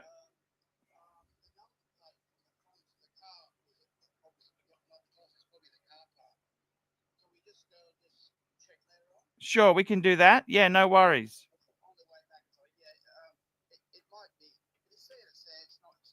Yeah. Okay, no worries. We can do that. Anything else? Okay. We'll have a look. See you later. He lost his number plate as well. Fuck! Fuck, that's all I can say. Let's have a look at the Ballon Ross. Ballon Ross V293. V293. It's calling this baby up here. We've got a V293. V293. Ballon Ross. Oh, fuck. I like it, man. I love it. I love this Ballon Ross. See, Birminghard, these things, oh, fuck. I'd keep both. Fuck it. These are not expensive, man. You're on good money. You got the fucking house paid. Oh, it's 3,000 bucks. Yeah, I'd keep the Ballon Ross, fuckers. I'd keep both. Why get rid of the Seiko? $500 watch. What the fuck? That's not Birminghard. Why would you get rid of it? This or that? Which beater should I keep? You keep both because they're not expensive. That's not terrible money. That's not terrible. That's not terrible money. I don't think that's really that bad.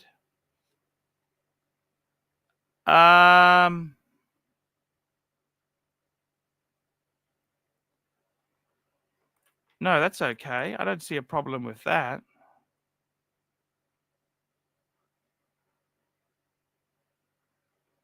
No, I don't. I don't have any problems with that one, baby. That's beautiful. That's a beautiful. I like both of those. Come on, guys. You got to come on and help us. Come on. We got Jeremy Kearney. Name top whiskey gifts for top three lead stealers. It's funny. They're so ungrateful. They stole the business, but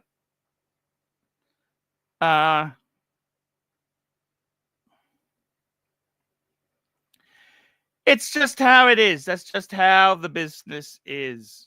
It is difficult.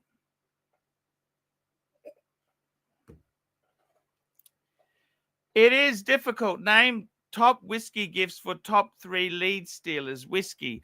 Black Label. I tell you honestly, the lead stealers, I kind of, it hurts. It hurts a lot. Everybody, they befriend you, then they walk off with the business. I don't think that's the way to do things. Do you?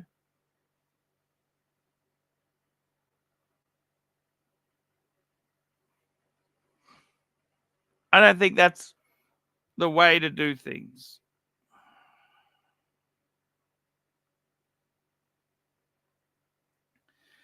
It's this is what we got to do, man. I got to be honest with you. Life isn't always easy. It's difficult at times. We need. So I'd keep both. Birmingham, I'd keep both of the fucking watches. Why sell one when it just? If you were silly enough to buy the Bell and Ross, you're not going to get your money back on that. It is lovely. It's beautiful. I don't know if I would have paid that much for a fucking Bell and Ross. Breguet moment. Breguet moment. Breguet moments. Yeah, I don't know. I got some interesting characters. I got this. We got Richard Parrott. Hey, landlord. Hey, landlord. I can't pay my rent. So get the fuck out. How are you, Richard Parrott? Good. How are you, my friend? How are you? Good. How are you, Arch? Merry Christmas to you and the Merry family. Christmas Eve in America. Merry Christmas Eve to you. How are you going, my friend? I'm going great, actually. Everything is great. What's been going on? It's been a very tough year for me, of course. You know, I lost my son, one of my sons, and it's been fucking tough. But you know what? Us Rolex men, we got to keep going. We got to keep going, okay? Rolex is for winners, Arch. For winners. Rolexes. I'm actually, I love for winners. Look, you know, it means a lot to me. I think any Rolex is special. You know what I mean? So many people. Winners. I love my Breguet. I love Breguets, but to be honest with you, it's Rolex men that get things happening in this world. You know what I mean? Rolex is for winners. The world was built with Rolex owners. Rolex owners. I totally love the sentiment. Love the sentiment. Love it. Love it. What's going on in your world? Tell me what's happening with you yourself there. Please tell us. Well, we're visiting my daughter for Christmas Eve. We're in her townhouse, and I'm just waiting for dinner. And I said, hey, let me hop on and say hey to man, my buddy Arch. To have you on, man. I love you coming on here. We've got super chat from Patel Philippe, $5. Parif. Is the gold deep sea the new apex predator? What's the name for the deep sea, big boy? That's the gold deep sea. Hey, you know, they had to put that out because they was discontinuing this monster, but I think that's the watch that nobody wants. Hey, we'll see where it is a year from now. In my opinion, I mean, the back is not even gold and it's too clunky.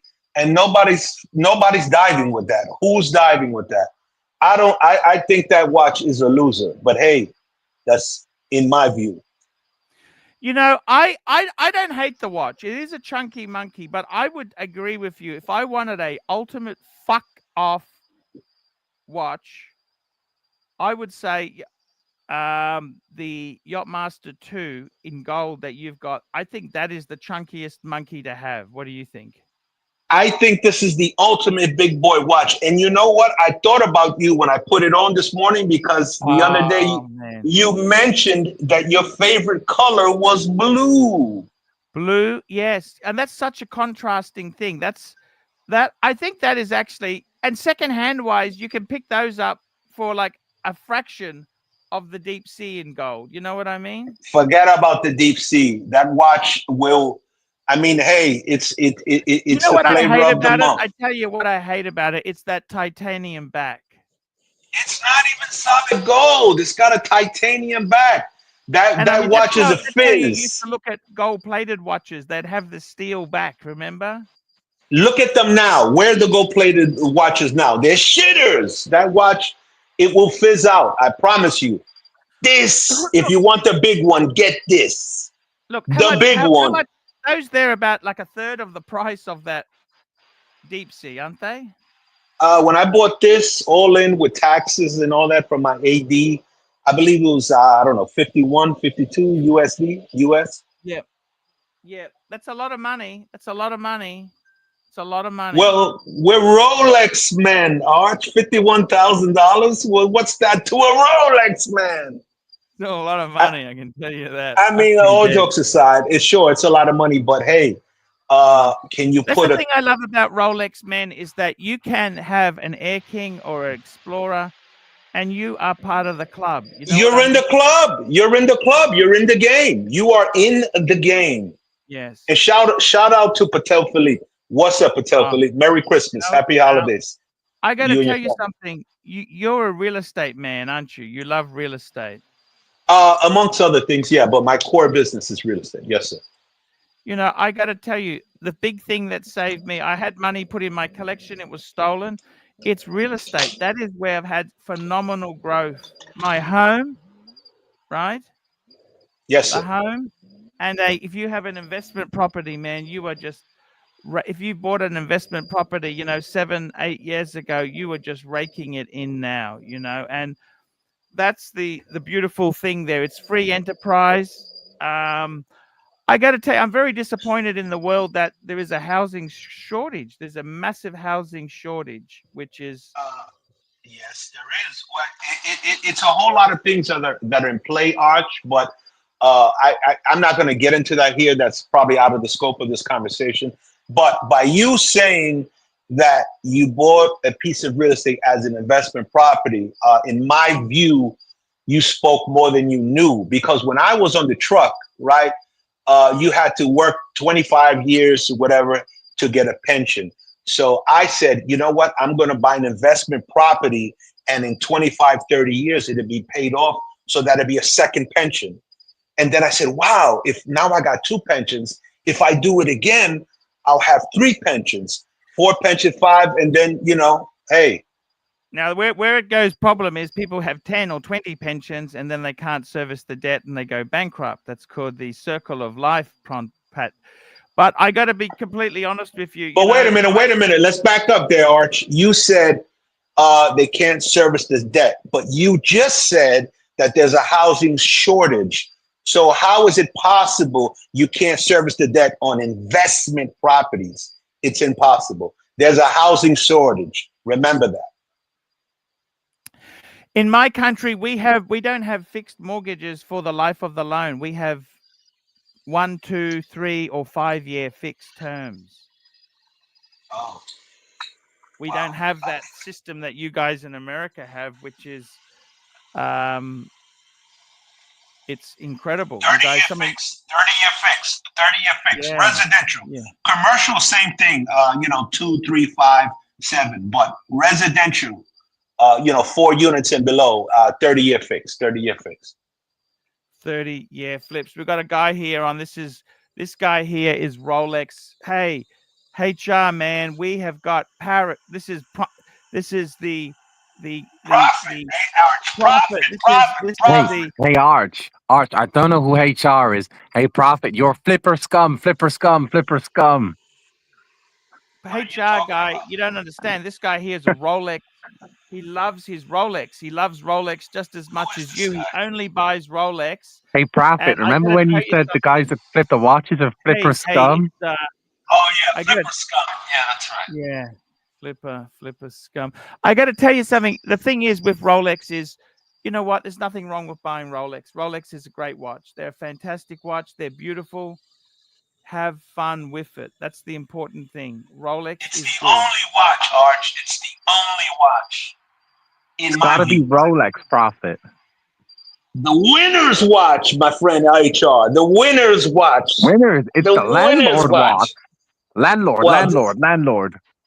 Yeah, this is not the landlord watch, but anyway, yes, it's the winner. Do you have a Rolex, my friend, HR? Oh, HR's got 3. He's got a 2-tone bluesy. Ooh, that's a great watch. Flora 2 42 mil black dial and a Datejust. 3-piece. Ooh, 3-piece. Nice collection. Hey, Prophet, can I ask you some investing advice? Sure, go ahead. So I'm going to be inheriting 4 properties, net worth 5 million. What do I do? What type of properties are there? So one is a house, and it has 4 individual flats in, and I can rent each one out for 1,200 sterling a month. The other 3 have 3 flats in. Okay, so they're multi-units, right? They're multi-families. So you'll get 4 houses, multi-family buildings. Now, there's some tax implications if you're inheriting. If there was a death, you have to see what your tax basis is, what the step down is. Profit, I've managed to get round. No. I've managed death duties. Arch, I've managed to get round that, but we won't talk about that on stream. But please continue, Profit. What do I do? Well, again, it depends. You know, you have to consult your tax team, your tax attorneys. I would, if you don't have one, I would say don't use a tax preparer. You need tax attorneys. Profit, sorry to interrupt. The tax is sorted. The tax is sorted. It's what do I do after? Oh, your tax is sorted out? You just rent the fuckers out and live happily ever after and buy Rolex. Should I buy more? Should I just leave it as is? What do I do, Profit? My core business is residential. So we rent them out. You get a property manager in place and you go about your business. Buy more Rolex. The reason I asked, Profit, is in the UK, you can basically, you can kind of rent your house to the government, and they give the rooms to down and out. But you make a lot of money, but they screw your house up. We've got Sucker Horn joining us here. Here we go. We've got some royalty in the house. Sucker Horn. John Sucker Horn. G'day, Archie. I remember this guy from years ago. What's up, Mr. Sucker Horn?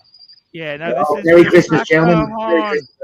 Merry Christmas. Gingerbread. I'll be right back. I'm gonna get you say hello, John. I'm gonna get some gingerbread. Merry Christmas, John. Merry Christmas to you, sir. Thank you so much indeed, and same to you, sir. Same to you, sir. And whereabouts are you from?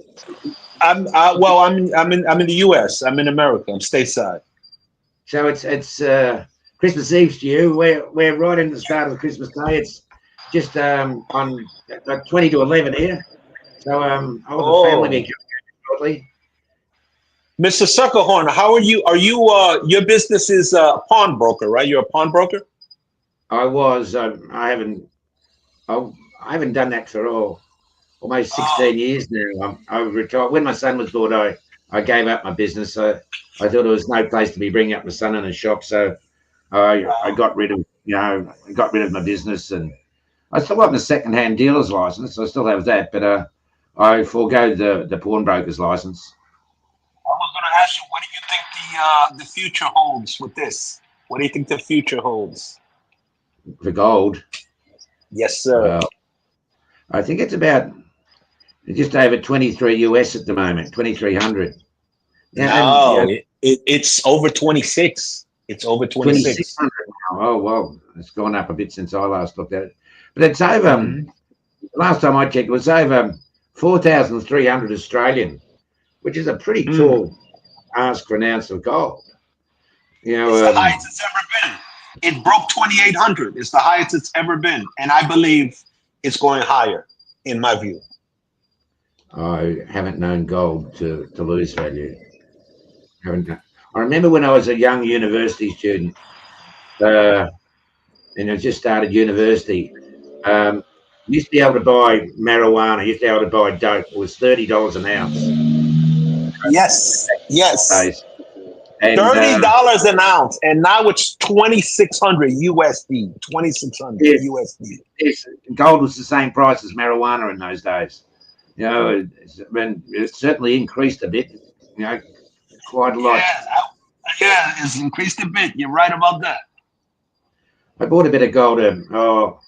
I think 2 or 3 years back in Thailand. You know, a necklace for my wife.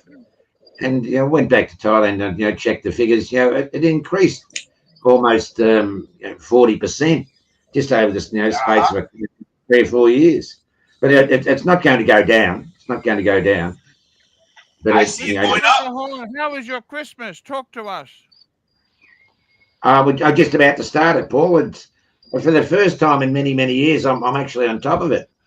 You know, I've got all the presents and it's normally a mad, rush on, Christmas morning, but I haven't had anything to do this morning. You know, it's all I tell done. you, my dad smashed his Mercedes. Do you want to see what happened? Yeah, I saw that. That was your Merry Christmas. Yeah, I saw that. What do you think? Yeah. How did that happen? Oh, he just wasn't looking, was he? Wasn't looking. God. What's he hit the bumper bar of another car? He hit the back of a big SUV. How's he done that? From parking or? Then he blames. I said, "Hey, only person you can blame for this is yourself."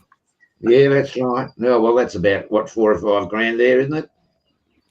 Yeah, I reckon. What do you reckon? Yeah. Yeah, easy 3, 4 What do grand. you have insurance for? Yeah, insurance. He's gonna need a new grill, new bumper, new this, new that. Insurance. Yeah, well, I was noticing on top of the grill, is that is that part damaged as well too, and the hood? No, just the plastic, just the bumper. It's all plastic. It's all plastic. Good. All plastic, all right. Yeah. You touch them and they fold. So where are you having lunch, Arch? I'm going to pick my dad up at 11, actually. Yes. And where are you going? Yeah, no, it's been we've got Eddie joining us too. Hey, Eddie, how are you? Where's Eddie? I got another super chat here. Sam Davidson, £5. Love the pontiff. Play the clip, big boy. Which clip? Merry Christmas, AC3. Which clip is that? I don't know which clip he sent me. Which clip did you send me? Thank you. And we've got Patel Philippe, $5. AC3, what's the best watch for Dirk to buy with the funds he will have as he's giving up his OnlyFans addiction in this new year? Hey, Archie, Rolex! What the fuck, man? Why Rolex? What the fuck did you do to the band? And we got Patel Philippe. My dad, a little smack. Patel Philippe, $5. AC3, what you sipping with Parrot on the show? Blue labeled with tan zeal. I'm having some gingerbread. Cheers, fellas. Cheers. G'day, Eddie. Merry Christmas to you, mate. Merry Christmas, fellas. Merry Christmas. Oh, now, Another Eddie. super chat here. Patel Philippe, $5. Did you ever figure out what AC2 was eating at Macca's when he hit his bumper in the back of a big Sheila last night? You got to be careful, John. Down under. That's down under lingo. I was I don't like driving over Christmas. What worse could think could happen to you? You sort of have an accident in your car over Christmas. I had to go to the bank yesterday and get some fun tickets. I had to give to the daughter and the son-in-law for Christmas, and I thought, I was hesitant to doing it, but I went down, sent the little boy in. He pulled out the fun tickets. So we're right. But the family won't be too far away. It should be quite nice this year. The ex-wife's not coming, so it'll be great. Well, how come she's not coming? What happened? Oh, she's blowing with the daughter. She's fighting with the daughter. So I think she. What? Oh, about the aspect of the sun in the sky. They fought since day one. They fought about everything. Yeah, well, you find a woman that doesn't fight, John. I've got one. My wife. Really? God bless you. We've had one argument in 18 years, and that was before my son was born. And my wife said to me, she said, why are we arguing? She said, we're mature adults. There's no need to argue. She said, if you've got a problem, go to bed and think of it over. Think about it overnight. And if you wake up in the morning and it's still a problem, then discuss it. Well, she's right. We never have a mixed word. We never have an argument. Not over anything. Not over anything. Really? Yep. She's Australian? She's from Australia? No, she's Thai. She's from Thailand. Oh, We got Eddie joining us again. Hey, Eddie, how are you? Hey, man. Sorry, but I don't know what happened. My connection sucks right now. G'day, Eddie. Merry Christmas to you, mate. Merry Christmas. Merry Tito. Christmas, Eddie. Merry Christmas, Eddie. Merry Christmas. Is that Suckerhorn? Yes, mate. Yes. in the house. Merry Christmas to you. I hope everything is better this year than last year, man. Yeah. Well, it's funny, it wasn't the best of years 2024, was it? No, it wasn't. Had some trouble with work. I lost a job in this year, 2 jobs. And yeah, that's how it goes sometimes, man. Sometimes hey, let me say something, Archie. Sometimes, my mom says this. Sometimes you're on a Christmas tree, like an ornament, real pretty and shiny, and next thing you know, you're in a garbage can, man. Oh, yes, well. You know. Slowly, Eddie. As long as you're happy within yourself, mate, that's the main thing. That is. Happy within yourself and happy with, your lot in the world. That's all you need in life, mate. That's all you need. As long as you got your health, Eddie, you can always try again. You got your health, you can, push forward. Yeah, health is wealth. It's more important when you're sick, and it doesn't matter what kind of watch you got or how much money you got. Even the doctor tells you that a Rolex, Eddie. Every man needs a Rolex. Every man needs a Rolex, Eddie. Yeah, Eddie, yes. I'm not a Yes, fan of sir. Rolex. Yes, sir. What? You know what? What? I had some bad experiences with Rolex, man. I got to tell you the truth, Prophet. Every man. I had some bad experiences with Rolex. You need to buy Suckerhorn.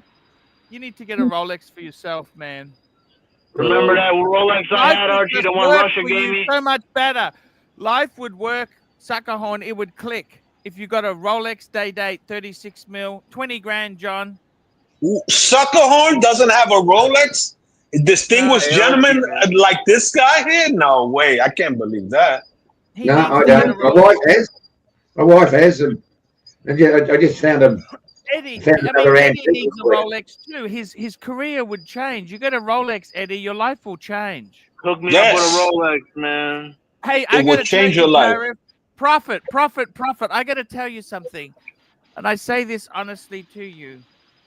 No matter how bad things get, always keep one Rolex. It'll always.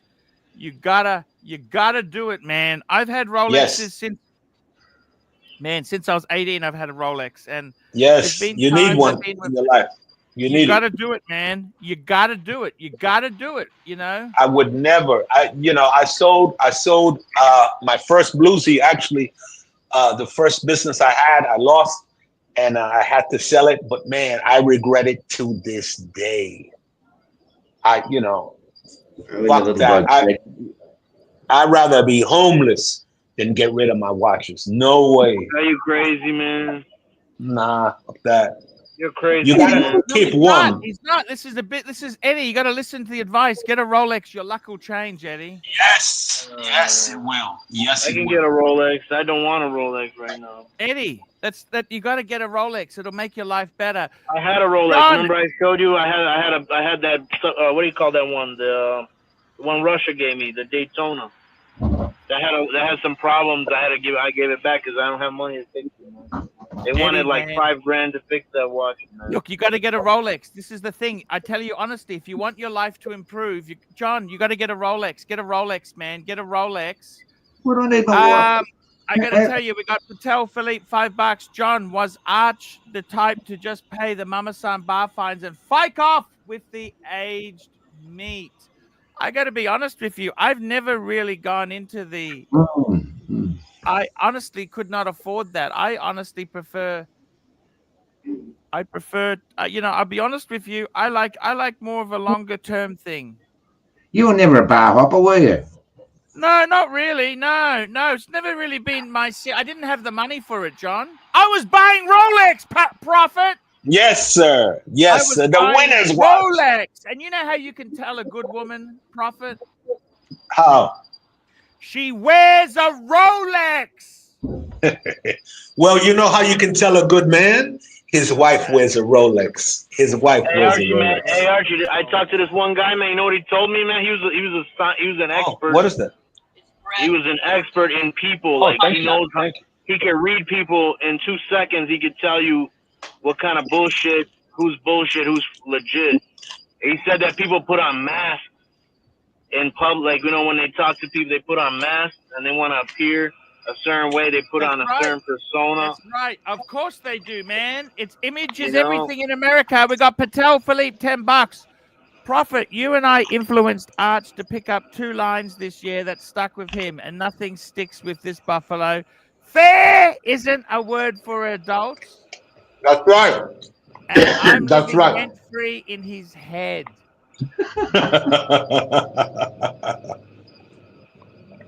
Patel Philippe.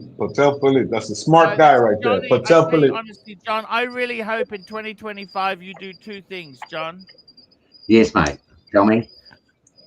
Number 1, I would like you to get a gold day-date president. Ooh, I could see him. I could see John wearing a 36 millimeter. And you could get that for about 20 grand. And secondly, John, I want you to get a brand new car. Oh. Why a brand new car, man? Why not? You know what? Life is for living, Prophet. You know what, Prophet? Life is for living, and when we're gone, guess what? The kids are going to fight over it and sell it all off. Doesn't matter. Yes! Get a nice car, man. They got used cars that are really good, in good condition, man. Nothing's going to be a brand new car, man. No. I love your brand new cars, shit. All these new cars are junk, We man. got Jefferson Exotic, $5. Eddie, stop making everything about you and stop. No, it's not about me. I'm just telling you, man. A lot of these new cars are garbage, derailing man. the stream with your negativity. Learn how to. Yeah, life is too short. Life is too short. Get a new car under warranty and don't worry about it. Fuck that Some old of car. these new cars are really fucking garbage, man. Okay, so don't get that one. Get a good one. A lot of them are, man. A lot of them are. Get a good car, Eddie. Get a good car, Eddie. You know what's a good car? The new Acura Integra. That's a good car, man. If you have credit, you can just walk in there and they'll give anybody a car, Eddie. Don't get no used car bullshit. I'm talking about, man. You seen the new Acura Integra? Yeah, it's a Japanese car. It should be fine. It's a nice car, man. It's a really good car. How have you found cars, Prophet? How have you found cars? They are they help you in your business world. You got to have a nice car, don't you? I mean, hey, I like to have a new car because I like it under warranty. I'm not a mechanic. I don't know shit about cars, so I always get rid of my cars before the warranty is up. So wow, Prophet, that's the one we like to hear there. I got to tell you, the sucker horn himself, you enjoy life. It's very hot in Melbourne, I hear. You got bushfires crazy. Bushfires. Bushfires, and I think it's going to be over 30 today. It's going to be 30 and hotter again tomorrow. 26 in Brisbane. 26 in Brisbane. You've had heaps of rain up there, Paul. Heaps of rain. That's very humid, but because all the water evaporates, you know. Yeah. Yep. So I gotta tell you, Prophet, that where cigar looks amazing. I like to see you enjoy your cigars. That's good to see you enjoying life, man. I want to thank you so much. Arch, live life, Arch. Wear a Rolex, drive a new car, and smoke good cigars. I like my Breguet, but that's my Breguet moment. I love look. There's many. Look, I tell you honestly, I love Rolex. Rolex is always Arch. Take off the Breguet, put on the Rolex, and let's get talking. Take off that Breguet for a moment. Take off the Breguet, and let's get down to it. And put Patel Philippe on the stream, and let's get talking. Let's get talking Rolex. Yes, talking Rolex. Here we go. We got a super chat here. Billy Jean, PhD, $2. Boot Eddie. He drives a Hyundai. Yeah, man. $5 Eddie. Show business is tough on the streams, man. One wise man once told me, 1 minute you on that Christmas tree, next minute you're in the garbage can, man. Yeah, man. And cut the negativity, Eddie. That shit. Life is too short, Eddie. Life is too short. Arch is wearing a Rolex. Let me see that Rolex. Yes, sir. Rolex. Yeah, Dirk Arch Diggler, got on a Rolex. Tell this Meneloop to show some respect and quit stuffing his pipe hole on screen. Thank you, Dirk Diglock. I got to tell you something seriously, really, with the Rolexes, you got to enjoy watches. Your watches make you happy. You got to have toys. Yeah. Men have to have toys. You know what I'm Yes, saying? sir. Yes, sir. I mean, let's face it. We got to be you're an apex predator. We got $5 from Patel Philippe. Profit. How do we get Arch back into it? I got to land. I think he means a solid gold. Look, I love my bluesy. I got to tell you, Jono, I'm actually pretty happy with the watches I got. I'm happy. I got 8 beautiful watches. I'm happy. That's it. Arch, I'll be honest with you. Patel Philippe said something there. When you had your solid gold landlord watch, you were unstoppable. There was no stopping you. That was the brightest your star has ever been. Hey, yep. I have to be honest. You're right. You're right. That was the solid gold Submariner. That was a great piece. You saw that, John, didn't you? I showed it to you. Yes. I actually found a Rolex the other day. In a suitcase of I have the same one in black. I have a black face. I have the black face. In a suitcase of garbage, John. Was it real? No. Yes. Yes. Gold Rolex from the 30s. 30s or 40s. They're only a little small. Yeah. I was down here in the bag somewhere. The sister's coming over this afternoon for Christmas. We're going to go through all the diamonds and the gold today. We're going to share that out. She only sat on it for 6 years. Arch, why is that? Why don't you flick that Breguet? Arch, flick that Breguet and all those other non-Rolexes and get a solid gold landlord again. Get a solid gold landlord and drive that BMW around town and stick your arm out the window and say, Archie Luxury is here, punters. Yeah, no, I love it. I love it. They were good times, Prophet. They were good times. It's that's the best of times. The best of times. The best of times. They were some fantastic times we had, Prophet. They were amazing. The best of times. I got to be totally honest with you. You know, those times, they don't last forever. You got to make the most out of every minute, you know. You got to make the most out of life. It's yes, it's short. It's short. Where did it go? I look back at my life. Where the fuck did it go? Where did it go? How old are you now, Prophet? How old are you now? I am eternally 50. I don't get any older than 50. I am 50. Yeah, I'm 52. I'm 52, and look, I don't dislike it, but the scary thing is there was an interesting story. There was a Japanese lady who, when she turned 55, she actually bought a Mazda RX-7, which is the Mazda sports car, right? Yeah, that was really RX-7. And what happened was, listen to this. She had one. That was a good car. That's not a good car, Archie, man. Why not? It's a rotary. They're rotary engine. No, they're not. Because the RX-7, that car. Stop fucking being a negative cunt. Because you don't know what you're talking about. You're talking out of your... Fuck me dead. That guy is so fucking negative. Eddie, go negative. I mean, fuck me dead, Eddie. Fuck Debbie Downer. Eddie. Get rid of that fucking guy. Bad. Everything. Man, I'm just trying to tell a story, okay? This woman, she bought a Mazda. This is her here. Right. She's still quite cute. She bought this Mazda. Right. Right. And she drove it for 25 years. Right. Oh, wow. And then she gave it back to Mazda. They took it. They're going to have it in their museum. And what the funny thing about this is, what I'm trying to tell you the story is, so I remember these cars, 1999. It wasn't that long ago. And now she's 80. She's 80. She's 80. And we got Kessler with, hey, Paul. Hey, Paul. Hey Archie, you know why those cars suck? The RXF, the fucking engines don't last, man. They need those seals. They go, and then the fucking car compression goes to shit. It depends how you drive it and how you service it, but no, man, they just go to shit. Oh fuck! Eddie's an expert on everything. Fuck me dead. He's annoying, you know. He's an expert on everything. Boys, how are you? Suck a horn. Long time no see.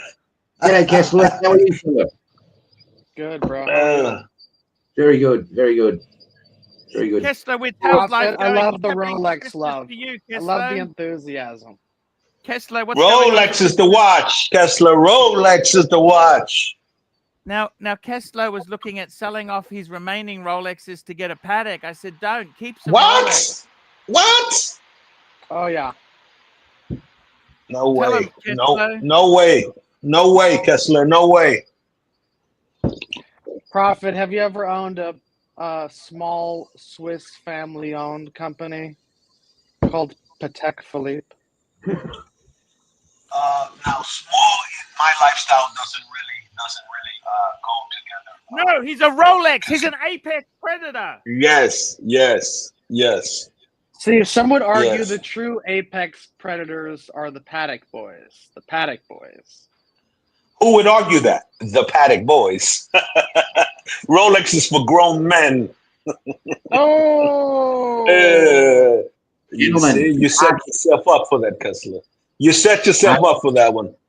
I love Archie, Rolex. you're going to have to excuse me. Archie, you're going to have to excuse me. Thank you so much for coming on, man. We love you. Good on you, Paul. Merry Christmas to you. Nice to meet you. Christmas special. Nice to meet you, Mr. Suckerhorn. Nice to meet you, sir. Long time fan, Sucker. Long time. Gentlemen, Merry Christmas to you all, and maybe peace be with you all. Merry Christmas. Merry Christmas to you and your family. Sweet guy, sweet man. Sweet man, gentleman. Gentleman right there, Arch. Been riding with you for years, Arch. Loyalty is everything in this life. That's exactly it, Prophet. It's Eddie, you know, Everything in this life. Prophet, Eddie's had some ups and downs, okay? But we all been there. Eddie needs to do two things. He needs to stop fucking feeling sorry for himself, and he needs to get a Rolex. Then his life will change. Prophet, it's simple. I'm not trying to be a smart ass. I'm telling you seriously, if Eddie gets a Rolex, his whole perspective will change. Sell me a Rolex, man. Hey, Archie, sell me a Rolex. You gotta buy it. You gotta earn it. You don't understand. It's not about sending or getting. I didn't say send it. I said sell me a. I said sell me a Rolex, man. Sell me a Rolex. I gave my son a watch for his 18th. He got a Tudor because I'm not taking away the right for him to earn his own Rolex. Do you understand? Sell me a Rolex. That was beautiful, Arch. That was beautiful. Service you could that give was to beautiful. Is take away their ability to get their own Rolex. The first one. The first one. Rolex, that was beautiful. That was beautiful, Arch. Give me like a. I don't want a Rolex. To be honest with you, that's what. Now we got another super chat in here. Rich Mitch, £2. Boot Eddie, he's always been a shitter. Yes. And we got Mobster to play Sovereign Ms. Live video. I can't find it, Mobster. And we got Jeremy Kearney, £2, €2.50. Ask Eddie what the best whiskey is and why. What's the best whiskey, Eddie? What the best whiskey? There's this Irish whiskey from Ireland. It costs like $4,000. It's a Scotch. It's a Scotch. It's like 50 years old Scotch, man. Scotch can only come from Scotland, but anyhow, it's a whiskey. I reckon. Oh, you're right, Arch. You are right again, sir. Yes, sir. Scotch is from Scotland. Yes, sir. Yeah. Redbreast is a good Irish whiskey. We got Patel Philippe, $5. AC3. I just got a text from Plastic. He has received a new watch for Christmas. Thoughts on the solid gold root beer? Yeah, that's a great way to go. Hey Archie, you know which watch I like? They used to have. I like the Calatrava, man. That's very, very stylish. Like it supersedes all those other fucking watches that you got. Well, not really, but I like the Calatrava. It's a very elegant watch, man. If people don't understand, they think it's a simple. They think it's simple, but it's not. It's a very complex, beautiful, fucking exquisite fucking watch, man. I got to tell you, Kessler Witch, how are you going, Kessler? What's happening with you on Christmas Eve? What's happening? I had a special appointment today. I just sent you some WhatsApp videos. I just had a meeting at the Vacheron boutique. Vacheron, Yes. maybe. Vacheron. Yes. Vash. Hey, Archie, I was at my girlfriend, this girl I know, Maxine, remember I was telling you about her? That's the Korean one? No, not Korean, Puerto Rican, man. Okay. She's my best. She's an old friend. I've known her for many years. I just haven't went to go see her. You know, I haven't seen her in a long time, man. She told me some bad shit. Her mom's is ill, man. You know, it's Ooh, look up, at this man. here, 222, solid gold. Okay, so hold on. Back the truck up. Hold on. I like that watch. So I go in, right? And I tell him what watches I'm sort of interested in, just generally, not just I'm on the show. I'll call you back. And hey, I'm on the show, Cookie. I'll call you back. Man. Hey, Archie, doesn't it look like a Tissot, the case? No, the Tissot looks like this. I know. I like this watch. I like that case. That's a nice case. So what did they say, Kessler? You were wearing the paddock, weren't you? Of course you're wearing the paddock. Otherwise, they wouldn't have taken these out of the case, Kessler. Hey, that's a really nice watch, man. I like that watch. I want one like that. Yeah. That's better than a Rolex. No, it is, man. It's a Vacheron. What the fuck? Vacheron is fucking hot horology. Rolex is a cool watch, like a Seiko, man. Eddie. I got to be honest with you, Eddie. I think Rolex has got its place. Rolex, I never would dish Rolex. But it's not. A different genre. It's a different I genre. don't like Rolex, man. Okay. Eddie, we got Prophet on here. This guy is a Rolex fanboy. I mean, hey, we can't Let me insult ask you a our question, guests. Archie. You know, I want a Calatrava watch, man. How much can I get a Calatrava for, man? 15, 16, I think. I might get a Calatrava. I don't want a Rolex, man. I want to go above. There's too many fucking. That was a nice looking watch. Hey, Archie, like you said, there's too many. I gotta tell you, sometimes, Prophet, these guys have got no manners. You're a Rolex man. I respect you. I don't like for being a Rolex, Rolex man. guy. I gotta tell you, every man needs to have some Rolexes in their collection, Prophet. Hey, Rolex is for fucking Arch, Arch, get rid of this guy, man. This guy's getting me sick. Get rid of this dude. He's just negative. Fuck you, man. Get rid of this guy. Get rid of this buffoon. There we go.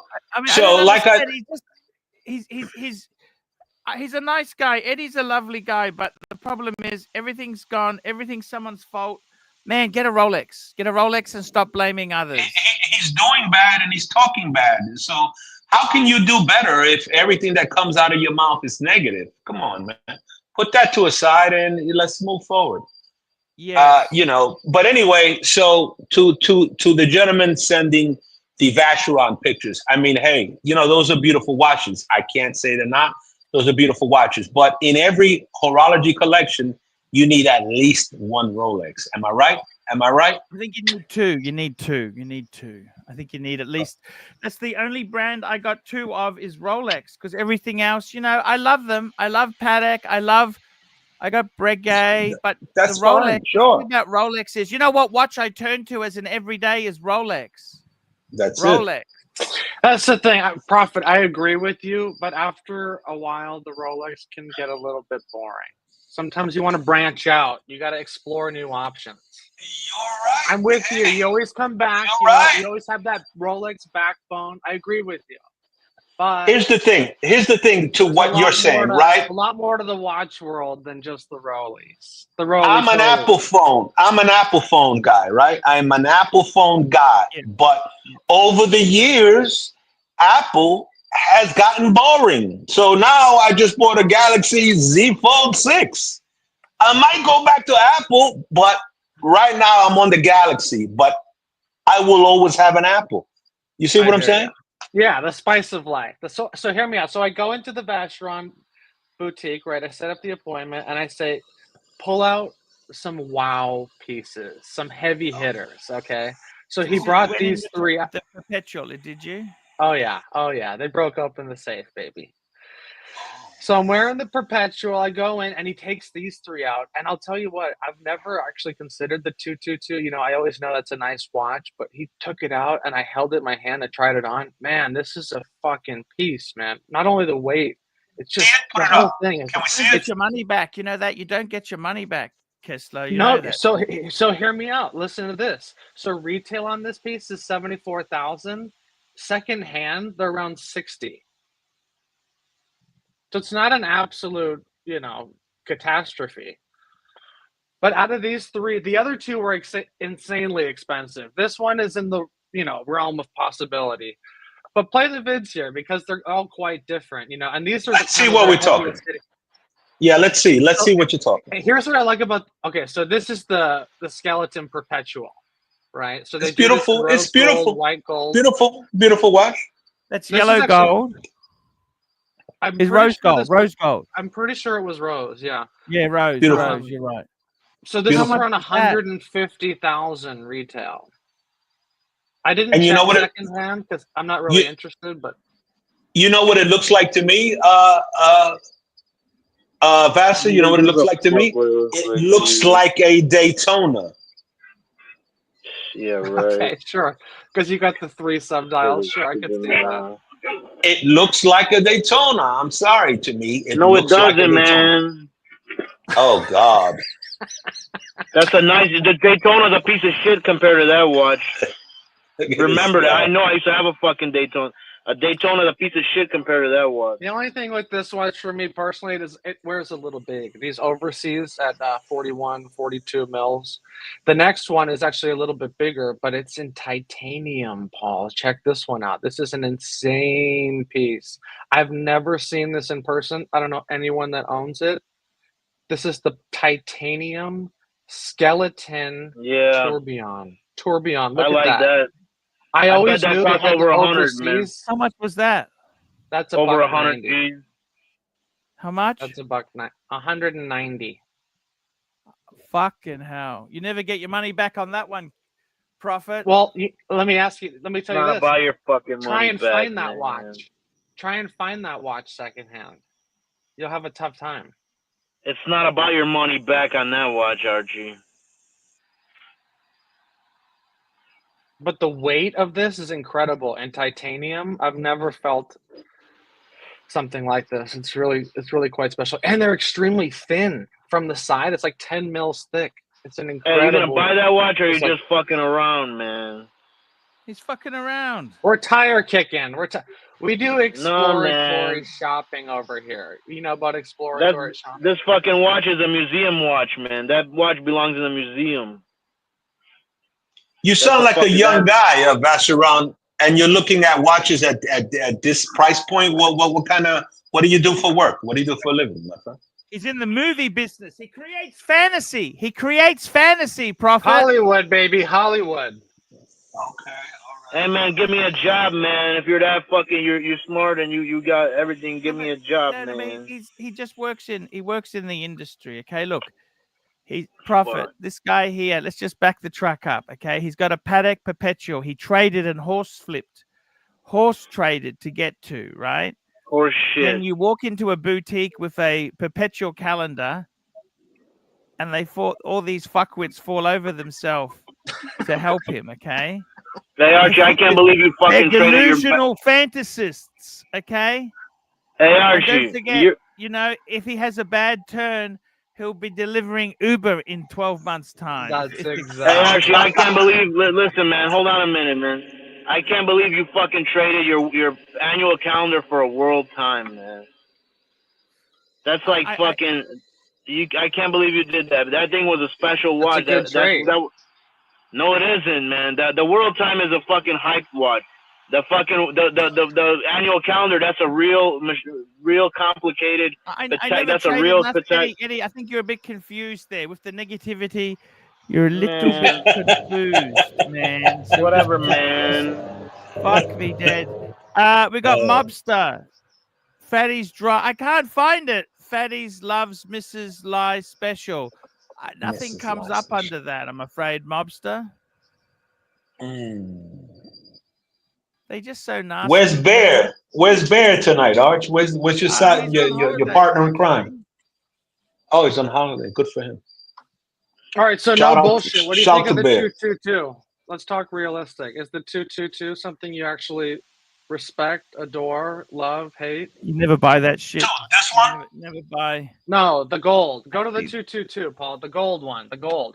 You know They've what I got like some about new it too? videos. It's like Just a have a- muted. It's like a muted gold. It's matte. You know, it's almost like Egyptian gold. The It doesn't have the 222, you high mean? polish. That's good. Yeah. Man. It makes it a really subtle look, you know, because most all gold pieces, it's like super hot. It's flex, you know. It's like look at me, look at me. This, I mean, there's still plastic on it, so you can't get the full effect, but it's not that shiny, which I really like about it. And it's They do that on 37 purpose. mil. You know why? It wears like a 40, but it's actually 37 mil. Hey, you know why they do that? They do that on purpose so that if you get it polished, you're gonna go sell it. They'll know that it's fucked. You're not supposed to polish that piece. That's a brushed fucking piece, man. It's supposed to have a special look to it, man. Let's have a look at some My video. friend, What videos? any yellow gold watch is look at me, look at me. Nothing is muted about a yellow gold watch. What is this? Yeah, but there's so many fake gold pieces out there, you know? It's almost like people don't even really look at it like it's real anymore. Especially if it's not a Rolex. Oh, here we go. Hey. Hey. I love the way you fight. Now you know the secret. Hey Archie, what happened to that guy Jamie? Where's he at, man? Did he go on that drive that he was going on, that trip? You know what you are. You are. Sex bomb, this Shut is up, my my pet. sex My bomb. She gives it to me when I go to Hong Kong. Sex bomb, Archie, this is my sex bomb. Granny, you can turn me. Hey. A little Hey fun. Archie, what for the happened to your stream. A buddy, little fun. man? What happened to Jamie? Who knows?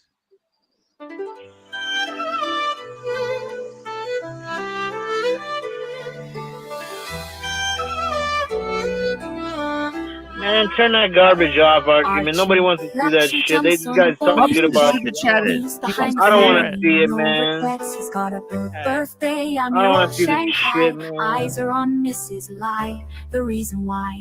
While I in came to Bristol, talk to you because I tears miss you, roll not this strong. stupid shit. Chinese whispers called him to Hong I don't like Kong. fucking Pack Asians, up your man. bags and off you Oh, go. you gotta boot him for that. For the Luxy show. You gotta boot him for that Where comment. the I'm sorry. dragon soars Hey, I hate romance fucking is Asians. fly until his balls are sore. These women aren't that bad looking. I gotta be honest Archie's with you, chasing Prophet. dreams in the mystic land. Mrs. Lai brings coffee to his hand. Family's calls echo on the phone. He's The miles chin. away, lost, but he's not alone. In old Shenzhen's glow, he likes to stray. With Mrs. Lai, they bonk till the light of day. Pack up your bags Jesus. and off you go. He's not showing up to New York Watch Show. Archie flies where the dragons soar. True romance, Mrs. Lai, until his balls are sore. Though the tears roll down in Brisbane town, Archie's 3-inch dick flops all around. Celebrations Oh, in God. the neon night. Forgetting home, he's chasing you, Asian delight. Asian delight. I gotta tell you, you Ooh. know what really turns me on with women, Kesslowitz and Prophet? Hmm. You know Mrs. what Lai really sounds turns like me a on? winner, Arch. Mrs. Lai sounds like a I winner. like property owners, Prophet. I like women who own multiple dwellings. Oh. Okay? Well, That's if fine. they own multiple dwellings, they're usually a little older, Arch, and probably Hey. divorced. Divorced. Hey, Prophet, you're calling my number. Because what's the point? That's right up his alley. Prophet, I'm a Rolex. I'm an Apex Predator. It's work for it, Prophet. That's It's too better hard off to for work. a man. Yeah, it's cheaper to keep them. It's cheaper to keep them, Arch. It's cheaper to keep Prophet, them. I really think myself in my own life meeting Good women looking who- man like yourself, Rolex man, good looking man like yourself. And I gotta Don't give tell me you, that always- fat. Don't give me that fat bullshit because we all can lose a few. But good looking man like yourself, Rolex man. Come on, Arch. You know what? My favorite first date watch is always. I recommend this to all the guys. Two-tone bluesy. Bluesy is always 100%. That is the friendliest Rolex in the world. 100%. And you know what? The beautiful thing about that watch is you got to remember something in sales. Always be closing. Always be closing. Always be closing. You've got to ask for the order, Prophet. Pack up your bags and off you go. Leave the begging for the beach ball show. Archie flies where the dragon soar to romance Mrs. Lion till his balls are sore. Jesus Later, Christ. Archie leaves his playground, comes back home, he's Brisbane bound. Comes up with stories that he's going bust, has to fool the punters to gain their trust. Pack up your bags and off you go. Leave the begging for the beach ball show. Archie flies where the dragons soar to romance Mrs. Lion till his balls are sore. Archie spent the punter's money, he's in a fix. Spins a story that he can't eat bricks. All the lonely simps believe his scam. Grab all that cash, shove it in his hand. Pack up your bags and off you go. He didn't bother with the New York watch show. Archie flies where the dragons soar to romance Mrs. Lion till his balls are sore. Comes on streams, he cries poor again. His mate Tan gives him $5,000, maybe 10. Archie thinks he's a big swing dick, cause the punters fall for his gypsy shtick. Pack up your bags and off you go. Didn't bother with the New York watch show. Archie flies where the dragons soar to romance Mrs. Lion till his balls are sore. Wow, who put that together, Arch? That's not bad. Who put that together? Yeah, there's some fans, you know. I mean, they Oh, get a bit very hostile nice. at times. It's Rolex okay. men! Rolex men! They make it for Rolex men! I got to tell you. The you know big what? I gotta bracelet. tell you, Prophet, The big bracelet. The big say bracelet. one thing to you, Prophet. I want to tell you something. You know, after the burglary, I had the terrible burglary. The only Yes. watch I had left was the Explorer 2. There's only one watch I craved. How did you rise from the ashes after a terrible burglary? Two-tone bluesy. I wanted a two-tone bluesy. That's what I wanted. And I got to be honest with you, two-tone bluesy, that is the watch. That is all you need as a man. You know what I'm saying? Here's the thing that ignited the fire, that the phoenix came out of the ashes, rose up, and now you have a Louis box filled with watches all over again. And it all started with a Rolex. There you go. There Got you another go. super chat here. Patrick Bateman, $5. There's something funny about Eddie mocking the Daytona when his was fake. His negative thoughts like the stuff he's faced with. Junk. Yeah, well, hey, that guy's And we very got negative. Tell Philippe $5. AC3. Now that Sov Plastic have continued their campaign to bring us into the third war of soy. What is today's Archie leaks about the friends you shared?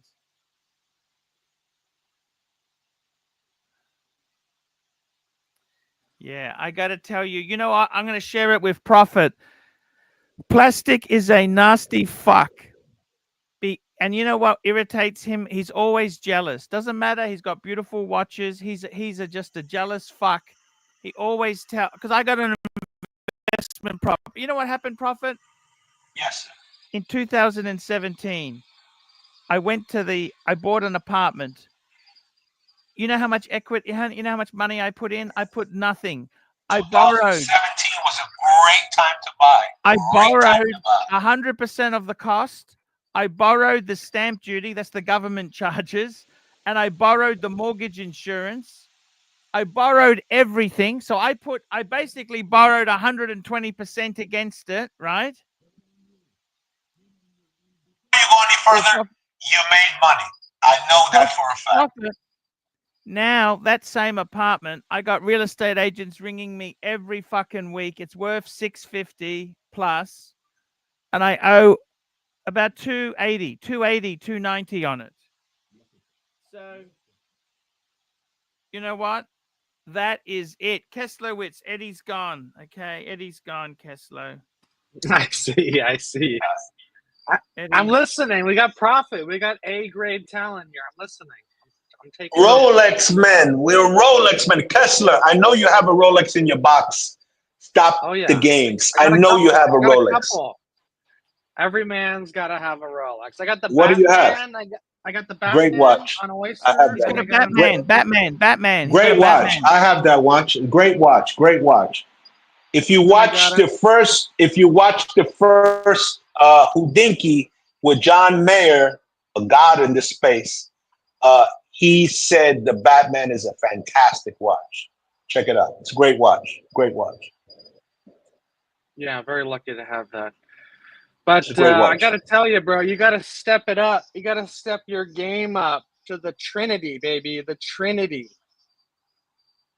Kessler, I'm sorry to tell you, but the Trinity is Rolex, Rolex, Rolex. Rolex, Rolex, Rolex. That is the Trinity. I tell you what I think is a really nice three-piece Rolex collection, Prophet. Go ahead. I think this was something I was going to do, but I didn't do it. You want a solid gold Rolex, you want a two-tone Rolex, and you want a steel Rolex. Just 3 watches. Oh, you got everything covered. What else do you need? Yeah, exactly. I mean, that's everything. You know what I mean? Like realistically, you got your wedding, covered, you got your date night covered, and you got your everyday covered. What else do you need? Exactly. Prophet, that is it, man. That is what else do you need? I'm gonna light another stick. We got William Gaudrian, €2. Art, show Prophet my Rolex collection in the mail. Prophet, what are you smoking on? Monte Cristo. That's good for Christmas time, isn't it? What a beautiful. What more do you want in life, hey? Why don't you spark one up, Arts? I know you got. I don't have any. They're gone. I got nothing here. I got nothing. I'm sorry. William Goodwin. Art, show Prophet my Rolex collection. All right, let's take a look. William, what do you got? I'm just going to load it up. Just hang on. I'm just checking something. Let me take a quick piss. I'll be right back, fellas. Hold on. No worries, man. Oh, fuck.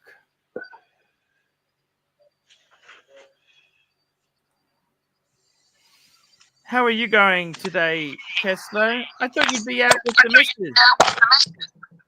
She's still out of town. She's coming back tomorrow. Okay. I got to tell you, no bullshit, that 222 is fucking amazing. That blew my mind. Yeah, you don't buy that shit. You don't buy that shit new. But what if it's secondhand? I'm just about the watch. Do you like it? Do you hate it?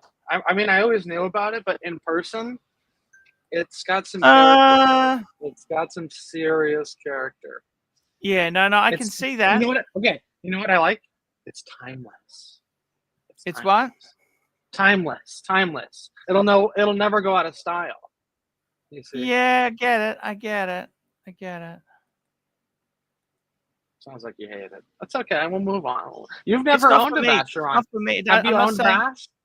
What's that? Vache. Have you ever went down the Vache? I've had a Vacheron before. Not a good experience. No, it was only a little. It was a little one. No, Patrimony. I loved it. Vacheron makes amazing stuff. Yeah. Yep, it got the wheels turning. What the hell of a piece. Around 60 grand secondhand. 60 grand. Mm. Hard I pass. totally Hard get pass. it. It's Do you see? Do you understand?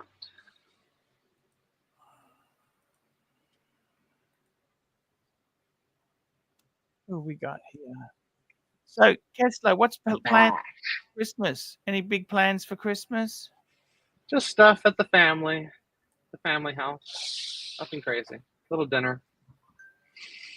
Nothing crazy. What about you? Are you getting all the kids together?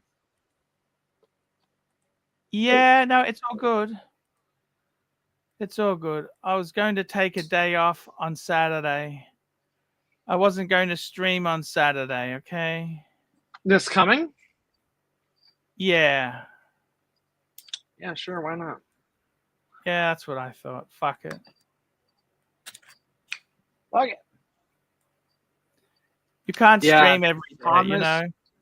Thomas Burnett, the engraved Maltese cross on the case is pretty. Dude, it is. And it's done in white gold, so it contrasts the yellow. Really nice touch. Chef's kiss. Chef's kiss right there. Chef's kiss. Hey, Prophet, this guy collects Rolex memorabilia. Look at this. He's got the... Look at this here. He's got the little sub hats. He's got all this stuff here. All the Rolex stuff, Prophet. Give me 1 second, Arch. My ear, whatever pods are having a problem. How the fuck do I connect? Sure. Hold on a second.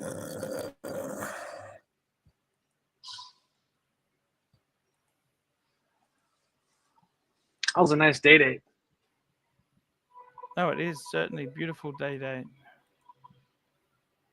It's got Hans Wilsdorf front and center. He's got a little shrine in his home there, Prophet. Look at this.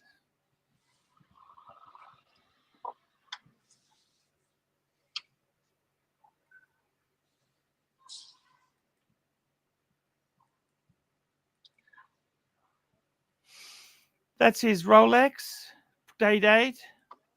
That's his Pepsi. That's his collection. Look at this. Wow, look at that. He's got a lot of Rolex there, Pepsi. Sorry, Prophet. Look at that.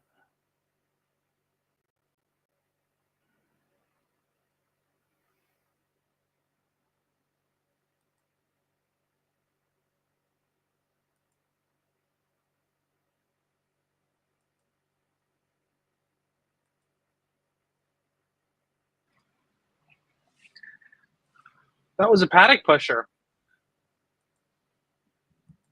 Yeah, now these are some other pics.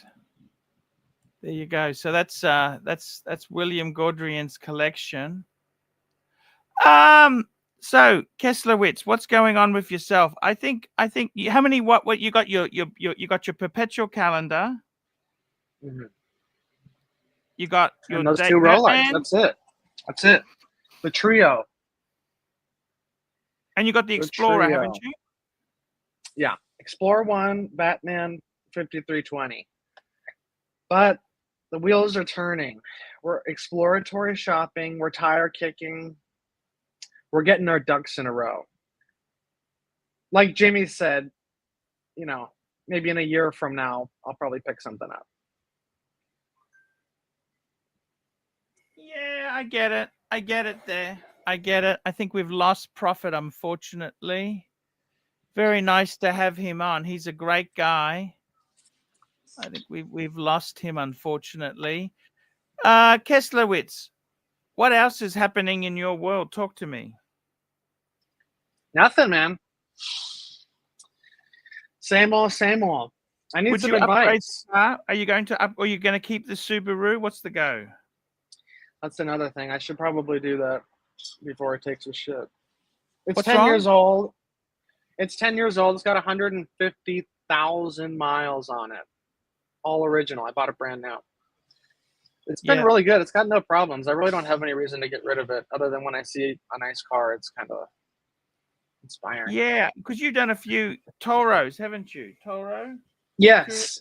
Yeah, that's how I get it out of my system. Whenever I get the itch to buy something, I'll just go on Turo and I'll rent it for the weekend. I've rented an M4. I was Yes, in sir. Panama. Yo, he's back. Prophet, I gotta tell you, man, seriously, it's great to have your high spirits here. It's always good to have a Christmas message by Rolex. Rolex is always beautiful stuff, you know. At the end of the day, you won't go wrong with a Rolex. Now, I'm gonna do one further than that, Arch. I know you probably don't agree with me, but I would say buy new. Only buy new. Well, the problem is you got to lick the AD's ass. I don't like licking. Why do you say that? Do you say that just for the experience and that it's your own, or to avoid issues? Well, it's a cluster of all of those things, Keshewitz. I mean, like the experience. Go ahead. I'm sorry. The problem I see is buying new is that they want to sell me garbage. I can't get the ones I want. Even a blue. That only just happened recently, as you know. That happened in the last few years, and that won't be forever. That will die out. That won't be. That started what? Late 2016, early 2017. It's been less than 10 years that you can't get whatever you want. I remember going in a store when I first got my landlord solid gold watch, and you could get 15% off on a gold piece. 15% off, 50 to 20% off a solid gold piece. And they had every piece in the showcase. Anything you wanted, they had it. I remember seeing rainbow Rolex in the showcase, in the store, in Manhattan. John Mayer's all day. I remember they couldn't sell the John Mayer. I know you remember that. I remember they couldn't sell it. Prophet? No, they were retail. I think it was like 34, whatever thousand. But John Mayer, just a lot of money. That's a lot of money. Yeah, I mean, it's a lot of money. It's a lot of money. Sure, you're right. It is a lot of money. It's a lot of money. But it's a lot of watch. It's a lot of watch. No, it is. Yeah, day for that $30,000 to $40,000 mark. That's a tough watch to beat, for sure. Yeah, I mean, for solid gold, the price that you're paying at Rolex, you can't go anyplace else. You can't go anyplace else. Where else can you go? Well, Arch has explored JLC gold.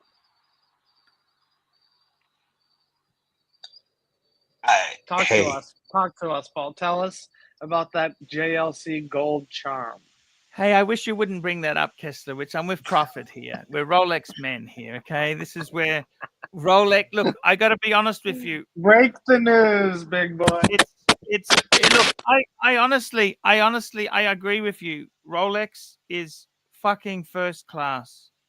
And it lasts 40 grand solid gold. Where can you go? Where can you go? We got a super chat coming in here.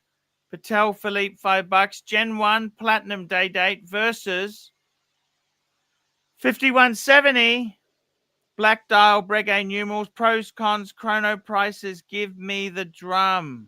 All right, I'm ready to give you the drum. Okay, so a 51, pull it up for profit. A 5170G is a chronograph from Patek. Okay, this is a manual wind black dial. Let me see it. Let me see it. White Let me see it. gold, in white gold. Okay. Breguet Okay. numerals, very classy watch. Okay, this is a previous generation. It's about 40 mil. Okay, I think it's 39.5. Let me see it. And this is an iconic Patek piece, and he's comparing it to, as you know, the Gen 1 Platinum Day Date. Okay. So very different, you know, this is on a strap versus bracelet. I'll tell you this, I think you go day date, you know, if you want to get the street cred, you know, you want to be safe. Even this Patek, though, is safe buying when you buy it secondhand. It's no longer in production. But this is a way higher end piece. When you look at the back, show them the back, Paul. The back of this piece is one of the most beautiful architectures in all of watchmaking. It's spectacular. Let's see it. But it's a different type of collector, you know. Obviously, the Yes. Rolex guy is Yes. for, you know. Now, are you talking about a collection or a one watch guy? 1v1. Just would you rather get a platinum day date versus this manual wine paddock? I think it depends on the person. Watch, right? Look, now, I'm going to tell you. Go ahead. I'll allow you to finish. Go ahead. I think it depends on the person, guys. I think it really, you know what? Prophet is a Rolex man, and I love that loyalty in him. I'm going to tell you. I'm going to tell you why. If you're a one watch guy, why the platinum Rolex is a much better piece. You ready? Yeah. Let me know when you're ready. We're ready. And this is undisputable. It's undisputable. That platinum, that watch is white gold. Am I right or wrong? Yeah. Right. Okay. Now, you wear the watch because it's your one watch, so you're going to wear it. All right. Now, you go, you get a scratch on it. What are you going to do? Just leave it. Okay, just leave it. Me, myself, you're right. I scratch on my watches.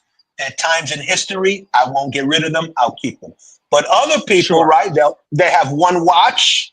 They want to keep it pristine, especially a watch of that caliber. You're going to go get it polished. Am I right? Yeah. Some would, sure. Okay, some would, sure. Now, but you can scratch your platinum day date just the same. Okay, hold on. Allow me to finish. You can scratch your platinum day date. You're right. But you go, you get that Patek Philippe polished, right? Every time you get it polished, they're polishing down the watch, right? Okay, so now let's go to the platinum day date. You go get the watch polished. Okay, it's a platinum day date. Okay, now if you know anything about platinum, every time you polish that watch, you're not losing any platinum. It just redistributes the platinum around the watch. Right. So your watch will always be the same watch. Compare just. It's uncomparable, my friend. I just killed you with that one. It's always the same watch. But there's plenty of Pateks that are platinum that you could. Let's just say, you know, I don't think they make the 51. Wait a minute. The question was these two watches. The question was these two watches. The platinum day date is better. End of story. Well, there you have it. What would you be taking, Paul? Hey, you know what? It's a good comparison because these are similar money. These are both around 60 grand. The platinum day date is a better watch. You will always have your watch. You can't polish it away. If you have one watch. Now, if you have a collection and you want to add a Patek, hey, to each his own. My argument, too, is that platinum day date is not comfortable to wear every day. That fucking thing is heavy. Very heavy. The 5170, forget you're wearing it. You could change the strap. You got so many options. I mean, hey, okay. I think you have better investment potential with the 5170 being out of, you know, less production, not in production anymore, and just a lower amount made, you know. Okay, but with respect to that, it's no longer being made, and they're more or less the same money, and the platinum day date is still being made. So do your comparison, orange to oranges. Imagine if they stopped making the platinum day date. You can't compare the price of something that's no longer made to the price of something that is still in production. Sure. Am I right? Oh, for sure. Oh, they're just very different style. It's interesting to see where people go, you know, to spend equal. The platinum day wins that argument on both points, my friend. I think for most people, you're right. I think for most people, they would go platinum day for sure, unless you're into really down the rabbit hole of movements and the history of it, and you know you're into the Trinity. You're not a one watch guy. You have a collection. Yeah. Right. Yeah, he doesn't really say in this question, but yeah, I hear what you're saying. Now, if you have a collection and you throw a nice Patek in there, hey, you know, I can't. I'm a Rolex man. in particular, but I can appreciate a nice, a beautiful timepiece. Here's the Sure, thing, why and bro, not? Prophet, I am too, but here's what's making me want to branch out is with certain people, Rolex is not. You're in Miami, dude. You're in a different spot, but in some circles, I'm in Miami Rolex and is New not. York. So I mean, that's probably good all the time. But there's just certain times I'm sure you know this. You have guys that you employ.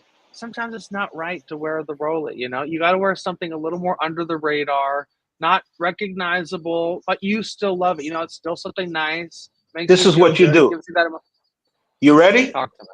Talk to me. That's good. That's what you do. Whenever you deal with your employees, that's what you do. All right. Guys, we've got another super chat. Patel Philippe, $5. Profit, pick a gold Rolex to wear in the following cities: Miami, Vegas, New York, and LA. Ooh. There you go. Ooh, those are nice. Now, okay, so New York, gold. He says gold. Okay, gold. All right, so Miami. Fuck. Let's go New York. New York, I like to wear my solid gold landlord watch, especially from the 1st to the 8th of the month. Those are my landlording days, so I like to wear the solid gold landlord watch. In Miami, I like to wear my rose gold diamond dial, diamond bezel, the RBR President Day Date. I like to wear that. In Vegas, I wore my white gold diamond dial, diamond bezel with the pave, with the little blue emeralds. I wore that. And LA, I never been to LA. So in Vegas, I made a big splash on them. Miami, I'm kind of out there too. New York, I'm doing my landlording, and LA, never been to LA. So there you have it, Patel Philippe. There we go, Patel. Guys, I am going to have to wrap this up because I got to have Christmas. It's almost 11. I got to pick up my dad because he broke his car. Guys, I want to thank you guys for coming on the Christmas Eve show. I had a lot of fun, Arch. Thank you for having me. But it's an honor to have you, man. And I got to tell you, in all honesty, I love the Rolexes. I kind of, my other brands, look, I do like the other, look, I want to try a few things, but I respect you for being such a Rolex fan. I respect you. And I do love Arch. wearing my Rolex. Can I say this to you, Arch? Can I say this to you, Arch? Yes. I've been following your show for a long time. Like, to me, you are the first celebrity that this community has had. You are the go-to guy. I've been following your show for a long time, and I followed your collection journey. And every time you've flipped out of a Rolex to get into something else, you've always regretted it and circled back.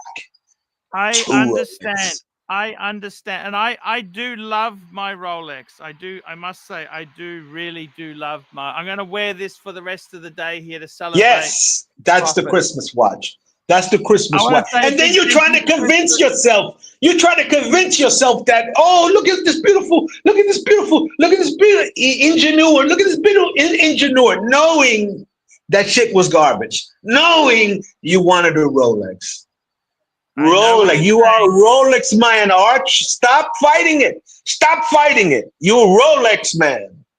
Prophet, I want to thank you for coming. Sorry, Kesslowitz, I want to thank you for coming on, man. Thank you, Good one. Nice meeting you, and thank you, Eddie, as well. Everyone out, Suckerhorn, and of course Tan for running the show. Guys, Christmas Eve edition. I'm gonna wrap this one up a little bit early. I gotta pick up my dad. I love you, Zor. Patel Philippe had great questions. Nice to see you, Patel Philippe. I love you all, guys. See you later.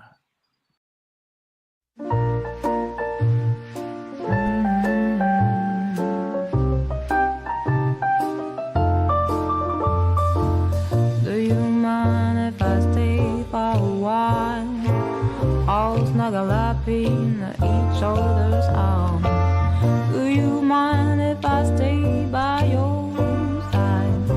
looking at you while the time goes by.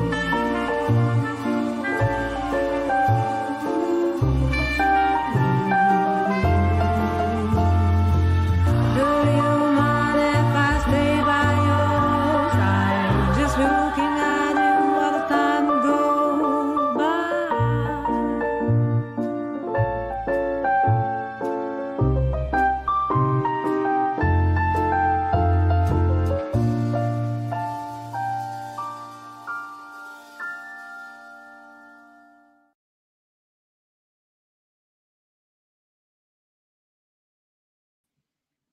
Yo.